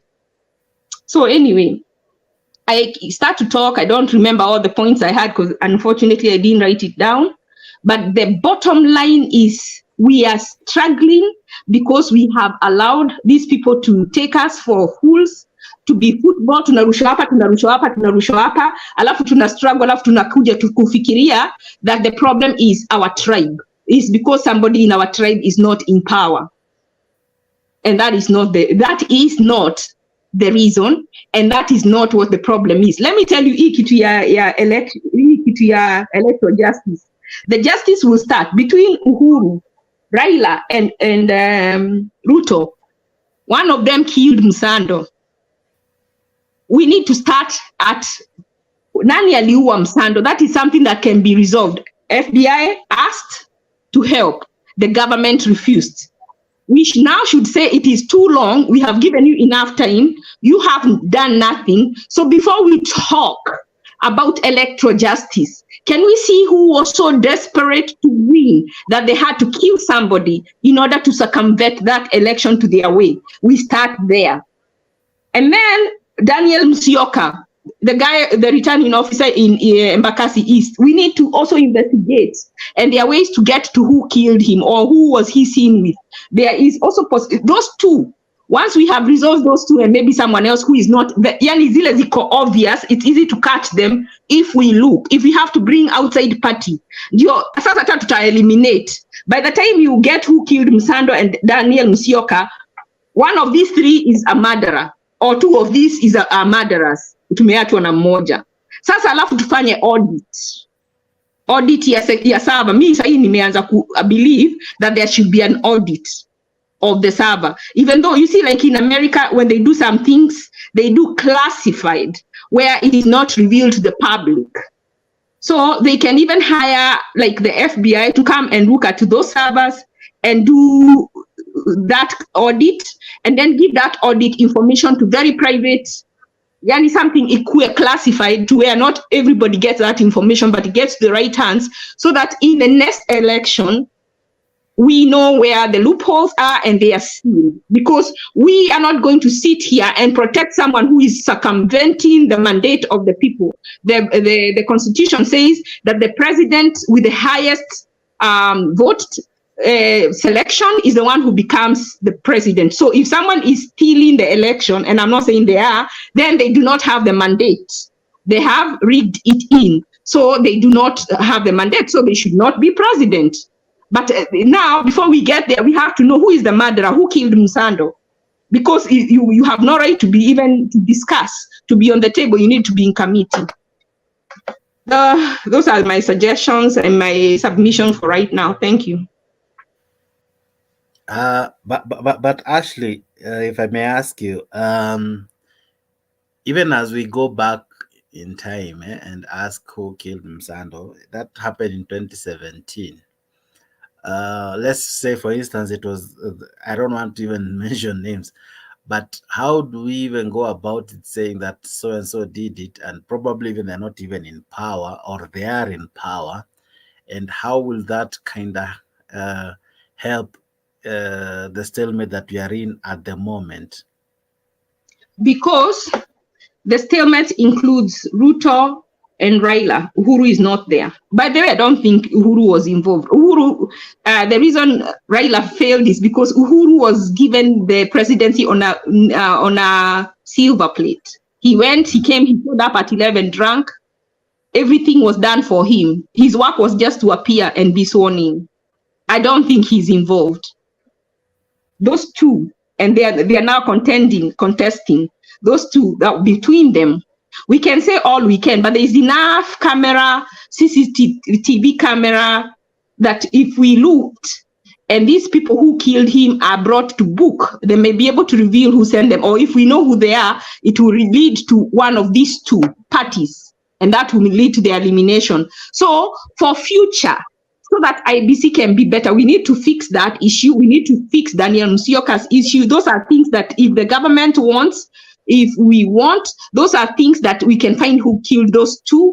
And then now from that cleansing, then we can do an audit to seal the loopholes. That's what I think. And that's doable. Dalen, do you think that one is doable? And if we were to go back in history or back in time and try probably to get the culprits and all, how will it inform solving the problems that we are currently facing? I think what Ashley is asking, okay, it is an important question, but in the current setup in Kenya, it is impossible, and she knows it. It could be a popular statement, but it is impossible to get to the culprits of the culprits that killed Musando. And why did Musando die? He died because of elections. And in whose interest? In whose interest? Ask yourself, in whose interest did Musando die? But let me ask you, if it is Ruto who killed Musando, why is Raila would be trying to fix him? I don't think I would say that it is either Ruto or it is Raila or it is Uhuru. This was probably a government operation, and the only way, the only people who can answer, and you put it very, very clearly. This is a classified information.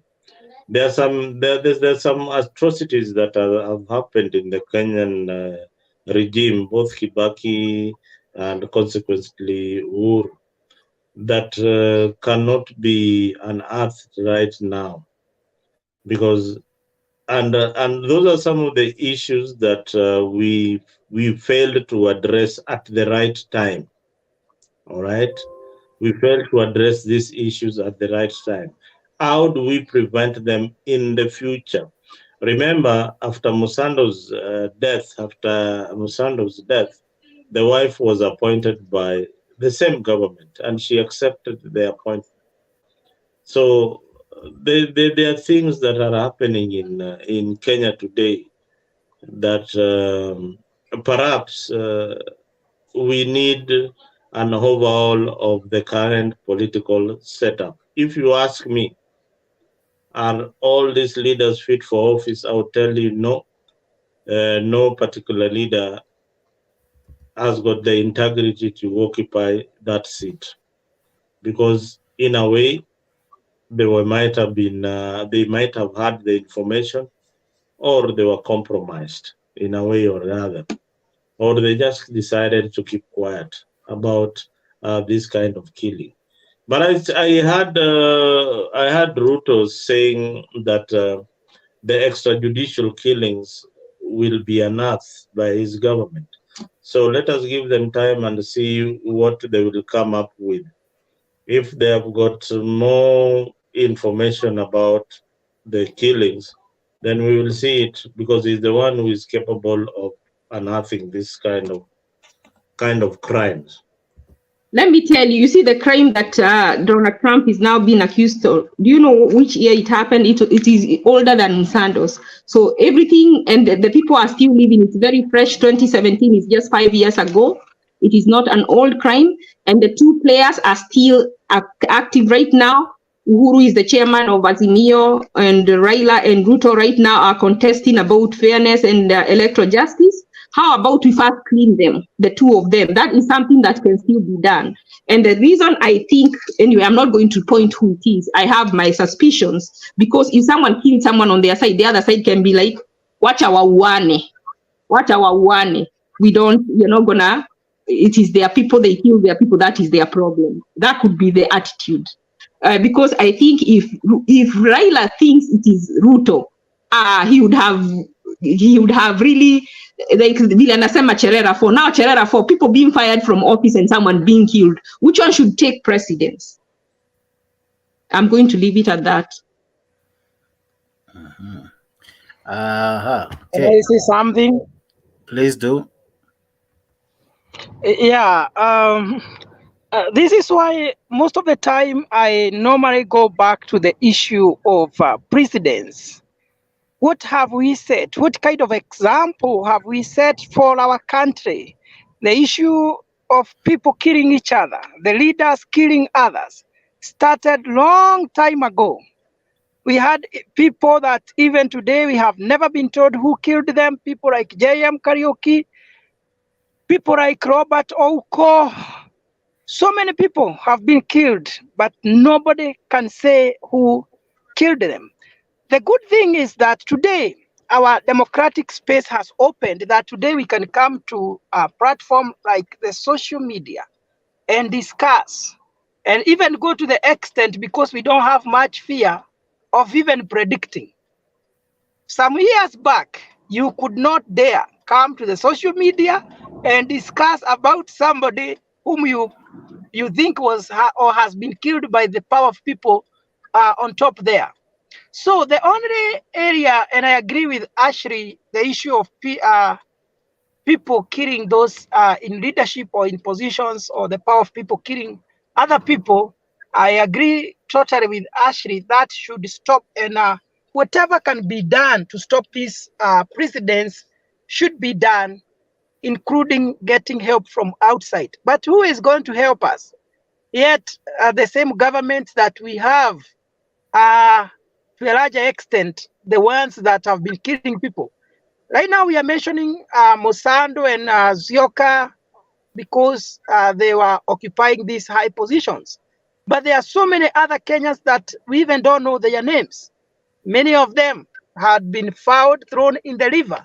The government that was supposed to tell Kenyans what happened, who are these people, who killed them and why, decided to keep quiet. And even we heard that even the police had a go down or a trailer somewhere in one of the police stations where murder has been taking place. So it's so unfortunate. It's so unfortunate. And these are the kinds of things that we strongly feel if there are demonstrations we should be doing because of such kind of things. Because I am one of those people who believe that life is precious. Nobody should die because I want to become a leader in whatever position.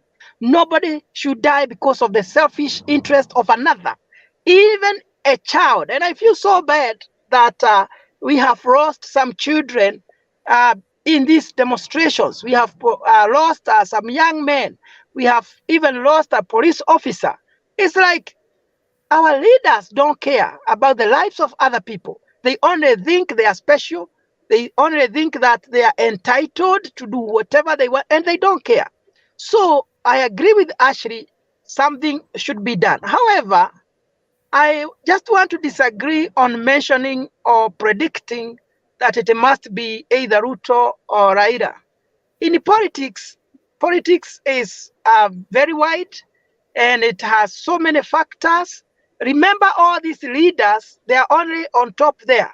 But below them, there are so many other people who are looking at them that if they occupy a position, they are going to be given high positions in the government. And those people, even minus the knowledge of those who are on top there, can even kill somebody so that their vision or their dream of becoming a minister or occupying a high office is not cut short by somebody. So anybody can kill. And we have to look at it on a broad way. Some things happen in the government, even the president is not aware. The president will only hear that people have died, somebody has died, but they are not aware that their subjects can do things because they want them to be in power, because for them being in that position, there are so many people are benefiting, or they can even kill because they want you to accede to power, because or they know if you accede to power, you are going to favor them. So it can only be fair for us. What we don't know, let us not mention it. Let us not say it might be so and so, because it is unfair. To me, that can be an unfair statement to make, especially in public. Something that we cannot substantiate, something that we cannot say confidently that we know what transpired. It is so unfortunate. It is so unfortunate. But I know we will never know who killed those people. It is very hard because the same people we are expecting to help us might be the ones involved in those kind of things. So I don't know how we are going to come out of such things. And I strongly believe that we have to put our leaders into accountability. Just like people have demonstrated about Jeff. If today we are having demonstrations because we want to know who killed Zioka, who killed Musando, who killed Swen, that would be something reasonable. But we are demonstrating for things that are actually don't hold water. Just so you think, when I said that it is Ruto, I don't mean Ruto himself. I mean Ruto's team or Raila's team. I just use them as the person, but I mean the people. So this is what they can do to help us. Like the people, Bunge la Mwananchi, they can tell Raila, we want you to include Msando's investigation. Let us see if he's going to hesitate or not. Let him include it in his irreducible minimums. Okay. I also want to ask to have this conversation, and I'll begin with Mzalendo. it's here kwa one of these slides here. Just one moment. It says MPs and senators to go on Easter holiday without much salary. Aggrieved members claim treasury. Treasury what? Did you finish reading it? Treasury said it is yet to receive enough funds to pay their dues. Are we broke as a country?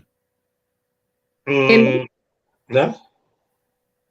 Actually, Are we broke? You know, government receives money every day. The government has got no business of saving money. It has got activities that go on to run government. Most of the money that the government receives in terms of donations, they go to pay salaries. I am surprised in Ruto's presidency, for the first time, I am seeing that the MPs and the senators have gone without salary, meaning the economy is hurting. All right. It means that the economy of the country is hurting and the government is not collecting enough to pay its workers. So that is what is happening in government, because the president at the end of the day, he wants to protect, he wants to ensure that at least his MPs are satisfied in parliament, such that if any bill that comes in the floor of the house that is supposed to favor KK alliance is passed very fast. But so long as they are disgruntled, then there is something is happening in Ruto's government. Either they are not collecting enough because of the demonstrations, or yeah, that's what I can say. Otherwise, I might be speculating. They might not be collecting enough to pay the workers. That is actually what I was trying to say. Because even the civil servants are not paid, yet they are still increasing positions. And someone like Musalia is a billionaire. Why can't he be given a position and work on it, or work on a voluntary basis where he does not receive a salary? Because he's a billionaire, so that the money can go to other things. Or can they remove all the positions that are not in the constitution for right now until the economy picks up? Because it defeats purpose to say that he needs all these people to work and then he has to pay them. And so what percentage of the revenue collected is going to wage bill? That is something we need to ask and something we need to know. And second, when they get these bipartisan talks that they want to engage in, if they're choosing on leaders, I think the people should also ask for normal people, like someone like Eric Omondi, some normal common person to go there. Just like they are saying, Azimio is saying that they have been unable to deal with the government in parliament, and now they've gone to the people. Now the people also want to be included in those talks because the representatives we chose are not representing us. So we actually need the people who have no positions to also be included in the talks. And I would also suggest they get 2 people from Mutembei TV to be in those talks. Okay, we'll be honored to attend. Mboro, can you talk about this? Are we broke?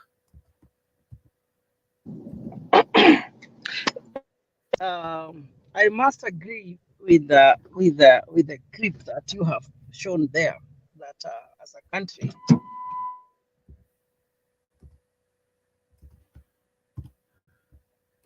Yes, Mboro, umepotea. Give me a minute. Can you talk? Then give me a minute, then I'll be back. Okay. Nani Mzalendo, including akina Eric Omondi and Mutembei to the talks. will it bring the inclusion, and will the country feel as though everyone has been represented, and so it will quiet the nation? I think what Ashley is trying to bring out is that bring the common people who are affected by these government laws, and they select people who can actually articulate the issues that are affecting the country. Eric Omondi, as much as he's doing what is right, is already seen as a comedian. So people are not taking his work seriously, but he's presenting the views of Kenya in a comical manner, and probably it might not.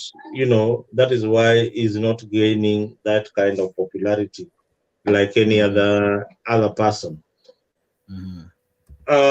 This fight in the country, yes, it's a common Mwananchi's fight. Is Mutembei the right person to represent our views, or somebody from Mutembei? Yes, he is probably would present our side of story, because we can gather enough information from our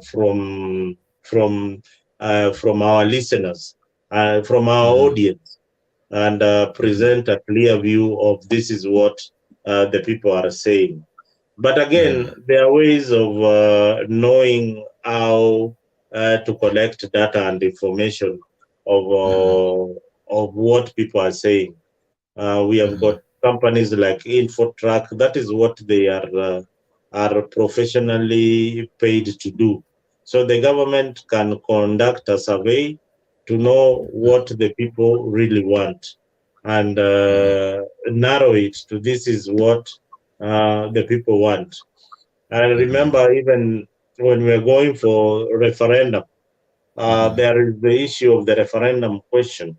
So they go out there, they contract a company, they come up with the referendum question. Well, this is the right questions that you need to ask the people out. So we have seen, just like so many of us are annoyed with the government, how the previous government, or probably this other government, but I still think that we should give Ruto's government time to settle down in office, and even have a budget, so that they can run with their budget and see whether they can implement whatever they promised Mwananchi. This is a government that has not even passed its budget in parliament. Yet we have already vilified it. We have already given him, too much. If Ruto was to answer each and every problem that is facing the country in his first month in office, then he would be ideal president for everybody else. But let us be practical and know that government also has got a procedure. Let us be practical enough to know the bureaucracies in government. Let us be practical to know that the legislator that you elected in parliament is supposed to come with laws that will help you. It is not about the president. It is about that leader that you elected to represent you in Senate and to represent you in parliament, who is supposed to ease the burden for you, Mwananchi. So blaming the government wholesomely is absolutely wrong. Yeah, are our leaders doing their work? Go to parliament and find out if they are doing their legislative role in parliament, or they are just talking garbage. Yeah, are they doing what will ease and the budget, the burden to the common man? Okay, is Ruto, the president, coming up with an agenda that will ease the burden of each and every citizen, without looking at whether you voted for Azimio or you are in Kenya Kwanza? I think so far he has tried to reach out in Azimio strongholds to try and capture the leadership on the aspiration of the people in those particular areas, especially the people who didn't vote for him. He's trying to embrace them to come into government and give them roles so that they can assist their constituencies. So that is important.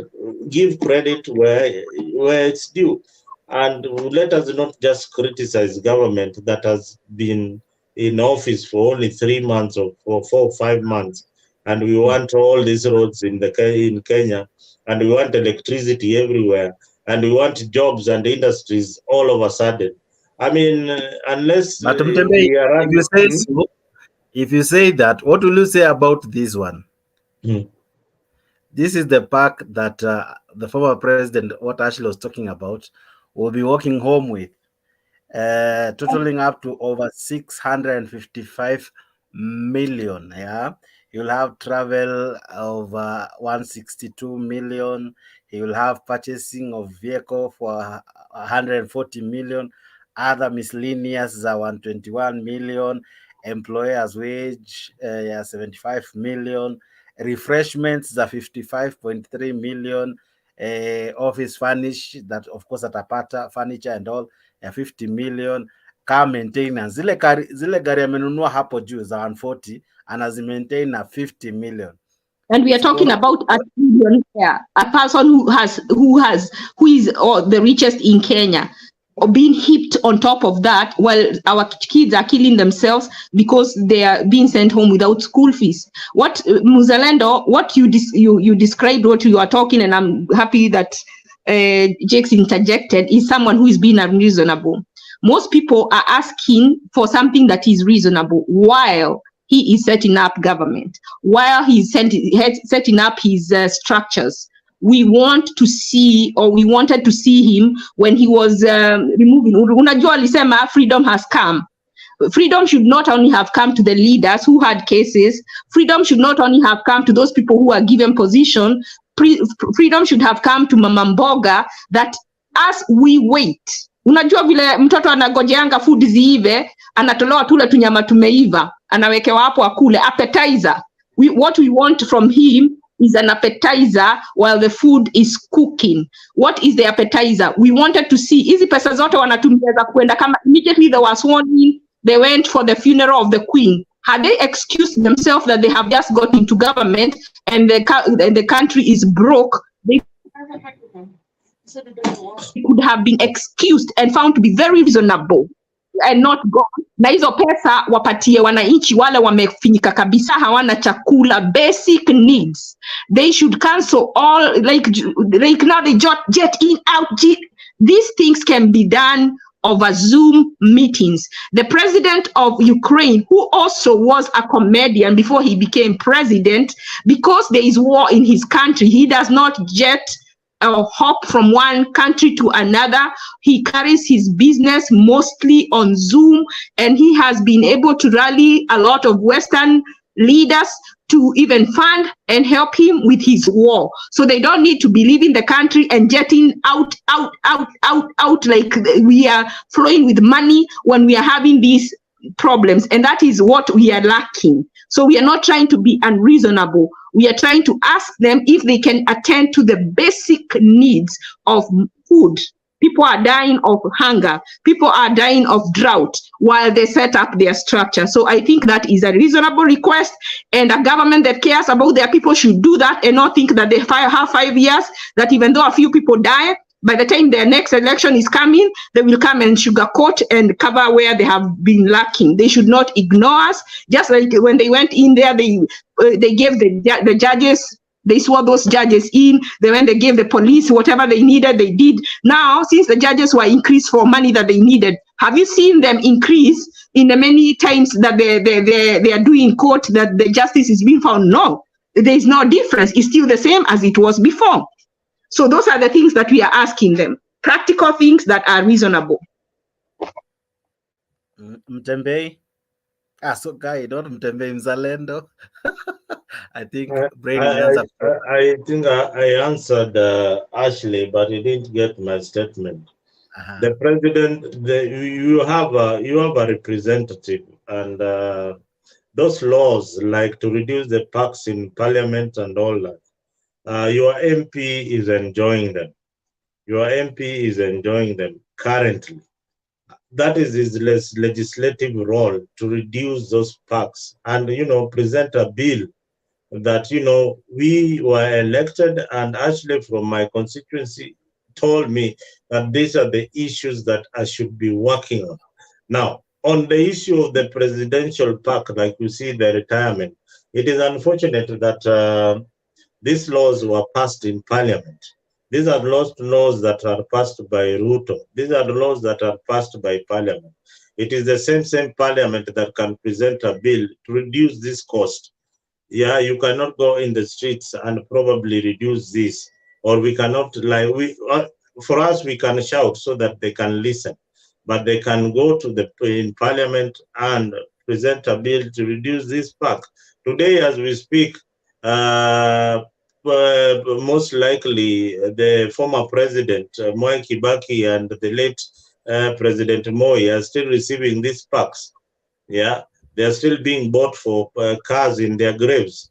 This is something that maybe it's happening. It's happening. They still have domestic workers, and yet the president is dead. So some of these things, we should look at them realistically and see whether it is necessary. For someone like Uhuru, I think it would, for him, it would just be good and gentleman's conduct, and say this is not good enough. I mean, this is not something that I want to take home. There are so many Kenyans suffering out there. Maybe you can reduce it by half. I don't need this money, or I don't need these cars. This is what good leadership requires. But unfortunately, these people are out to finish the country. And, this country does not even have oil. It doesn't have any kind of mineral. We are the ones who are paying for their comfort. Okay. This is a country where your MP is paid to go to work, to do his work. Analipwa kwenda kazi, anapewa mafuta ya gari ukuje job. Anapewa mafuta ya kukaa chini, ati sitting allowance to do his work. Yeah, na bado anapewa mshahara juu yake. I want you also to, as you continue, let me get your brain on this one. Anapewa mshahara na pia anaangukia contract. I don't know if I'm able to zoom. Are you able to read? Let me try to see if I can share. I don't have my glasses, but I can see Kenyan stadiums, millionaires. Sasa unajua mzalendo, ndio unasikia watu wakisema wanataka hata tribe yao, they use us to fight for them so that they can also get these contracts when they become the president. It is not so that you can feel represented, because now they also want their turn to eat, and then they are using up the people from their tribe to fight for them. Kama sahii kuliyesemekana Matiang'i alipewa pesa wakitoka na akina Uhuru, Saila alipewa mkisi yeyote, would you have found out if it was not brought to the light? No. But when it is time for him to be told to return, anaenda Kisii kusema mtu wetu anapigwa. Don't you see? Don't you see what they're doing? Unaona, we are all seeing this, and me and you know that is wrong, because you are using your tribe to run away from justice, and look at the people who are first to protect Matiang'i. It is one Honorable Raila Odinga, and I remember very well how Matiang'i almost killed Raila in the demonstrations previously, and I remember how he was being criticized by the same Azimio brigade. So hii ni sarakasi tu. There is nowhere the common man is featuring in the political agenda that is now happening in Kenya. Hii ni mambo ya kujitafutia vitu. Are you able to see? Kenyan, just read it. I don't have my glasses, but just read it for me. Read it for me. For here, what we are seeing, ahead of 2017 polls, the Jubilee Party duo of President Uhuru Kenyatta and DP Ruto unveiled 3 re-election manifesto promising to build multi-million shillings world-class stadia across the country. The project commenced soon after they took office, but 6 years later, they remain incomplete after, gobbling up of taxpayers' money. Hapo wamepeana figures. Kuna jamaa anaitwa Benjamin Kubai, 295 million. He was to build the Marsabit Stadium. There is a jamaa known as Mark Muendo. He was to build the Water Stadium, and he was given 299 million. There is Wetik President. I think this is a company. He was given 304 million to do the Kipchoge Keino Stadium. We have the Trade Minister, Cabinet Secretary, Moses Kuria. He was given 259 million because of his company known as Smith and Gold Production Limited. They were to do the Katondo South and Kiambu Stadia. Now, there's also this other man he's the KRA board chairman, Anthony Mwaura. He was to do the Chuka Stadium. He was given 294 million. I don't know. What do you make of it, sir? You know, this is what we have been talking about. All this Korea, instead of building a stadium, we build a very nice, beautiful hotel. That one I might know for sure. These other guys similarly have built very, very nice palatial homes and hotels as businesses. Most of these legislators, although most of these guys who win these big government contracts, the first thing they do is to build an hotel. So in the hotel, they need to be repossessed immediately. Sijui hiyo ndio pale wanaenda kusign madeals. Kitu ya kwanza ile wanafanya ni kujenga hoteli ya kifahari, maybe a 3-star hotel somewhere na hizi pesa za Wakenya. So it is unfortunate, it is unfortunate that they are out there. If ingekuwa serikali ya Magufuli, hao ni watu wangekuwa ndani tukesi baadaye. Ninajua as investigations are going on, when ndio ulipatiwa hii contract, how long was it supposed to last? It was supposed to last 1 year. You have already taken 2, 3, 4 years with it. Wewe tunakuweka ndani kwa hizo ni pesa ya umma ndio umekula. So Kenya, we are yet to get to that kind of leader who is hands-on, who will fight graft and face it head-on. The issue of graft cannot be left alone to EACC. It is up to the president to see that he's fighting corruption. And we don't want story at Nini. This is story that is already there. And the media like Mutembei, we should go even further to do a live audit of some of these people. Look at the properties that they are owning. Yeah, that is the work of the fourth estate. Yeah, we can't leave anything for chance now. Let us go and look at the how much is Korea worth now. Look at his assets after receiving the 259 million. Amefanyia nayo nini hiyo pesa? Amejenga hoteli ya kifahari. Look at the other lady. Amefanyia nayo hiyo pesa nini? Hiyo pesa. We need to go deep down. And when these issues are highlighted by the media, I am telling you, the president will act, or the civil society that is dead will act. The civil society in Kenya is no more. After Maina Kiai, I don't think we have any civil society that is really fighting for the law, for and the you know, Mzaredo, can I say something? Yeah, because I don't have much time, then I'll still be on backstage here listening. And I want to kuchokoza Ashley a little bit. Ashley, I have a question. You said that Kenya Kwanza had very good agenda and strategies of bottom up. And you said it's unfortunate that they campaigned on, or they lied to Kenyans, that what they told Kenyans was not true. I just wanted you to tell us, after I make my submission, why you think that Ruto lied to Kenyans during campaigns. And I also want to, and I'm not trying to do this, trying to defend the president, but I want to tell people we have to distinguish when somebody is a deputy president and a president. Those are two things. Whatever the Ruto promised when he was a deputy president, he promised what they had agreed as a Jubilee government.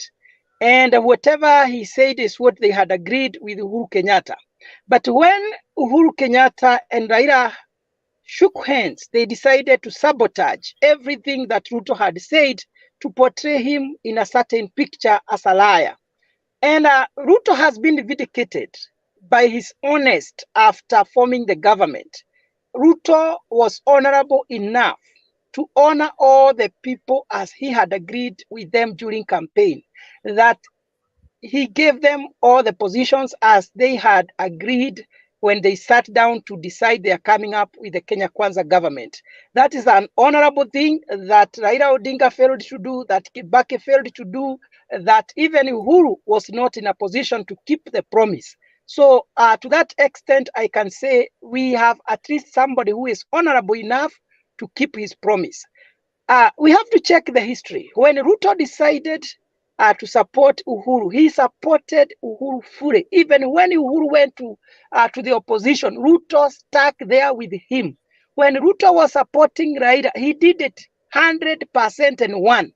And that is the kind of a person that I can say for sure, I know we have somebody, we have a leader who can stand with what he has said. So I believe, and this is what I think, everything that Ruto had promised as a deputy president was sabotaged by the president because they were trying to cripple his political career. Maybe, actually, you might have a different view. But on the issue of saying he lied to Kenyans, I can tell you for sure, what we are doing, or many Kenyans are doing, we are jumping before the drum is beaten. Ruto has just entered in the government. And what happened, Jakes, is that when Uhuru Kenyatta and Raila Odinga realized that Ruto is winning, they decided they are going to disorganize the government and make sure he will have a very hard time to start the government or not knowing where to start. By first of all ensuring that there is no coin that remained in the treasury, and ensuring that everything will be so hard for him. Then after that, they had because I believe this is a strategy. They came up with a strategy. We will give him some few months. Then after that, we shall use our medias, because most of the major medias in Kenya, they are owned largely by these heavyweights that are not in the government right now. We shall use our medias to portray him in a bad picture, showing people how he has not performed. But I deeply feel in me that we are not being fair to the government of William Ruto. If we have given Ruto like 2 years, then we say he has not performed, then at least we'll be having a genuine conversation. But right now, what we are doing, we are sabotaging everything he is trying to do. And what Kenyans don't know, that something great has already happened in Kenya. If only all Kenyans can know. Having a company like Amazon, which is here in America, that is great company. And we will be having thousands and thousands of drivers being employed, thousands and thousands of Kenyans being employed in those companies inside there. I wish Kenyans can now, we can now start telling the young people, can you start now getting the CDL licenses? Can you now start becoming professional in different fields? Because Kenya will be the center of Amazon. Kenya will be the center of Moderna. What that means is that Kenya will attract many more companies, and that is what has been lacking. And that is why I told you, can we give these men a chance to fix our economy? Because what we need is people with money to come and invest in Kenya and give them conducive environment. But what are these demonstrations doing? They are trying to make these people change their mind. So it is good that we give the government a chance to do its work fairly without disturbance, and also we give the president the benefit of doubt. Let us not believe everything that has been said by the media, because we know who are the owners and who are fighting the government. They are strong people, and I know they have said he will not have peace until he do what they want. And for me, I'm saying, let us support the president and tell him, yes, we don't know your background, we don't know your parents, we don't know, we didn't even know who you are, but now that God has given you that position, govern confidently, because Kenya does not belong to some people and not to all people. Thank you. Ashley, I'm sure you have some response for Mboro. Yes, and he's dropped. So I guess No, it's he's there. I'm just switching on trying to make it different than what people are used to. Go ahead. Okay. He's there.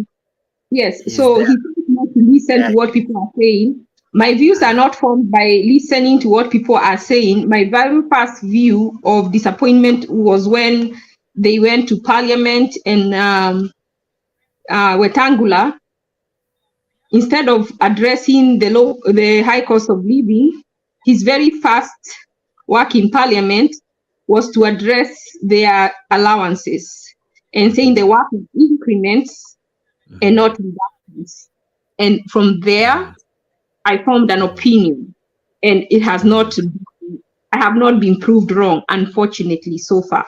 So just like I told Zalendo, I'm not trying to be unreasonable. And if a child is hungry and you're cooking, you don't tell them to wait for the food if you have an appetizer that you can give them. Yes, they are saying the country is broke, but we have seen them immediately. They were sworn in. They were in UK for there. What was going on? There was something going on. I don't know whether it was the burial or the Jubilee, but they went to the UK. A lot of them. Burial of the Queen. So if the country is broke, why could they not send just Ruto and one more person, or even send a regret and say that they are not able to go because they have just been sworn in and the country is not in good shape, but they are together? And I think they would have been excused and use that money and all the money they have used to go out of the country so far, which is a lot, to, even though they gave 5,000 to very low income people, 5,000 for food, maybe for 6 months, and even asked the leaders in Parliament, because they are the majority, talk to his leaders, since they're already being paid a good salary and the country is broke, tell them to tighten. Instead of coming to tell us to tighten our stomach, how do you tell your child you can't eat? We are going to give Ruto 2 years. You see, we are not, these people who are talking are they haven't had children I haven't had a child hungry, but they are being unreasonable themselves.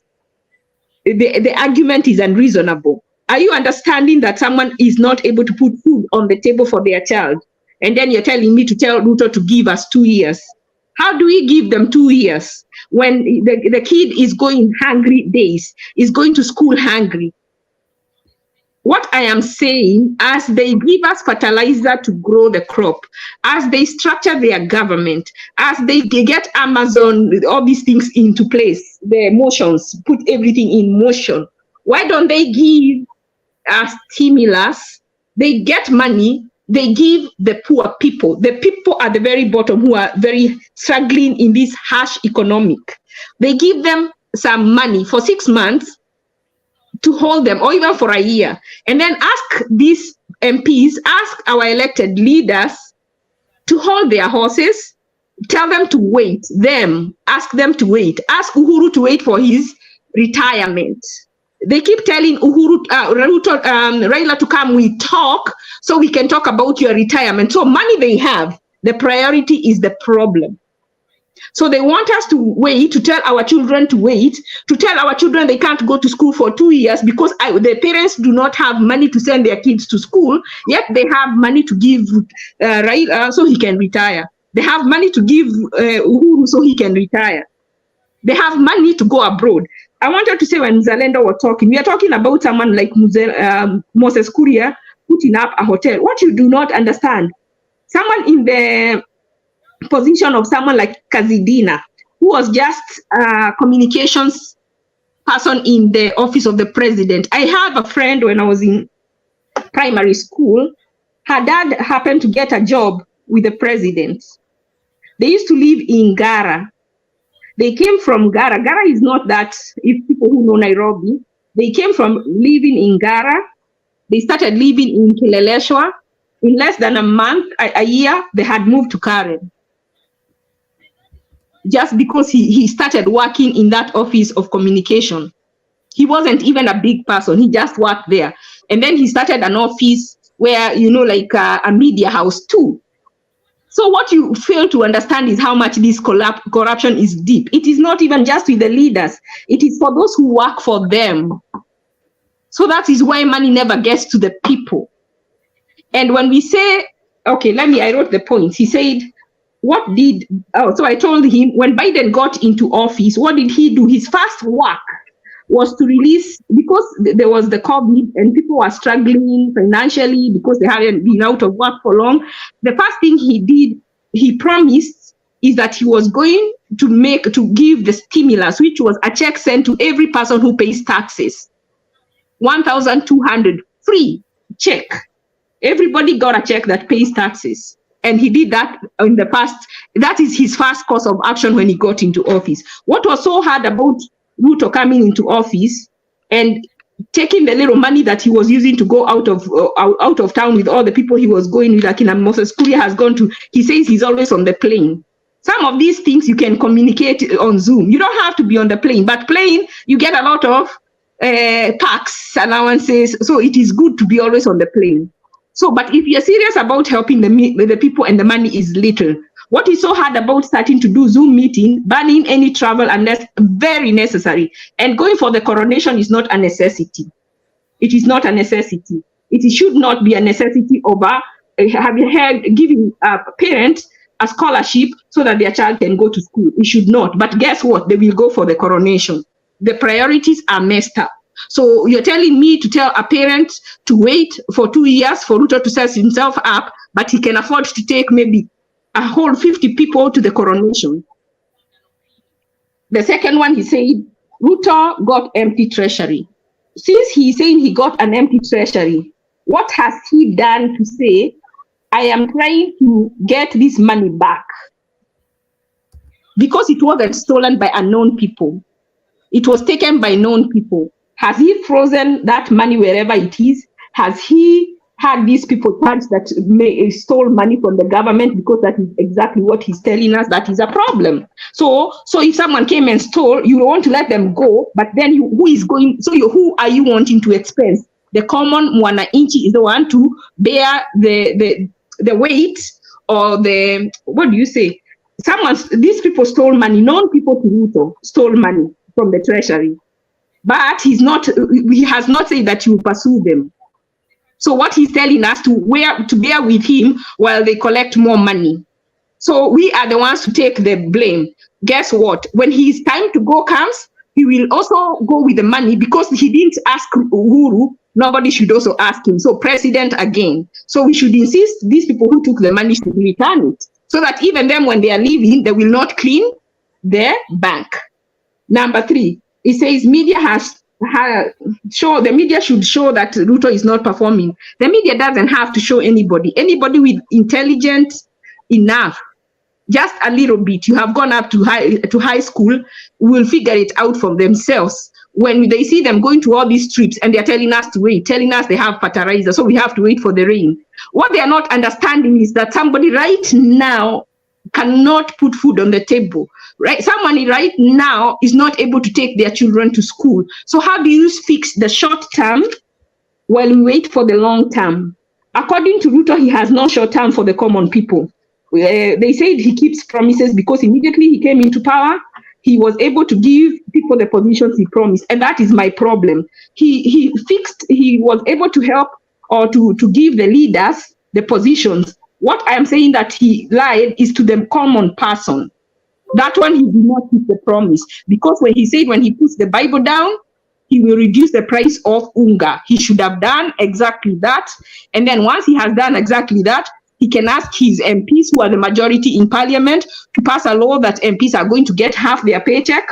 and no benefits for a year, ask them to wait instead of asking the people to wait, because the needs of the people are basic needs. When you don't have food, clothing, and shelter, that is a basic need. It supersedes travel allowance. These leaders got all those benefits even during COVID, even when the country was closed down. Being asked to take a pay cut so that people can eat, so that mothers can feed their children, so that mothers can take their children to school would not be too much for him to do. What I have failed to see as a person is goodwill on his part, even an attempt to tighten the belt of the government so that he can feed his people. That I have not seen. I have seen unreasonableness to the highest degree. Mzalendo, do you get to respond? Can I say something? Then Mzalendo will say something, because I have a few minutes here. Okay.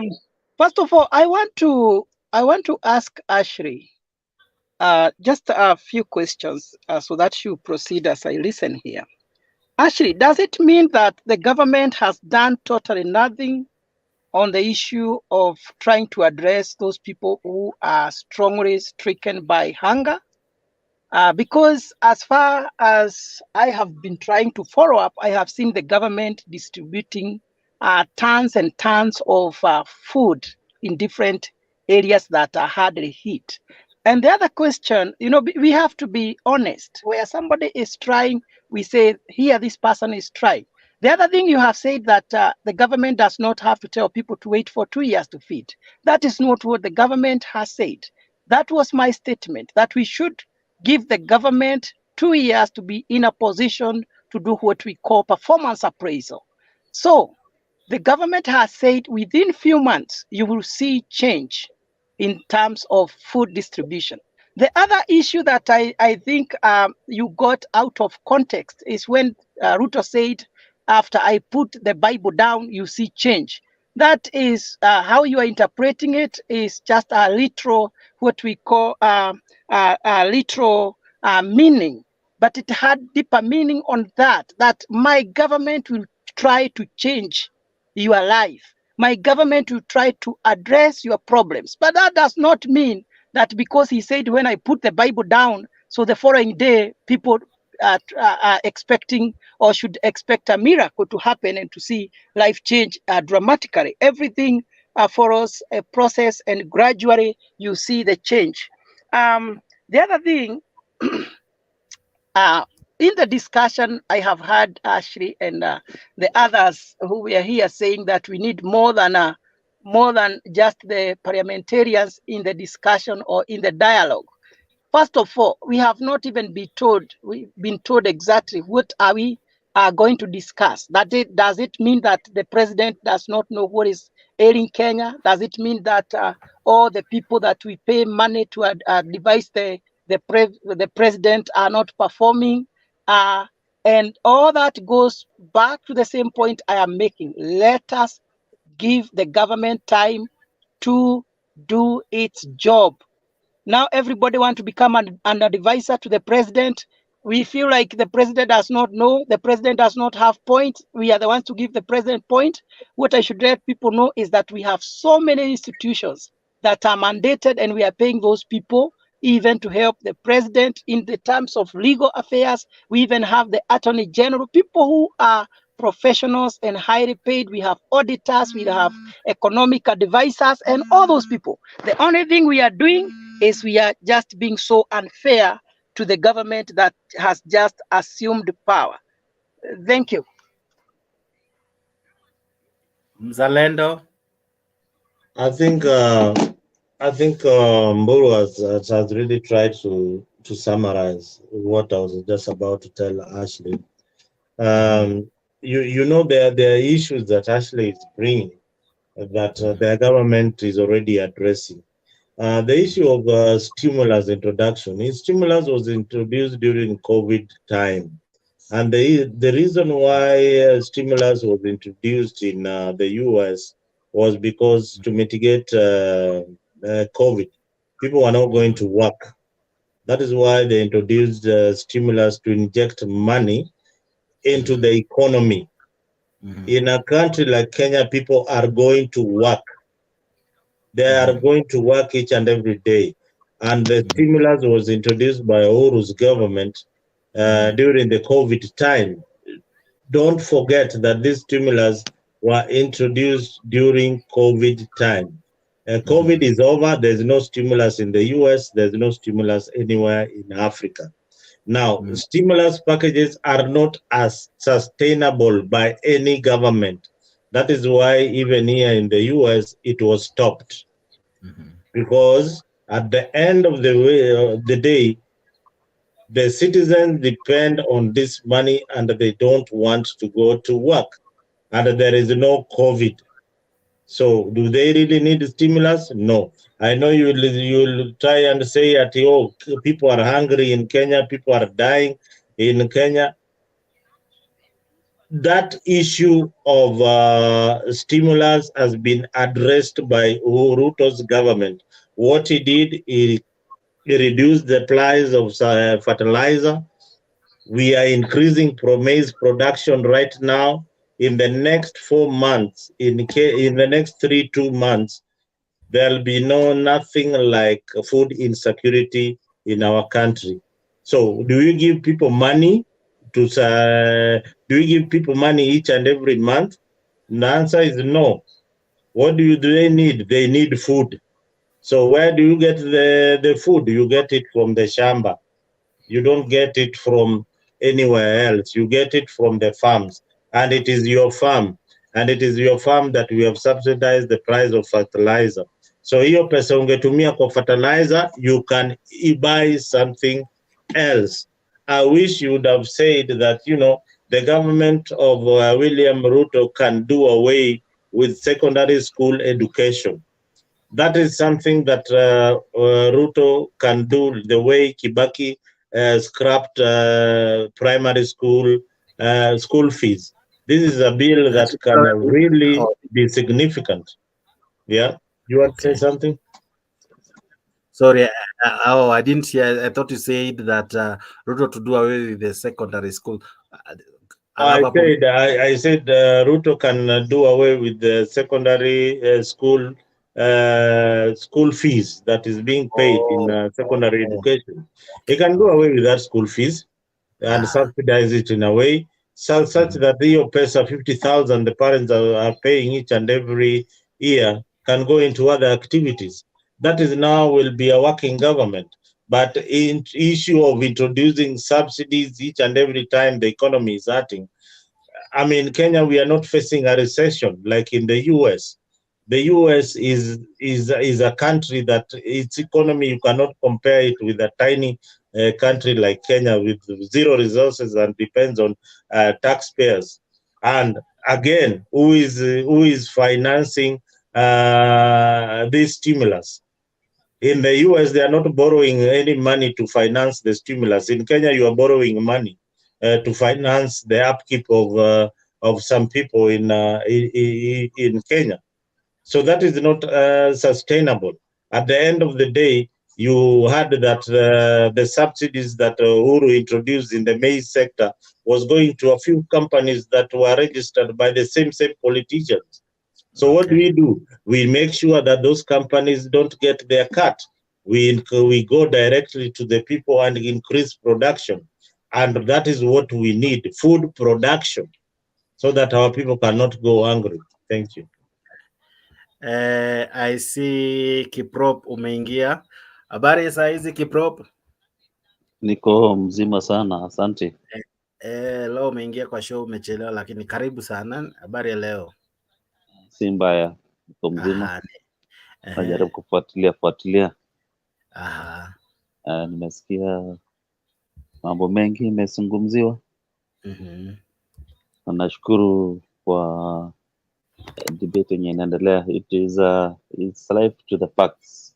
Naona kuna saa zingine huwa tunaongea just the blanket statements yenye hatuelewi, but I see the discussion here is about life. It's about what is going on in Kenya.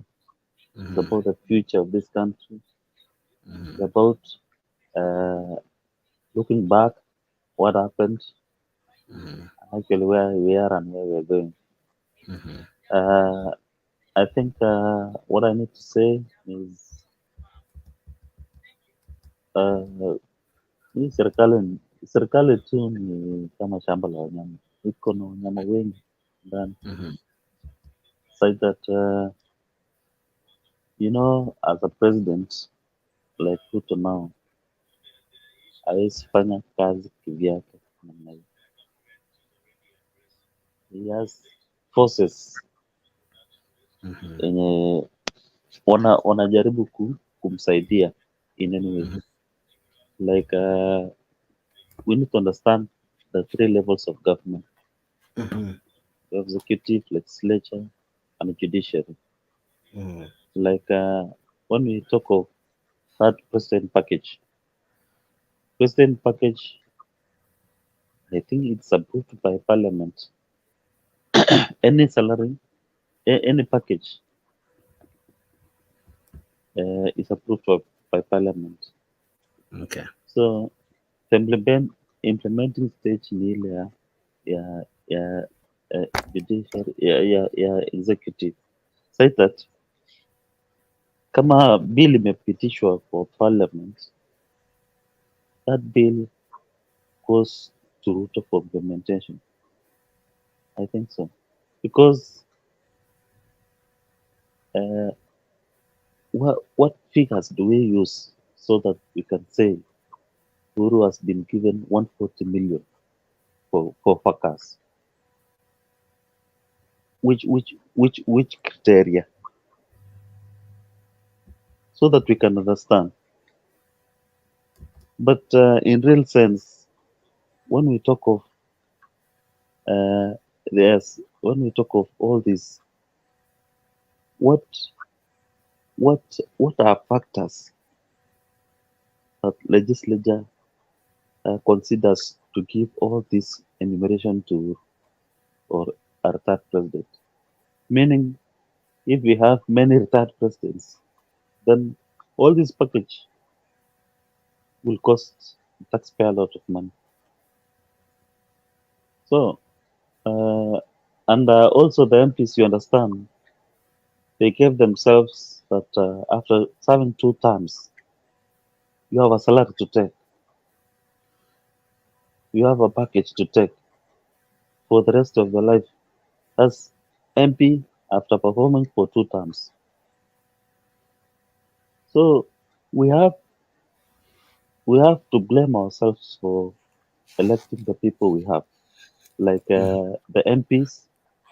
And I usually watch proceedings in Parliament online, and I see a lot of MPs who are not serious. They don't even take that person mwenye alimvotia as an important person. Kama kupitisha salary ni kitu rahisi sana kwao, lakini kupitisha bill yenye inasaidia mwananchi, it takes time. Wanasema Ruto is not performing, but in real sense kama hii wanasema bipartisan, kwenda kuongelea kitu kwa bunge, that's the duty of member of parliament to solve issues za wananchi. They are our representatives. So I understand what Ashley is talking about life, about promises Ruto made. It is really a task in Ruto ako nayo, and let me tell you, it's not that Ruto does not know what he's doing. Ruto was in government and he knows all cartels. You can imagine these guys are saying, let's settle this scam, because they have some people behind them, but hii subsidy ilikuwa nasaidia watu wachache. And from the look of things, let us not say Ruto is doing nothing. That guy actually is doing something. I come from Eldoret, and Ruto has been MP in Eldoret since 1997. And I know what he means when he talks about something. Msiniambie Ruto ajui kitu nafanya. Ama the government of Kenya Kwanza are not doing what is supposed to be done. Guru has just said about the promises Ruto gave. And actually, hizi promise alipeana kama hizi positions, he gave them the way he said. And I actually understood Guru from the background of understanding the context of somebody's statement. Mimi siwezi kuambia sahi wewe ni mjinga na ukubali wewe ni mjinga. I have to base facts on why I have said you are stupid. No. So I can see a very good debate, and we need to do something as Kenyans. We need to, if in any case, Kenyans have to be educated, have to be offered civic education on how to elect leaders, on how to give opinions, on how we sometimes talk. So as I follow, because I'm listening, I've seen a very good discussion, and let's move forward from there. But I believe cartels and three levels of government have to pass. Okay. Yes. Thank you so much. Even as we near wrapping up, because we have done 5 hours, we ought to think of closing up.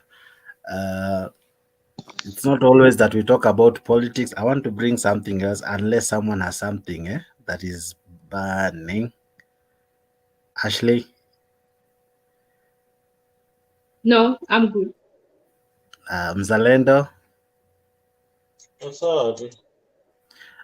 Sasa ni Easter, and this is how we wrap up. There's this Yesu Atongaren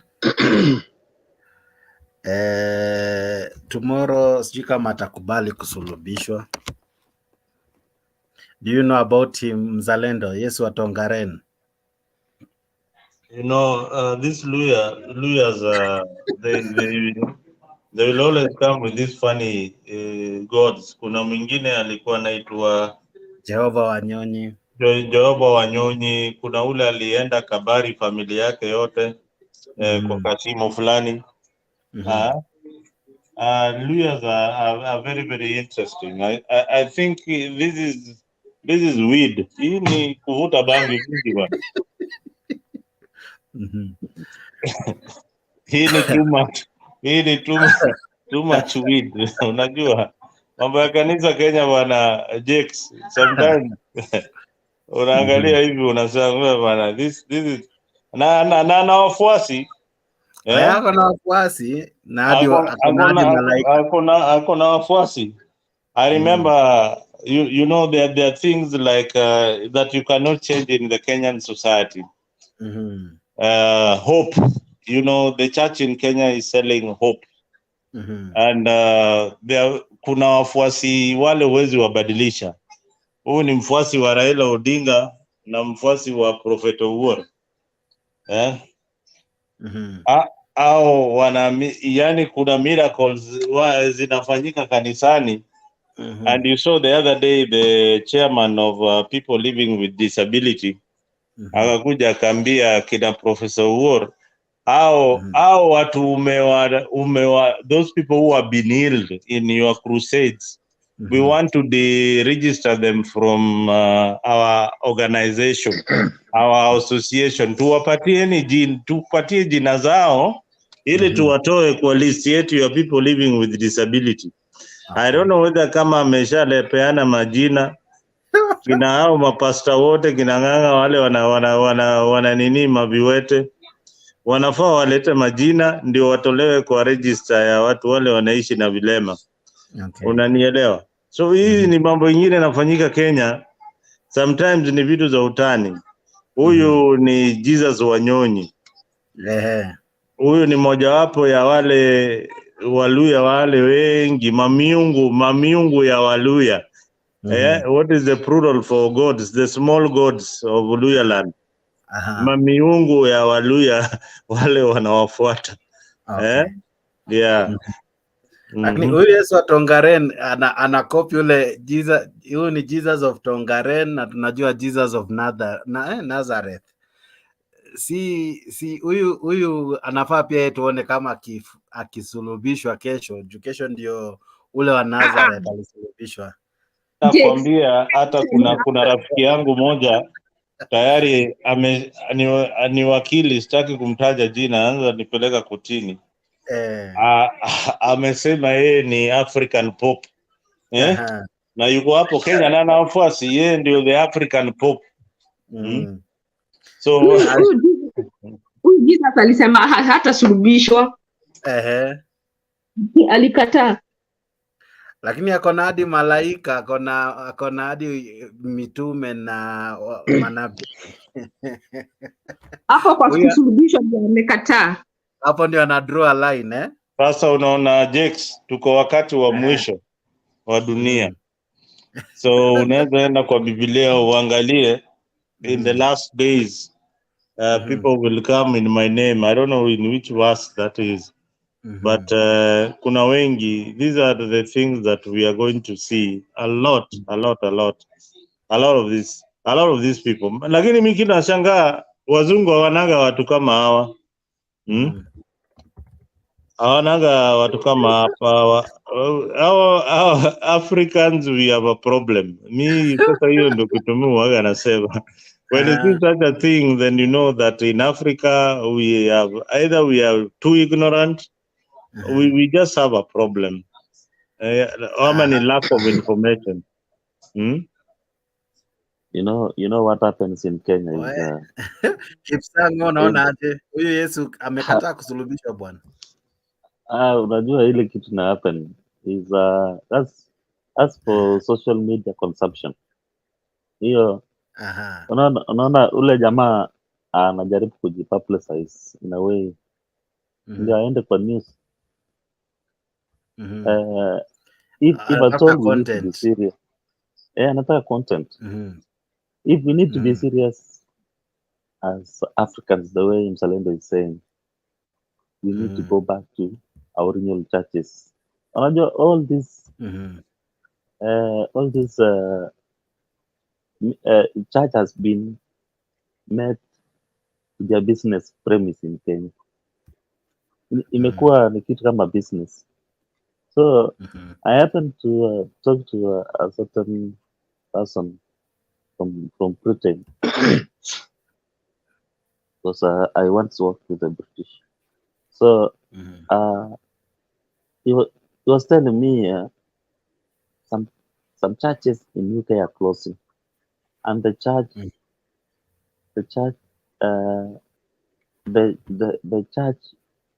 has lost the followers. Baka church has been made via social halls. Okay. So when you go to UK, the only churches that exist is Anglican and maybe Catholic. We have a problem in Kenya where we have allowed ourselves to start many churches. Even somebody can start a church that it's called Kiprop Church, and it's a church and has a following. But we need actually to be serious, and for us, when you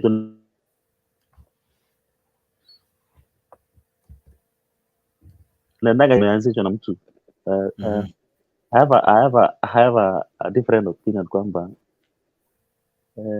kwa nini uende church fulani? There is that compassion kwamba I need to go to a certain church, and when you go to these churches, wenye wako hapo ni ni watu who are at a compromising situation. When you say I'm healing people, so you find very many followers. When you say I'm canceling people, you have very many followers. So our people are taking advantage of the problems we have to start churches. That's my thought. Oh, unaona kwa hii show yako Jex hii Mtembei TV nimekutana na wahubiri wengi sana. Wahubiri watapeli nimewapata kwa hii show. Kuna wengine wanahubiri chuki kwa hii show so mapastors, mimi mwenyewe nimekuwa victim ya mapastors. Unataka kucheka nini bwana? Sijaweka hiyo clip ama hiyo post ya kuingilia anyone. Tuna discuss huyu Yesu atongare. Actually huyu Yesu amekataa kuuawa bana. Huyu anataka kuishi. Na ule wa kwanza alikufia dhambi. Huyu ni kama hana reason ya kukufa.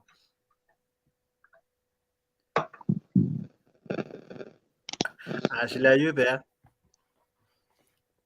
Yes, I'm here. So, watu wameanza kuandika kwa comment. Nilikuwa nasoma comment hapa hivi. Hizo sitaweka, hizo zimewekwa hapo. But ni haki yao comment. You know what? Seriously, as a Christian, it's good to read the Bible for yourself and to pray. The Bible says when Jesus was leaving, he told the people that I am going, but I will not leave you alone. I will leave you with a helper in the name of the Holy Spirit. So as you pray, as you read your Bible by yourself, if there is something off about someone you're trusting to with the word of God, it is going to be revealed to you in the way that you talk to God. So the thing you need to do is read the Bible for yourself and pray. The rest you leave to God. Lakini Ashley, mbona tunanga vitu kama hizi kwa Waislamu? Is it Christians tuko vulnerable ama tuko gullible like si wanaambiwa uende ucommit nini suicide alafu you get sijui how many virgins. They do have them. Hata huyo amesema unajua dini ya Kiislamu ni tofauti sana. Although hii kitabu ya Quran 80% is like what is in the Bible. Their verses are just the same. They get everything in the Bible. They have Jesus as the Messiah in the Bible. We only differ a bit that Jesus must have been born. No, they don't have him as a Messiah. They have him as a disciple. We are the one who No, they have Jesus as a prophet. A prophet, yes. Yes, he's a prophet. Yeah. But why we differ is only that Jesus kama alizaliwa angezaliwa kama mtu wa kawaida. Now, according to them, the Messiah according according to them, the Messiah is yet to come. Okay. So, yeah, so your religion is very sensitive. But I think okay. If you pray to your religion is very, very, it depends on how you take it. Ukiomba, mimi naambia watazamaji, ukiomba, and this is the way I pray, you know. God mali uko, wewe nisikize, because God Mungu habagui. Mimi nimeenda kanisa ya Katholiki, nimeenda sijui wapi, I know you dwell everywhere. So, mimi nisikize kama mzalendo, maombi yangu. And, you know, you are the fixer. Or it's like taking your car to a mechanic when it has a problem. Ukitoka huko, you expect things to zikuwe zimetatuliwa. So God knows our problems. We go to him in prayer, na tukimuomba tunaangalia na maombi yetu kama ameyatimiza, and most of the time anayatimiza. If you go genuinely in prayer, Mungu atatimiza maombi yako. So this is how I look at things. even in America they have such, because I don't remember the name of the cult. It was in Texas, where people went there and he made them drink poison, all of them, and they all died. In Waco, Texas. If you put Waco, Texas, kuna ma cult, cult, but they don't come in like Mungu amesema hivi, but kuna cult. I have people who are in, I have friends who are in Pastafarians. They call themselves Pastafarians. Hao ni watu wanakuambia they believe in the power of pasta. Unajua pasta, hii spaghetti. Wana believe that hiyo spaghetti mpaka wamejitengenezea makofia za spaghetti. So our Pastafarians, then they mock the church. They mock the church of God. Yeah, hiyo ndio kazi yao each and every day. Wanakwambia, the argument is you believe in something that you have not seen. Yeah, even me, I believe in this pastor to give me the energy. Yeah, so we are the same. Sawa people, allow us to nilitaka tu kuleta hiyo, but we here at Mtembei wish all you. Yes sir. Wacha niseme kitu kuhusu Pastor Tongaren ama nani? Huyu pastor mwenye ako na raha nyingi hivi. Huyu Yesu. Sio pastor, huyo ni Yesu. Na unaona vile anajienjoy, ako na wanawake wengi. Sijui kama Yesu alikuwa na bibi. Yesu hakuwa na bibi. Lakini huyu sasa amekuja na raha nyingi sana. Kuna mabibi sijui wangapi. Huyu jamaa anasema yeye ndio Yesu, si ati yeye ni Yesu kivyake. Ule Yesu wenu huo ni tofauti. Na unajua Yesu wa Tongaren. Na unajua Jehova Wanyonyi, Jehova Wanyonyi alikuwa Mungu. Na alipoaga dunia walimficha, wakamzika kisirisiri. Kaenda akiendaka. Hata huyu ataenda tu hivyo. Lakini kile ningetaka mjue ni ya kwamba hizo madoto zenye anasema zinamtokea sio uongo. Ni roho huwa inaingia mtu, inamdanganya na anaamini hivyo na anaanza kufunza hivyo. Maana hakuna mtu anaweza amuka siku moja aseme mimi ni Yesu. Ni mapepo yako ndani yake, ni mashetani yako ndani yake. Na anaweza akapotosha watu wengi sana, kwa sababu hakuna kitu hatari kama kutosoma. Watu wengi ambao wanafuata watu kama hao, utakuta mtu hajasoma vizuri. Kwa hivyo hiyo pepo inaweza ikamdanganya sana. Na kitu kingine ni umaskini. Umaskini ni mbaya sana. Na sio tu huyo Yesu, tuko na wengi watu wa aina hiyo wa kudanganya watu, na wengine hata wamesoma sana. Wakati wa kuwa nafasi labda tutaongea hiyo mambo, tuyachambue vizuri. Haya, ndio tafuta siku tutaidebate.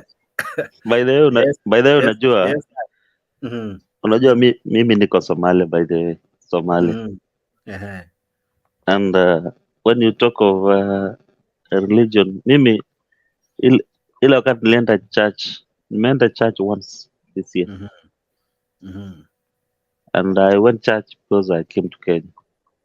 Lakini we tend to observe siku ya Waislamu sana, kwa sababu Friday hatufanye kazi. Sababu we observe the day ya Waislamu. Lakini in our places, homes, they don't observe our day, Sunday, sometimes. So it is your cult yenyewe saa zingine. We need to I don't know if we need to reframe the Christianity, the meaning of being a Christian, the meaning of being saved. Hiyo ile kuokoka ni kitu inatoka kwa roho. For someone like me, huwa nikienda mbele ya umati, ni ngumu sana niseme nimeokoka, Yesu ni Bwana, sababu I need that to be inside me, sio kuambia watu. So we need to be serious. Thank you. Okay. Thank you, everybody. No. We didn't give closing remarks. Yeah, I'll give you time to give closing remarks and wish all our viewers happy Easter holiday. So allow me to as well acknowledge those who are following. Asante kwa wale bado wanatuwatch. Dismas Wanyama na kuona, Gitash uko ndani. Thank you so much. Black na kuona, Steve Mkono uko ndani, Mwanaisha Haruna uko ndani, Sam Ojuma na kuona. Asante sana kwa ujumbe zenyu ambazo bado zinazidi kuingia. Alois Magaka na kuona, asante sana. Janet Sikuku na kuona, asante sana kwa ujumbe wako. Samsam na kuona. Abbas Yusuf, asante sana kwa ujumbe. Nani mwingine hapa? Babake Junior na muona ako ndani ya show. Thank you so much. Kai ni aje ulimi umeanza kuteleza. Jijini na kuona, asante sana. Damaris Mjala na kuona. Shebi Okeo na kuona. Arboy wa KTS ninakuona, asante sana. Geoffrey Ruto uko ndani. Rafael Lastborn uko ndani. Hamisi Mnyoki na kuona. Clinton Khan uko ndani, asante sana. Who else is in the show ambaye ametuma ujumbe hapa ambaye ninasoma kwa haraka sana? Namuona nani hapa? Obadaya Mukua uko ndani. Thank you for being part of the show. Vincent Coril na kuona, na wengine wengi. Asanteni sana ambao bado mnatufuata. Naona hapa Joyce hata nimekudisplay hapo, unasema unatufollow. Thank you so much. We as Mtembei family, we wish you a very good and awesome Easter holiday. Jinais vilivyo. Maybe nitaanza na nani? Ladies first. Ashley.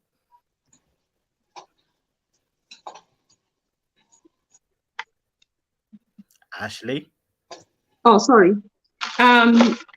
Thank you so much to our viewers for listening to us. My final conclusion is Ruto promised that ataweka pesa kwa mifuko ya hustlers, and as we wait, weka mifuko, let me repeat, sorry. Ataweka pesa kwa mifuko ya hustlers. Even though we reduce the cost of food, some people have no money, juu hawana ajira. So as we wait for Amazon and Madama to set up camp, I am requesting them to put money in the pockets of those people who are most affected, not give them food, put money in their pocket so that they can go and buy the food. If they have to ask the politicians who are being paid to take a pay cut in order to feed the people to do that, or whatever they have to do, I know it is possible for them to get the money to feed the least or the most vulnerable. In the meantime, as they continue to put their structures in place. That is my request. And to everybody else, happy Easter. And since Easter is a time of great hope, I am going to pray that we are going to be energized and continue hoping in a better tomorrow, a better country, and better leaders who will serve us and not their interests. Happy Easter, everybody. Thank you. Thank you, Ashley. Mzalendo. Thank you very much to our listeners who have been here with us. This is the time of Easter. This is the time we celebrate Christ for giving up his life for our sins. I want to thank Mtembei TV for the moment. I wish you could do something more to a children's home or to any organization out there for people who are living with vulnerabilities. It is a time to give and also to appreciate people in society. So that is what we need to do as human beings, kind human beings. Sometimes we need to run away from politics a bit and get into our hearts and see what we can do in society. Most of these things we rely on politicians to do. Some of it we can do it by just giving and giving with a clean heart, hoping that somebody out there will go to school because of maybe our contribution. But the bottom line, our country is at a crossroads. We have three warring factions, people who didn't vote for the government, like Ashley, and we have also people who voted for the government and people who are in the opposition. We want to have a compromise so that we can have a good country. The only way we can have a good country is by talking to each other. If Ruto calls Raila brother, then that should be a plus. I don't see why we can have enemies amongst ourselves. These politicians are there and maybe there for the longest time. I have not seen them changing. They are there. And when you have an opportunity to come to this show, please kuwa mzalendo na upeane maoni ile itasaidia nchi yako. That is the only thing I urge the panelists to come here, who normally come here, to give their opinion. We have a country called Kenya. We can't allow it to go the way we allowed it to slip off our hands in 2007. Otherwise, have a happy Easter, and see you after Easter. If Jex is going to have a show in between Easter, tuone mahali unachoma mbuzi, tujumuike na wewe, na pia wewe sisi pia tukuonyeshe kama tunakula ma-GMO huku. Asante sana. Lakini pia mimi sijakataa kutumiwa mbuzi, but anyway, sitaanza hiyo story sahi. Anyway, Kipsang. Okay, thanks, Motembe TV, for giving us this opportunity. What I must say is, let's work hard as Kenyans.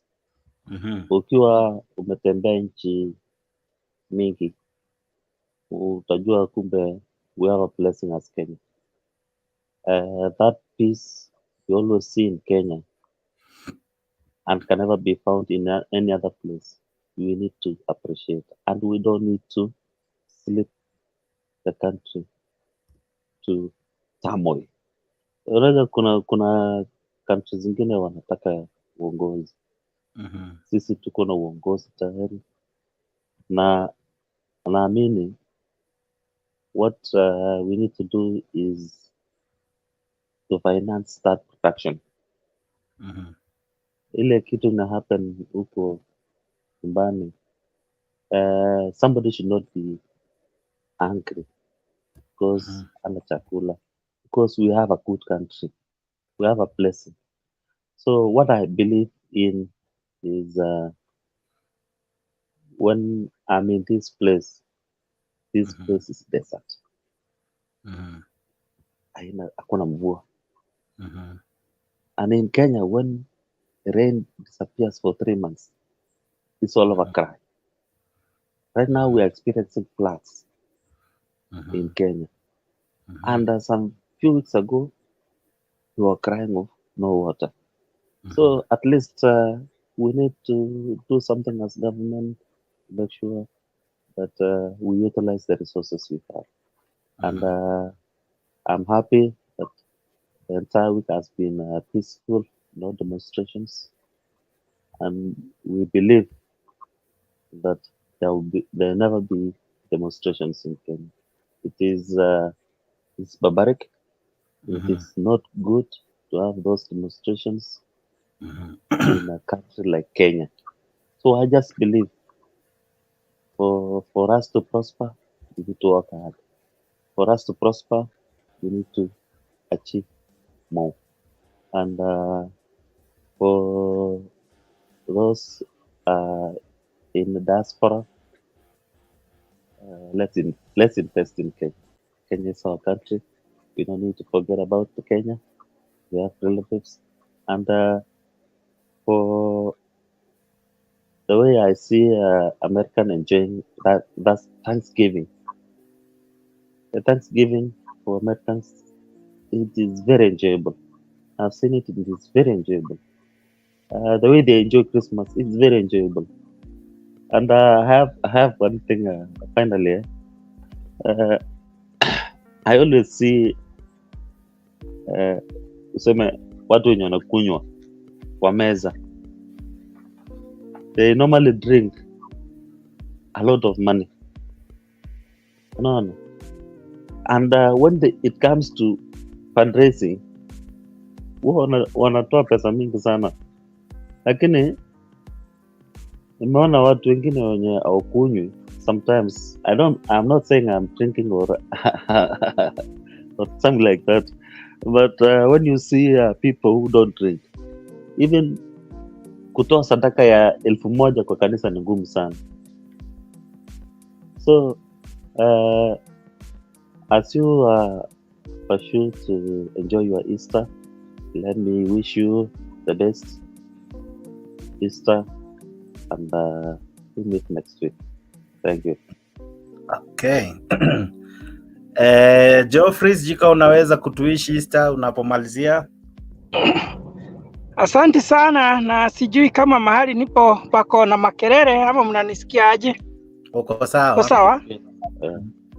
Haya, kwanza nashukuru sana kwa sababu tumekuwa na mjadala ambao ulikuwa mzuri sana, tumeendesha vizuri sana. Na Ashley, asanti kwa kuwa mwanadada ambaye ako strong kwa hiyo debate, debating with us with only men. We commend you for that. You are very strong. And all of us, we have done our debate today respectively. That is very, very commendable. And let us continue supporting the government in place, because we already have the government. It's our government. It's not the government for those people who voted for that government. And that government is supposed to serve all people equally. And we, as the citizens of Kenya, we have the responsibility to pray for that government, to support that government, and to pay taxes. And also let us ensure that all the people follow the law, because nobody should be or feel that they are above the law. It's very important that we adhere to the rule of law, so that we don't look like a banana republic. Kenya is still a growing economy. We should not expect too much. You know, there is what we call over expectancy. When people are expecting too much from the government to the extent of believing that it is the work of the government to feed them. That is not the case. We as the citizen have a role to play to better our lives. You need to work very hard, and you need to wake up very early. You need to sleep late as you work. Go start that small business. Go sell sukuma wiki. Go sell maize, mahindi choma. Do whatever you can do. Some of us have done so many odd jobs, though we are professionals. Don't say because you're educated or you have a degree, you must do a specific job. No, there is no money for the white collar job. There is no money for other people who are doing the juakari work. Money is money. And when we shall learn that, everybody, you even not have time for maandamano. For me, I have always tried to keep myself busy. Even when I don't have money, I will still think what I can do. Go to that market, go, you know, there is something you can do upon your life as young people, as the people of Kenya. Please don't only rely on the government. Know what is the law of the government. The law of the government is to ensure that there is peace in Kenya, that there is good environment for you to work. And when you work, that money, you pay taxes, then the government will build the infrastructures that will help you do your work better. So it is very important to understand that. And it is very important that we continue supporting each other as Kenyans. Even when you go for those demonstrations, make sure you don't destroy anybody's properties. Because I want to tell Kenyans this. If you have ever destroyed someone's car, it is very hard for you. Because I believe most of you believe in God. Whether you are a Muslim, whether you are a Christian, or whoever you are, you believe in that supernatural power. If you destroy other people's properties, it will be very hard for you to ever own properties. And that is what young people don't know. I saw it when we were in the university. We would go for those demonstrations. People would break shops. People would destroy other people's cars. And those are the people who tarmac forever, looking for jobs, but they cannot get jobs because of what they did to other people, beating people up. So whatever you choose to do, wait for the consequences. So it is good to know that when you do bad things to other people, bad things happen to you. When you do good things to other people, good things happen to you. So it's very important. Be very careful with whatever you do. You might not even be jailed, but your actions will always follow you. I remember in 2007, somebody narrated to me how she was the one who was feeding or cooking for people who were going to fight. And they would go out there, route radios, TVs, and bring to her as the reward. But can I tell you something? By the time we were graduating, that lady was insane. She couldn't even recognize her name. And somebody asked me, what happened to so-and-so? And I told her, you are trying to take her to the hospital, but she is paying for the actions for what she was doing. So please, Kenyans, as much as you can follow the leaders, be careful because you'll be held accountable individually. Either the law will catch up with you or the power of God will always haunt you for the things you did as a group, but you will be followed as an individual. Thank you. God bless you. Happy Easter. Let's meet again another day. Sammy? Sam? Sam, are you there? Yes. Yeah. Go ahead. Can you hear me? Yeah, we can hear you. Sorry, I've been in and out, so mostly because of whatever. I've been a little bit busy, so nimekuwa na scavenge kidogo, nikitoka nikirudi. But all in all is maybe I want to wish you all guys happy Easter. And thank you so much for taking time to discuss things that are very important for us as a country, because Kenya belongs to all of us. And if the country goes bad, hata sisi pia hatuna maisha. So for us, outside the country, we all cherish and wish the best for our country, and we will call upon each and every citizen, like it's time people to go and work.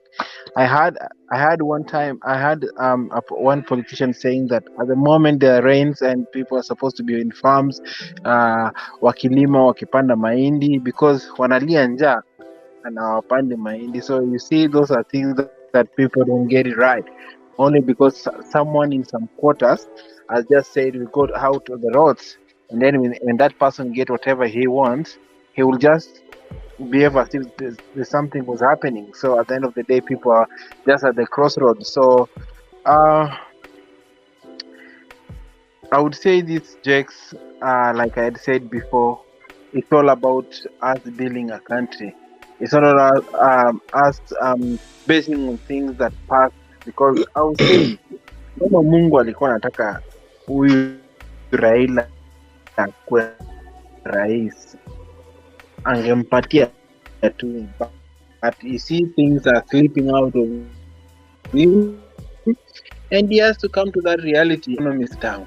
But look, there are things that cannot be done just immediately, and then hata mtoto azaliwe na akaanza kutembea, things are supposed to come. People are supposed to work hard to pull up the economy, but not just going the road. Maybe we're using wrong approach, but we hope things will work well for our country and people will go the right way and and do things right. So more because of what I'm doing, and I don't have much time to talk, so I will end it there and say, guys, thank you very much for a good job. Jack, thanks for being there and organizing the show. It's really good, and make us feel a sense of something good is happening. So guys, I wish you happy Easter and God bless you. Okay. And right from the president himself, allow me to play this even as I almost wrap up the show.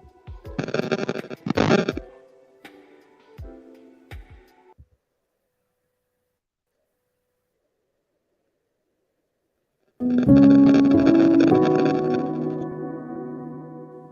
the people of Kenya and all our friends throughout the world.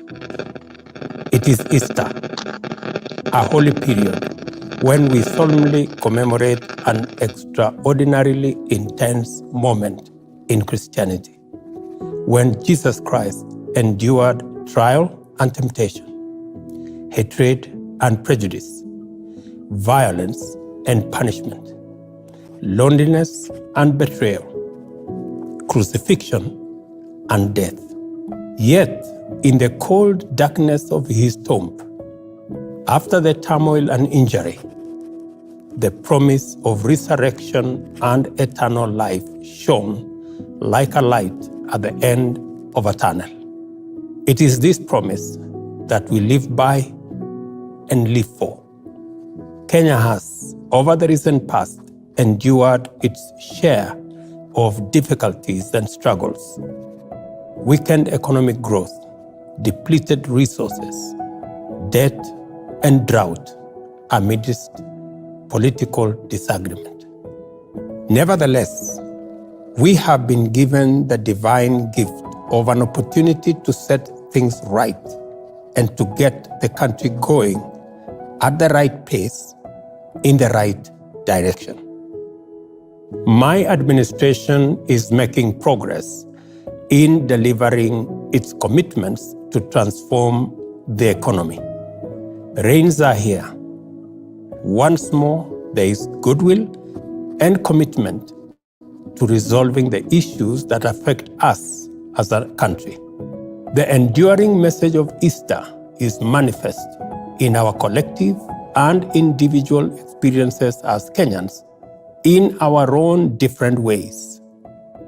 The passage from struggle and adversity to victory and tranquility, from deprivation and want to prosperity and fulfillment, and from anxiety and uncertainty to calmness and peace. In the spirit of fraternity between all communities of faith, I invite all Kenyans and all our friends throughout the world to join Christians in celebrating this eternal assurance of hope. I hope we shall all find and share inspiration from this season of miracles. God bless you all and blessed Easter. Sincerely, William Ruto.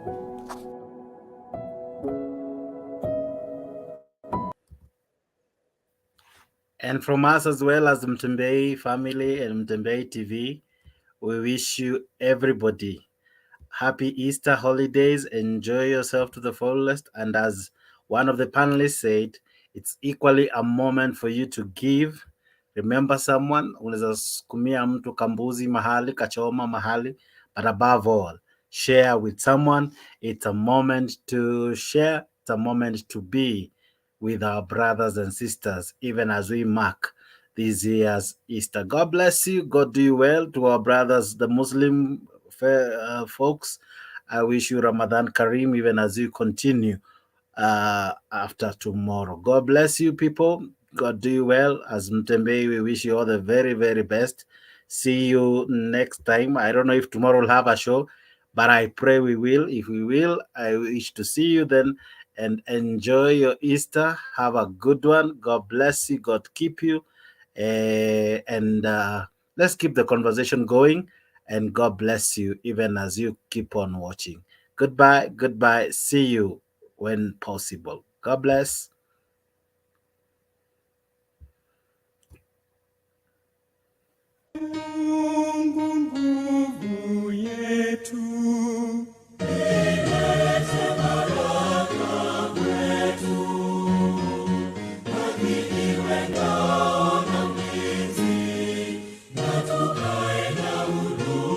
Amani na uhuru, na watu tupate na ustawi.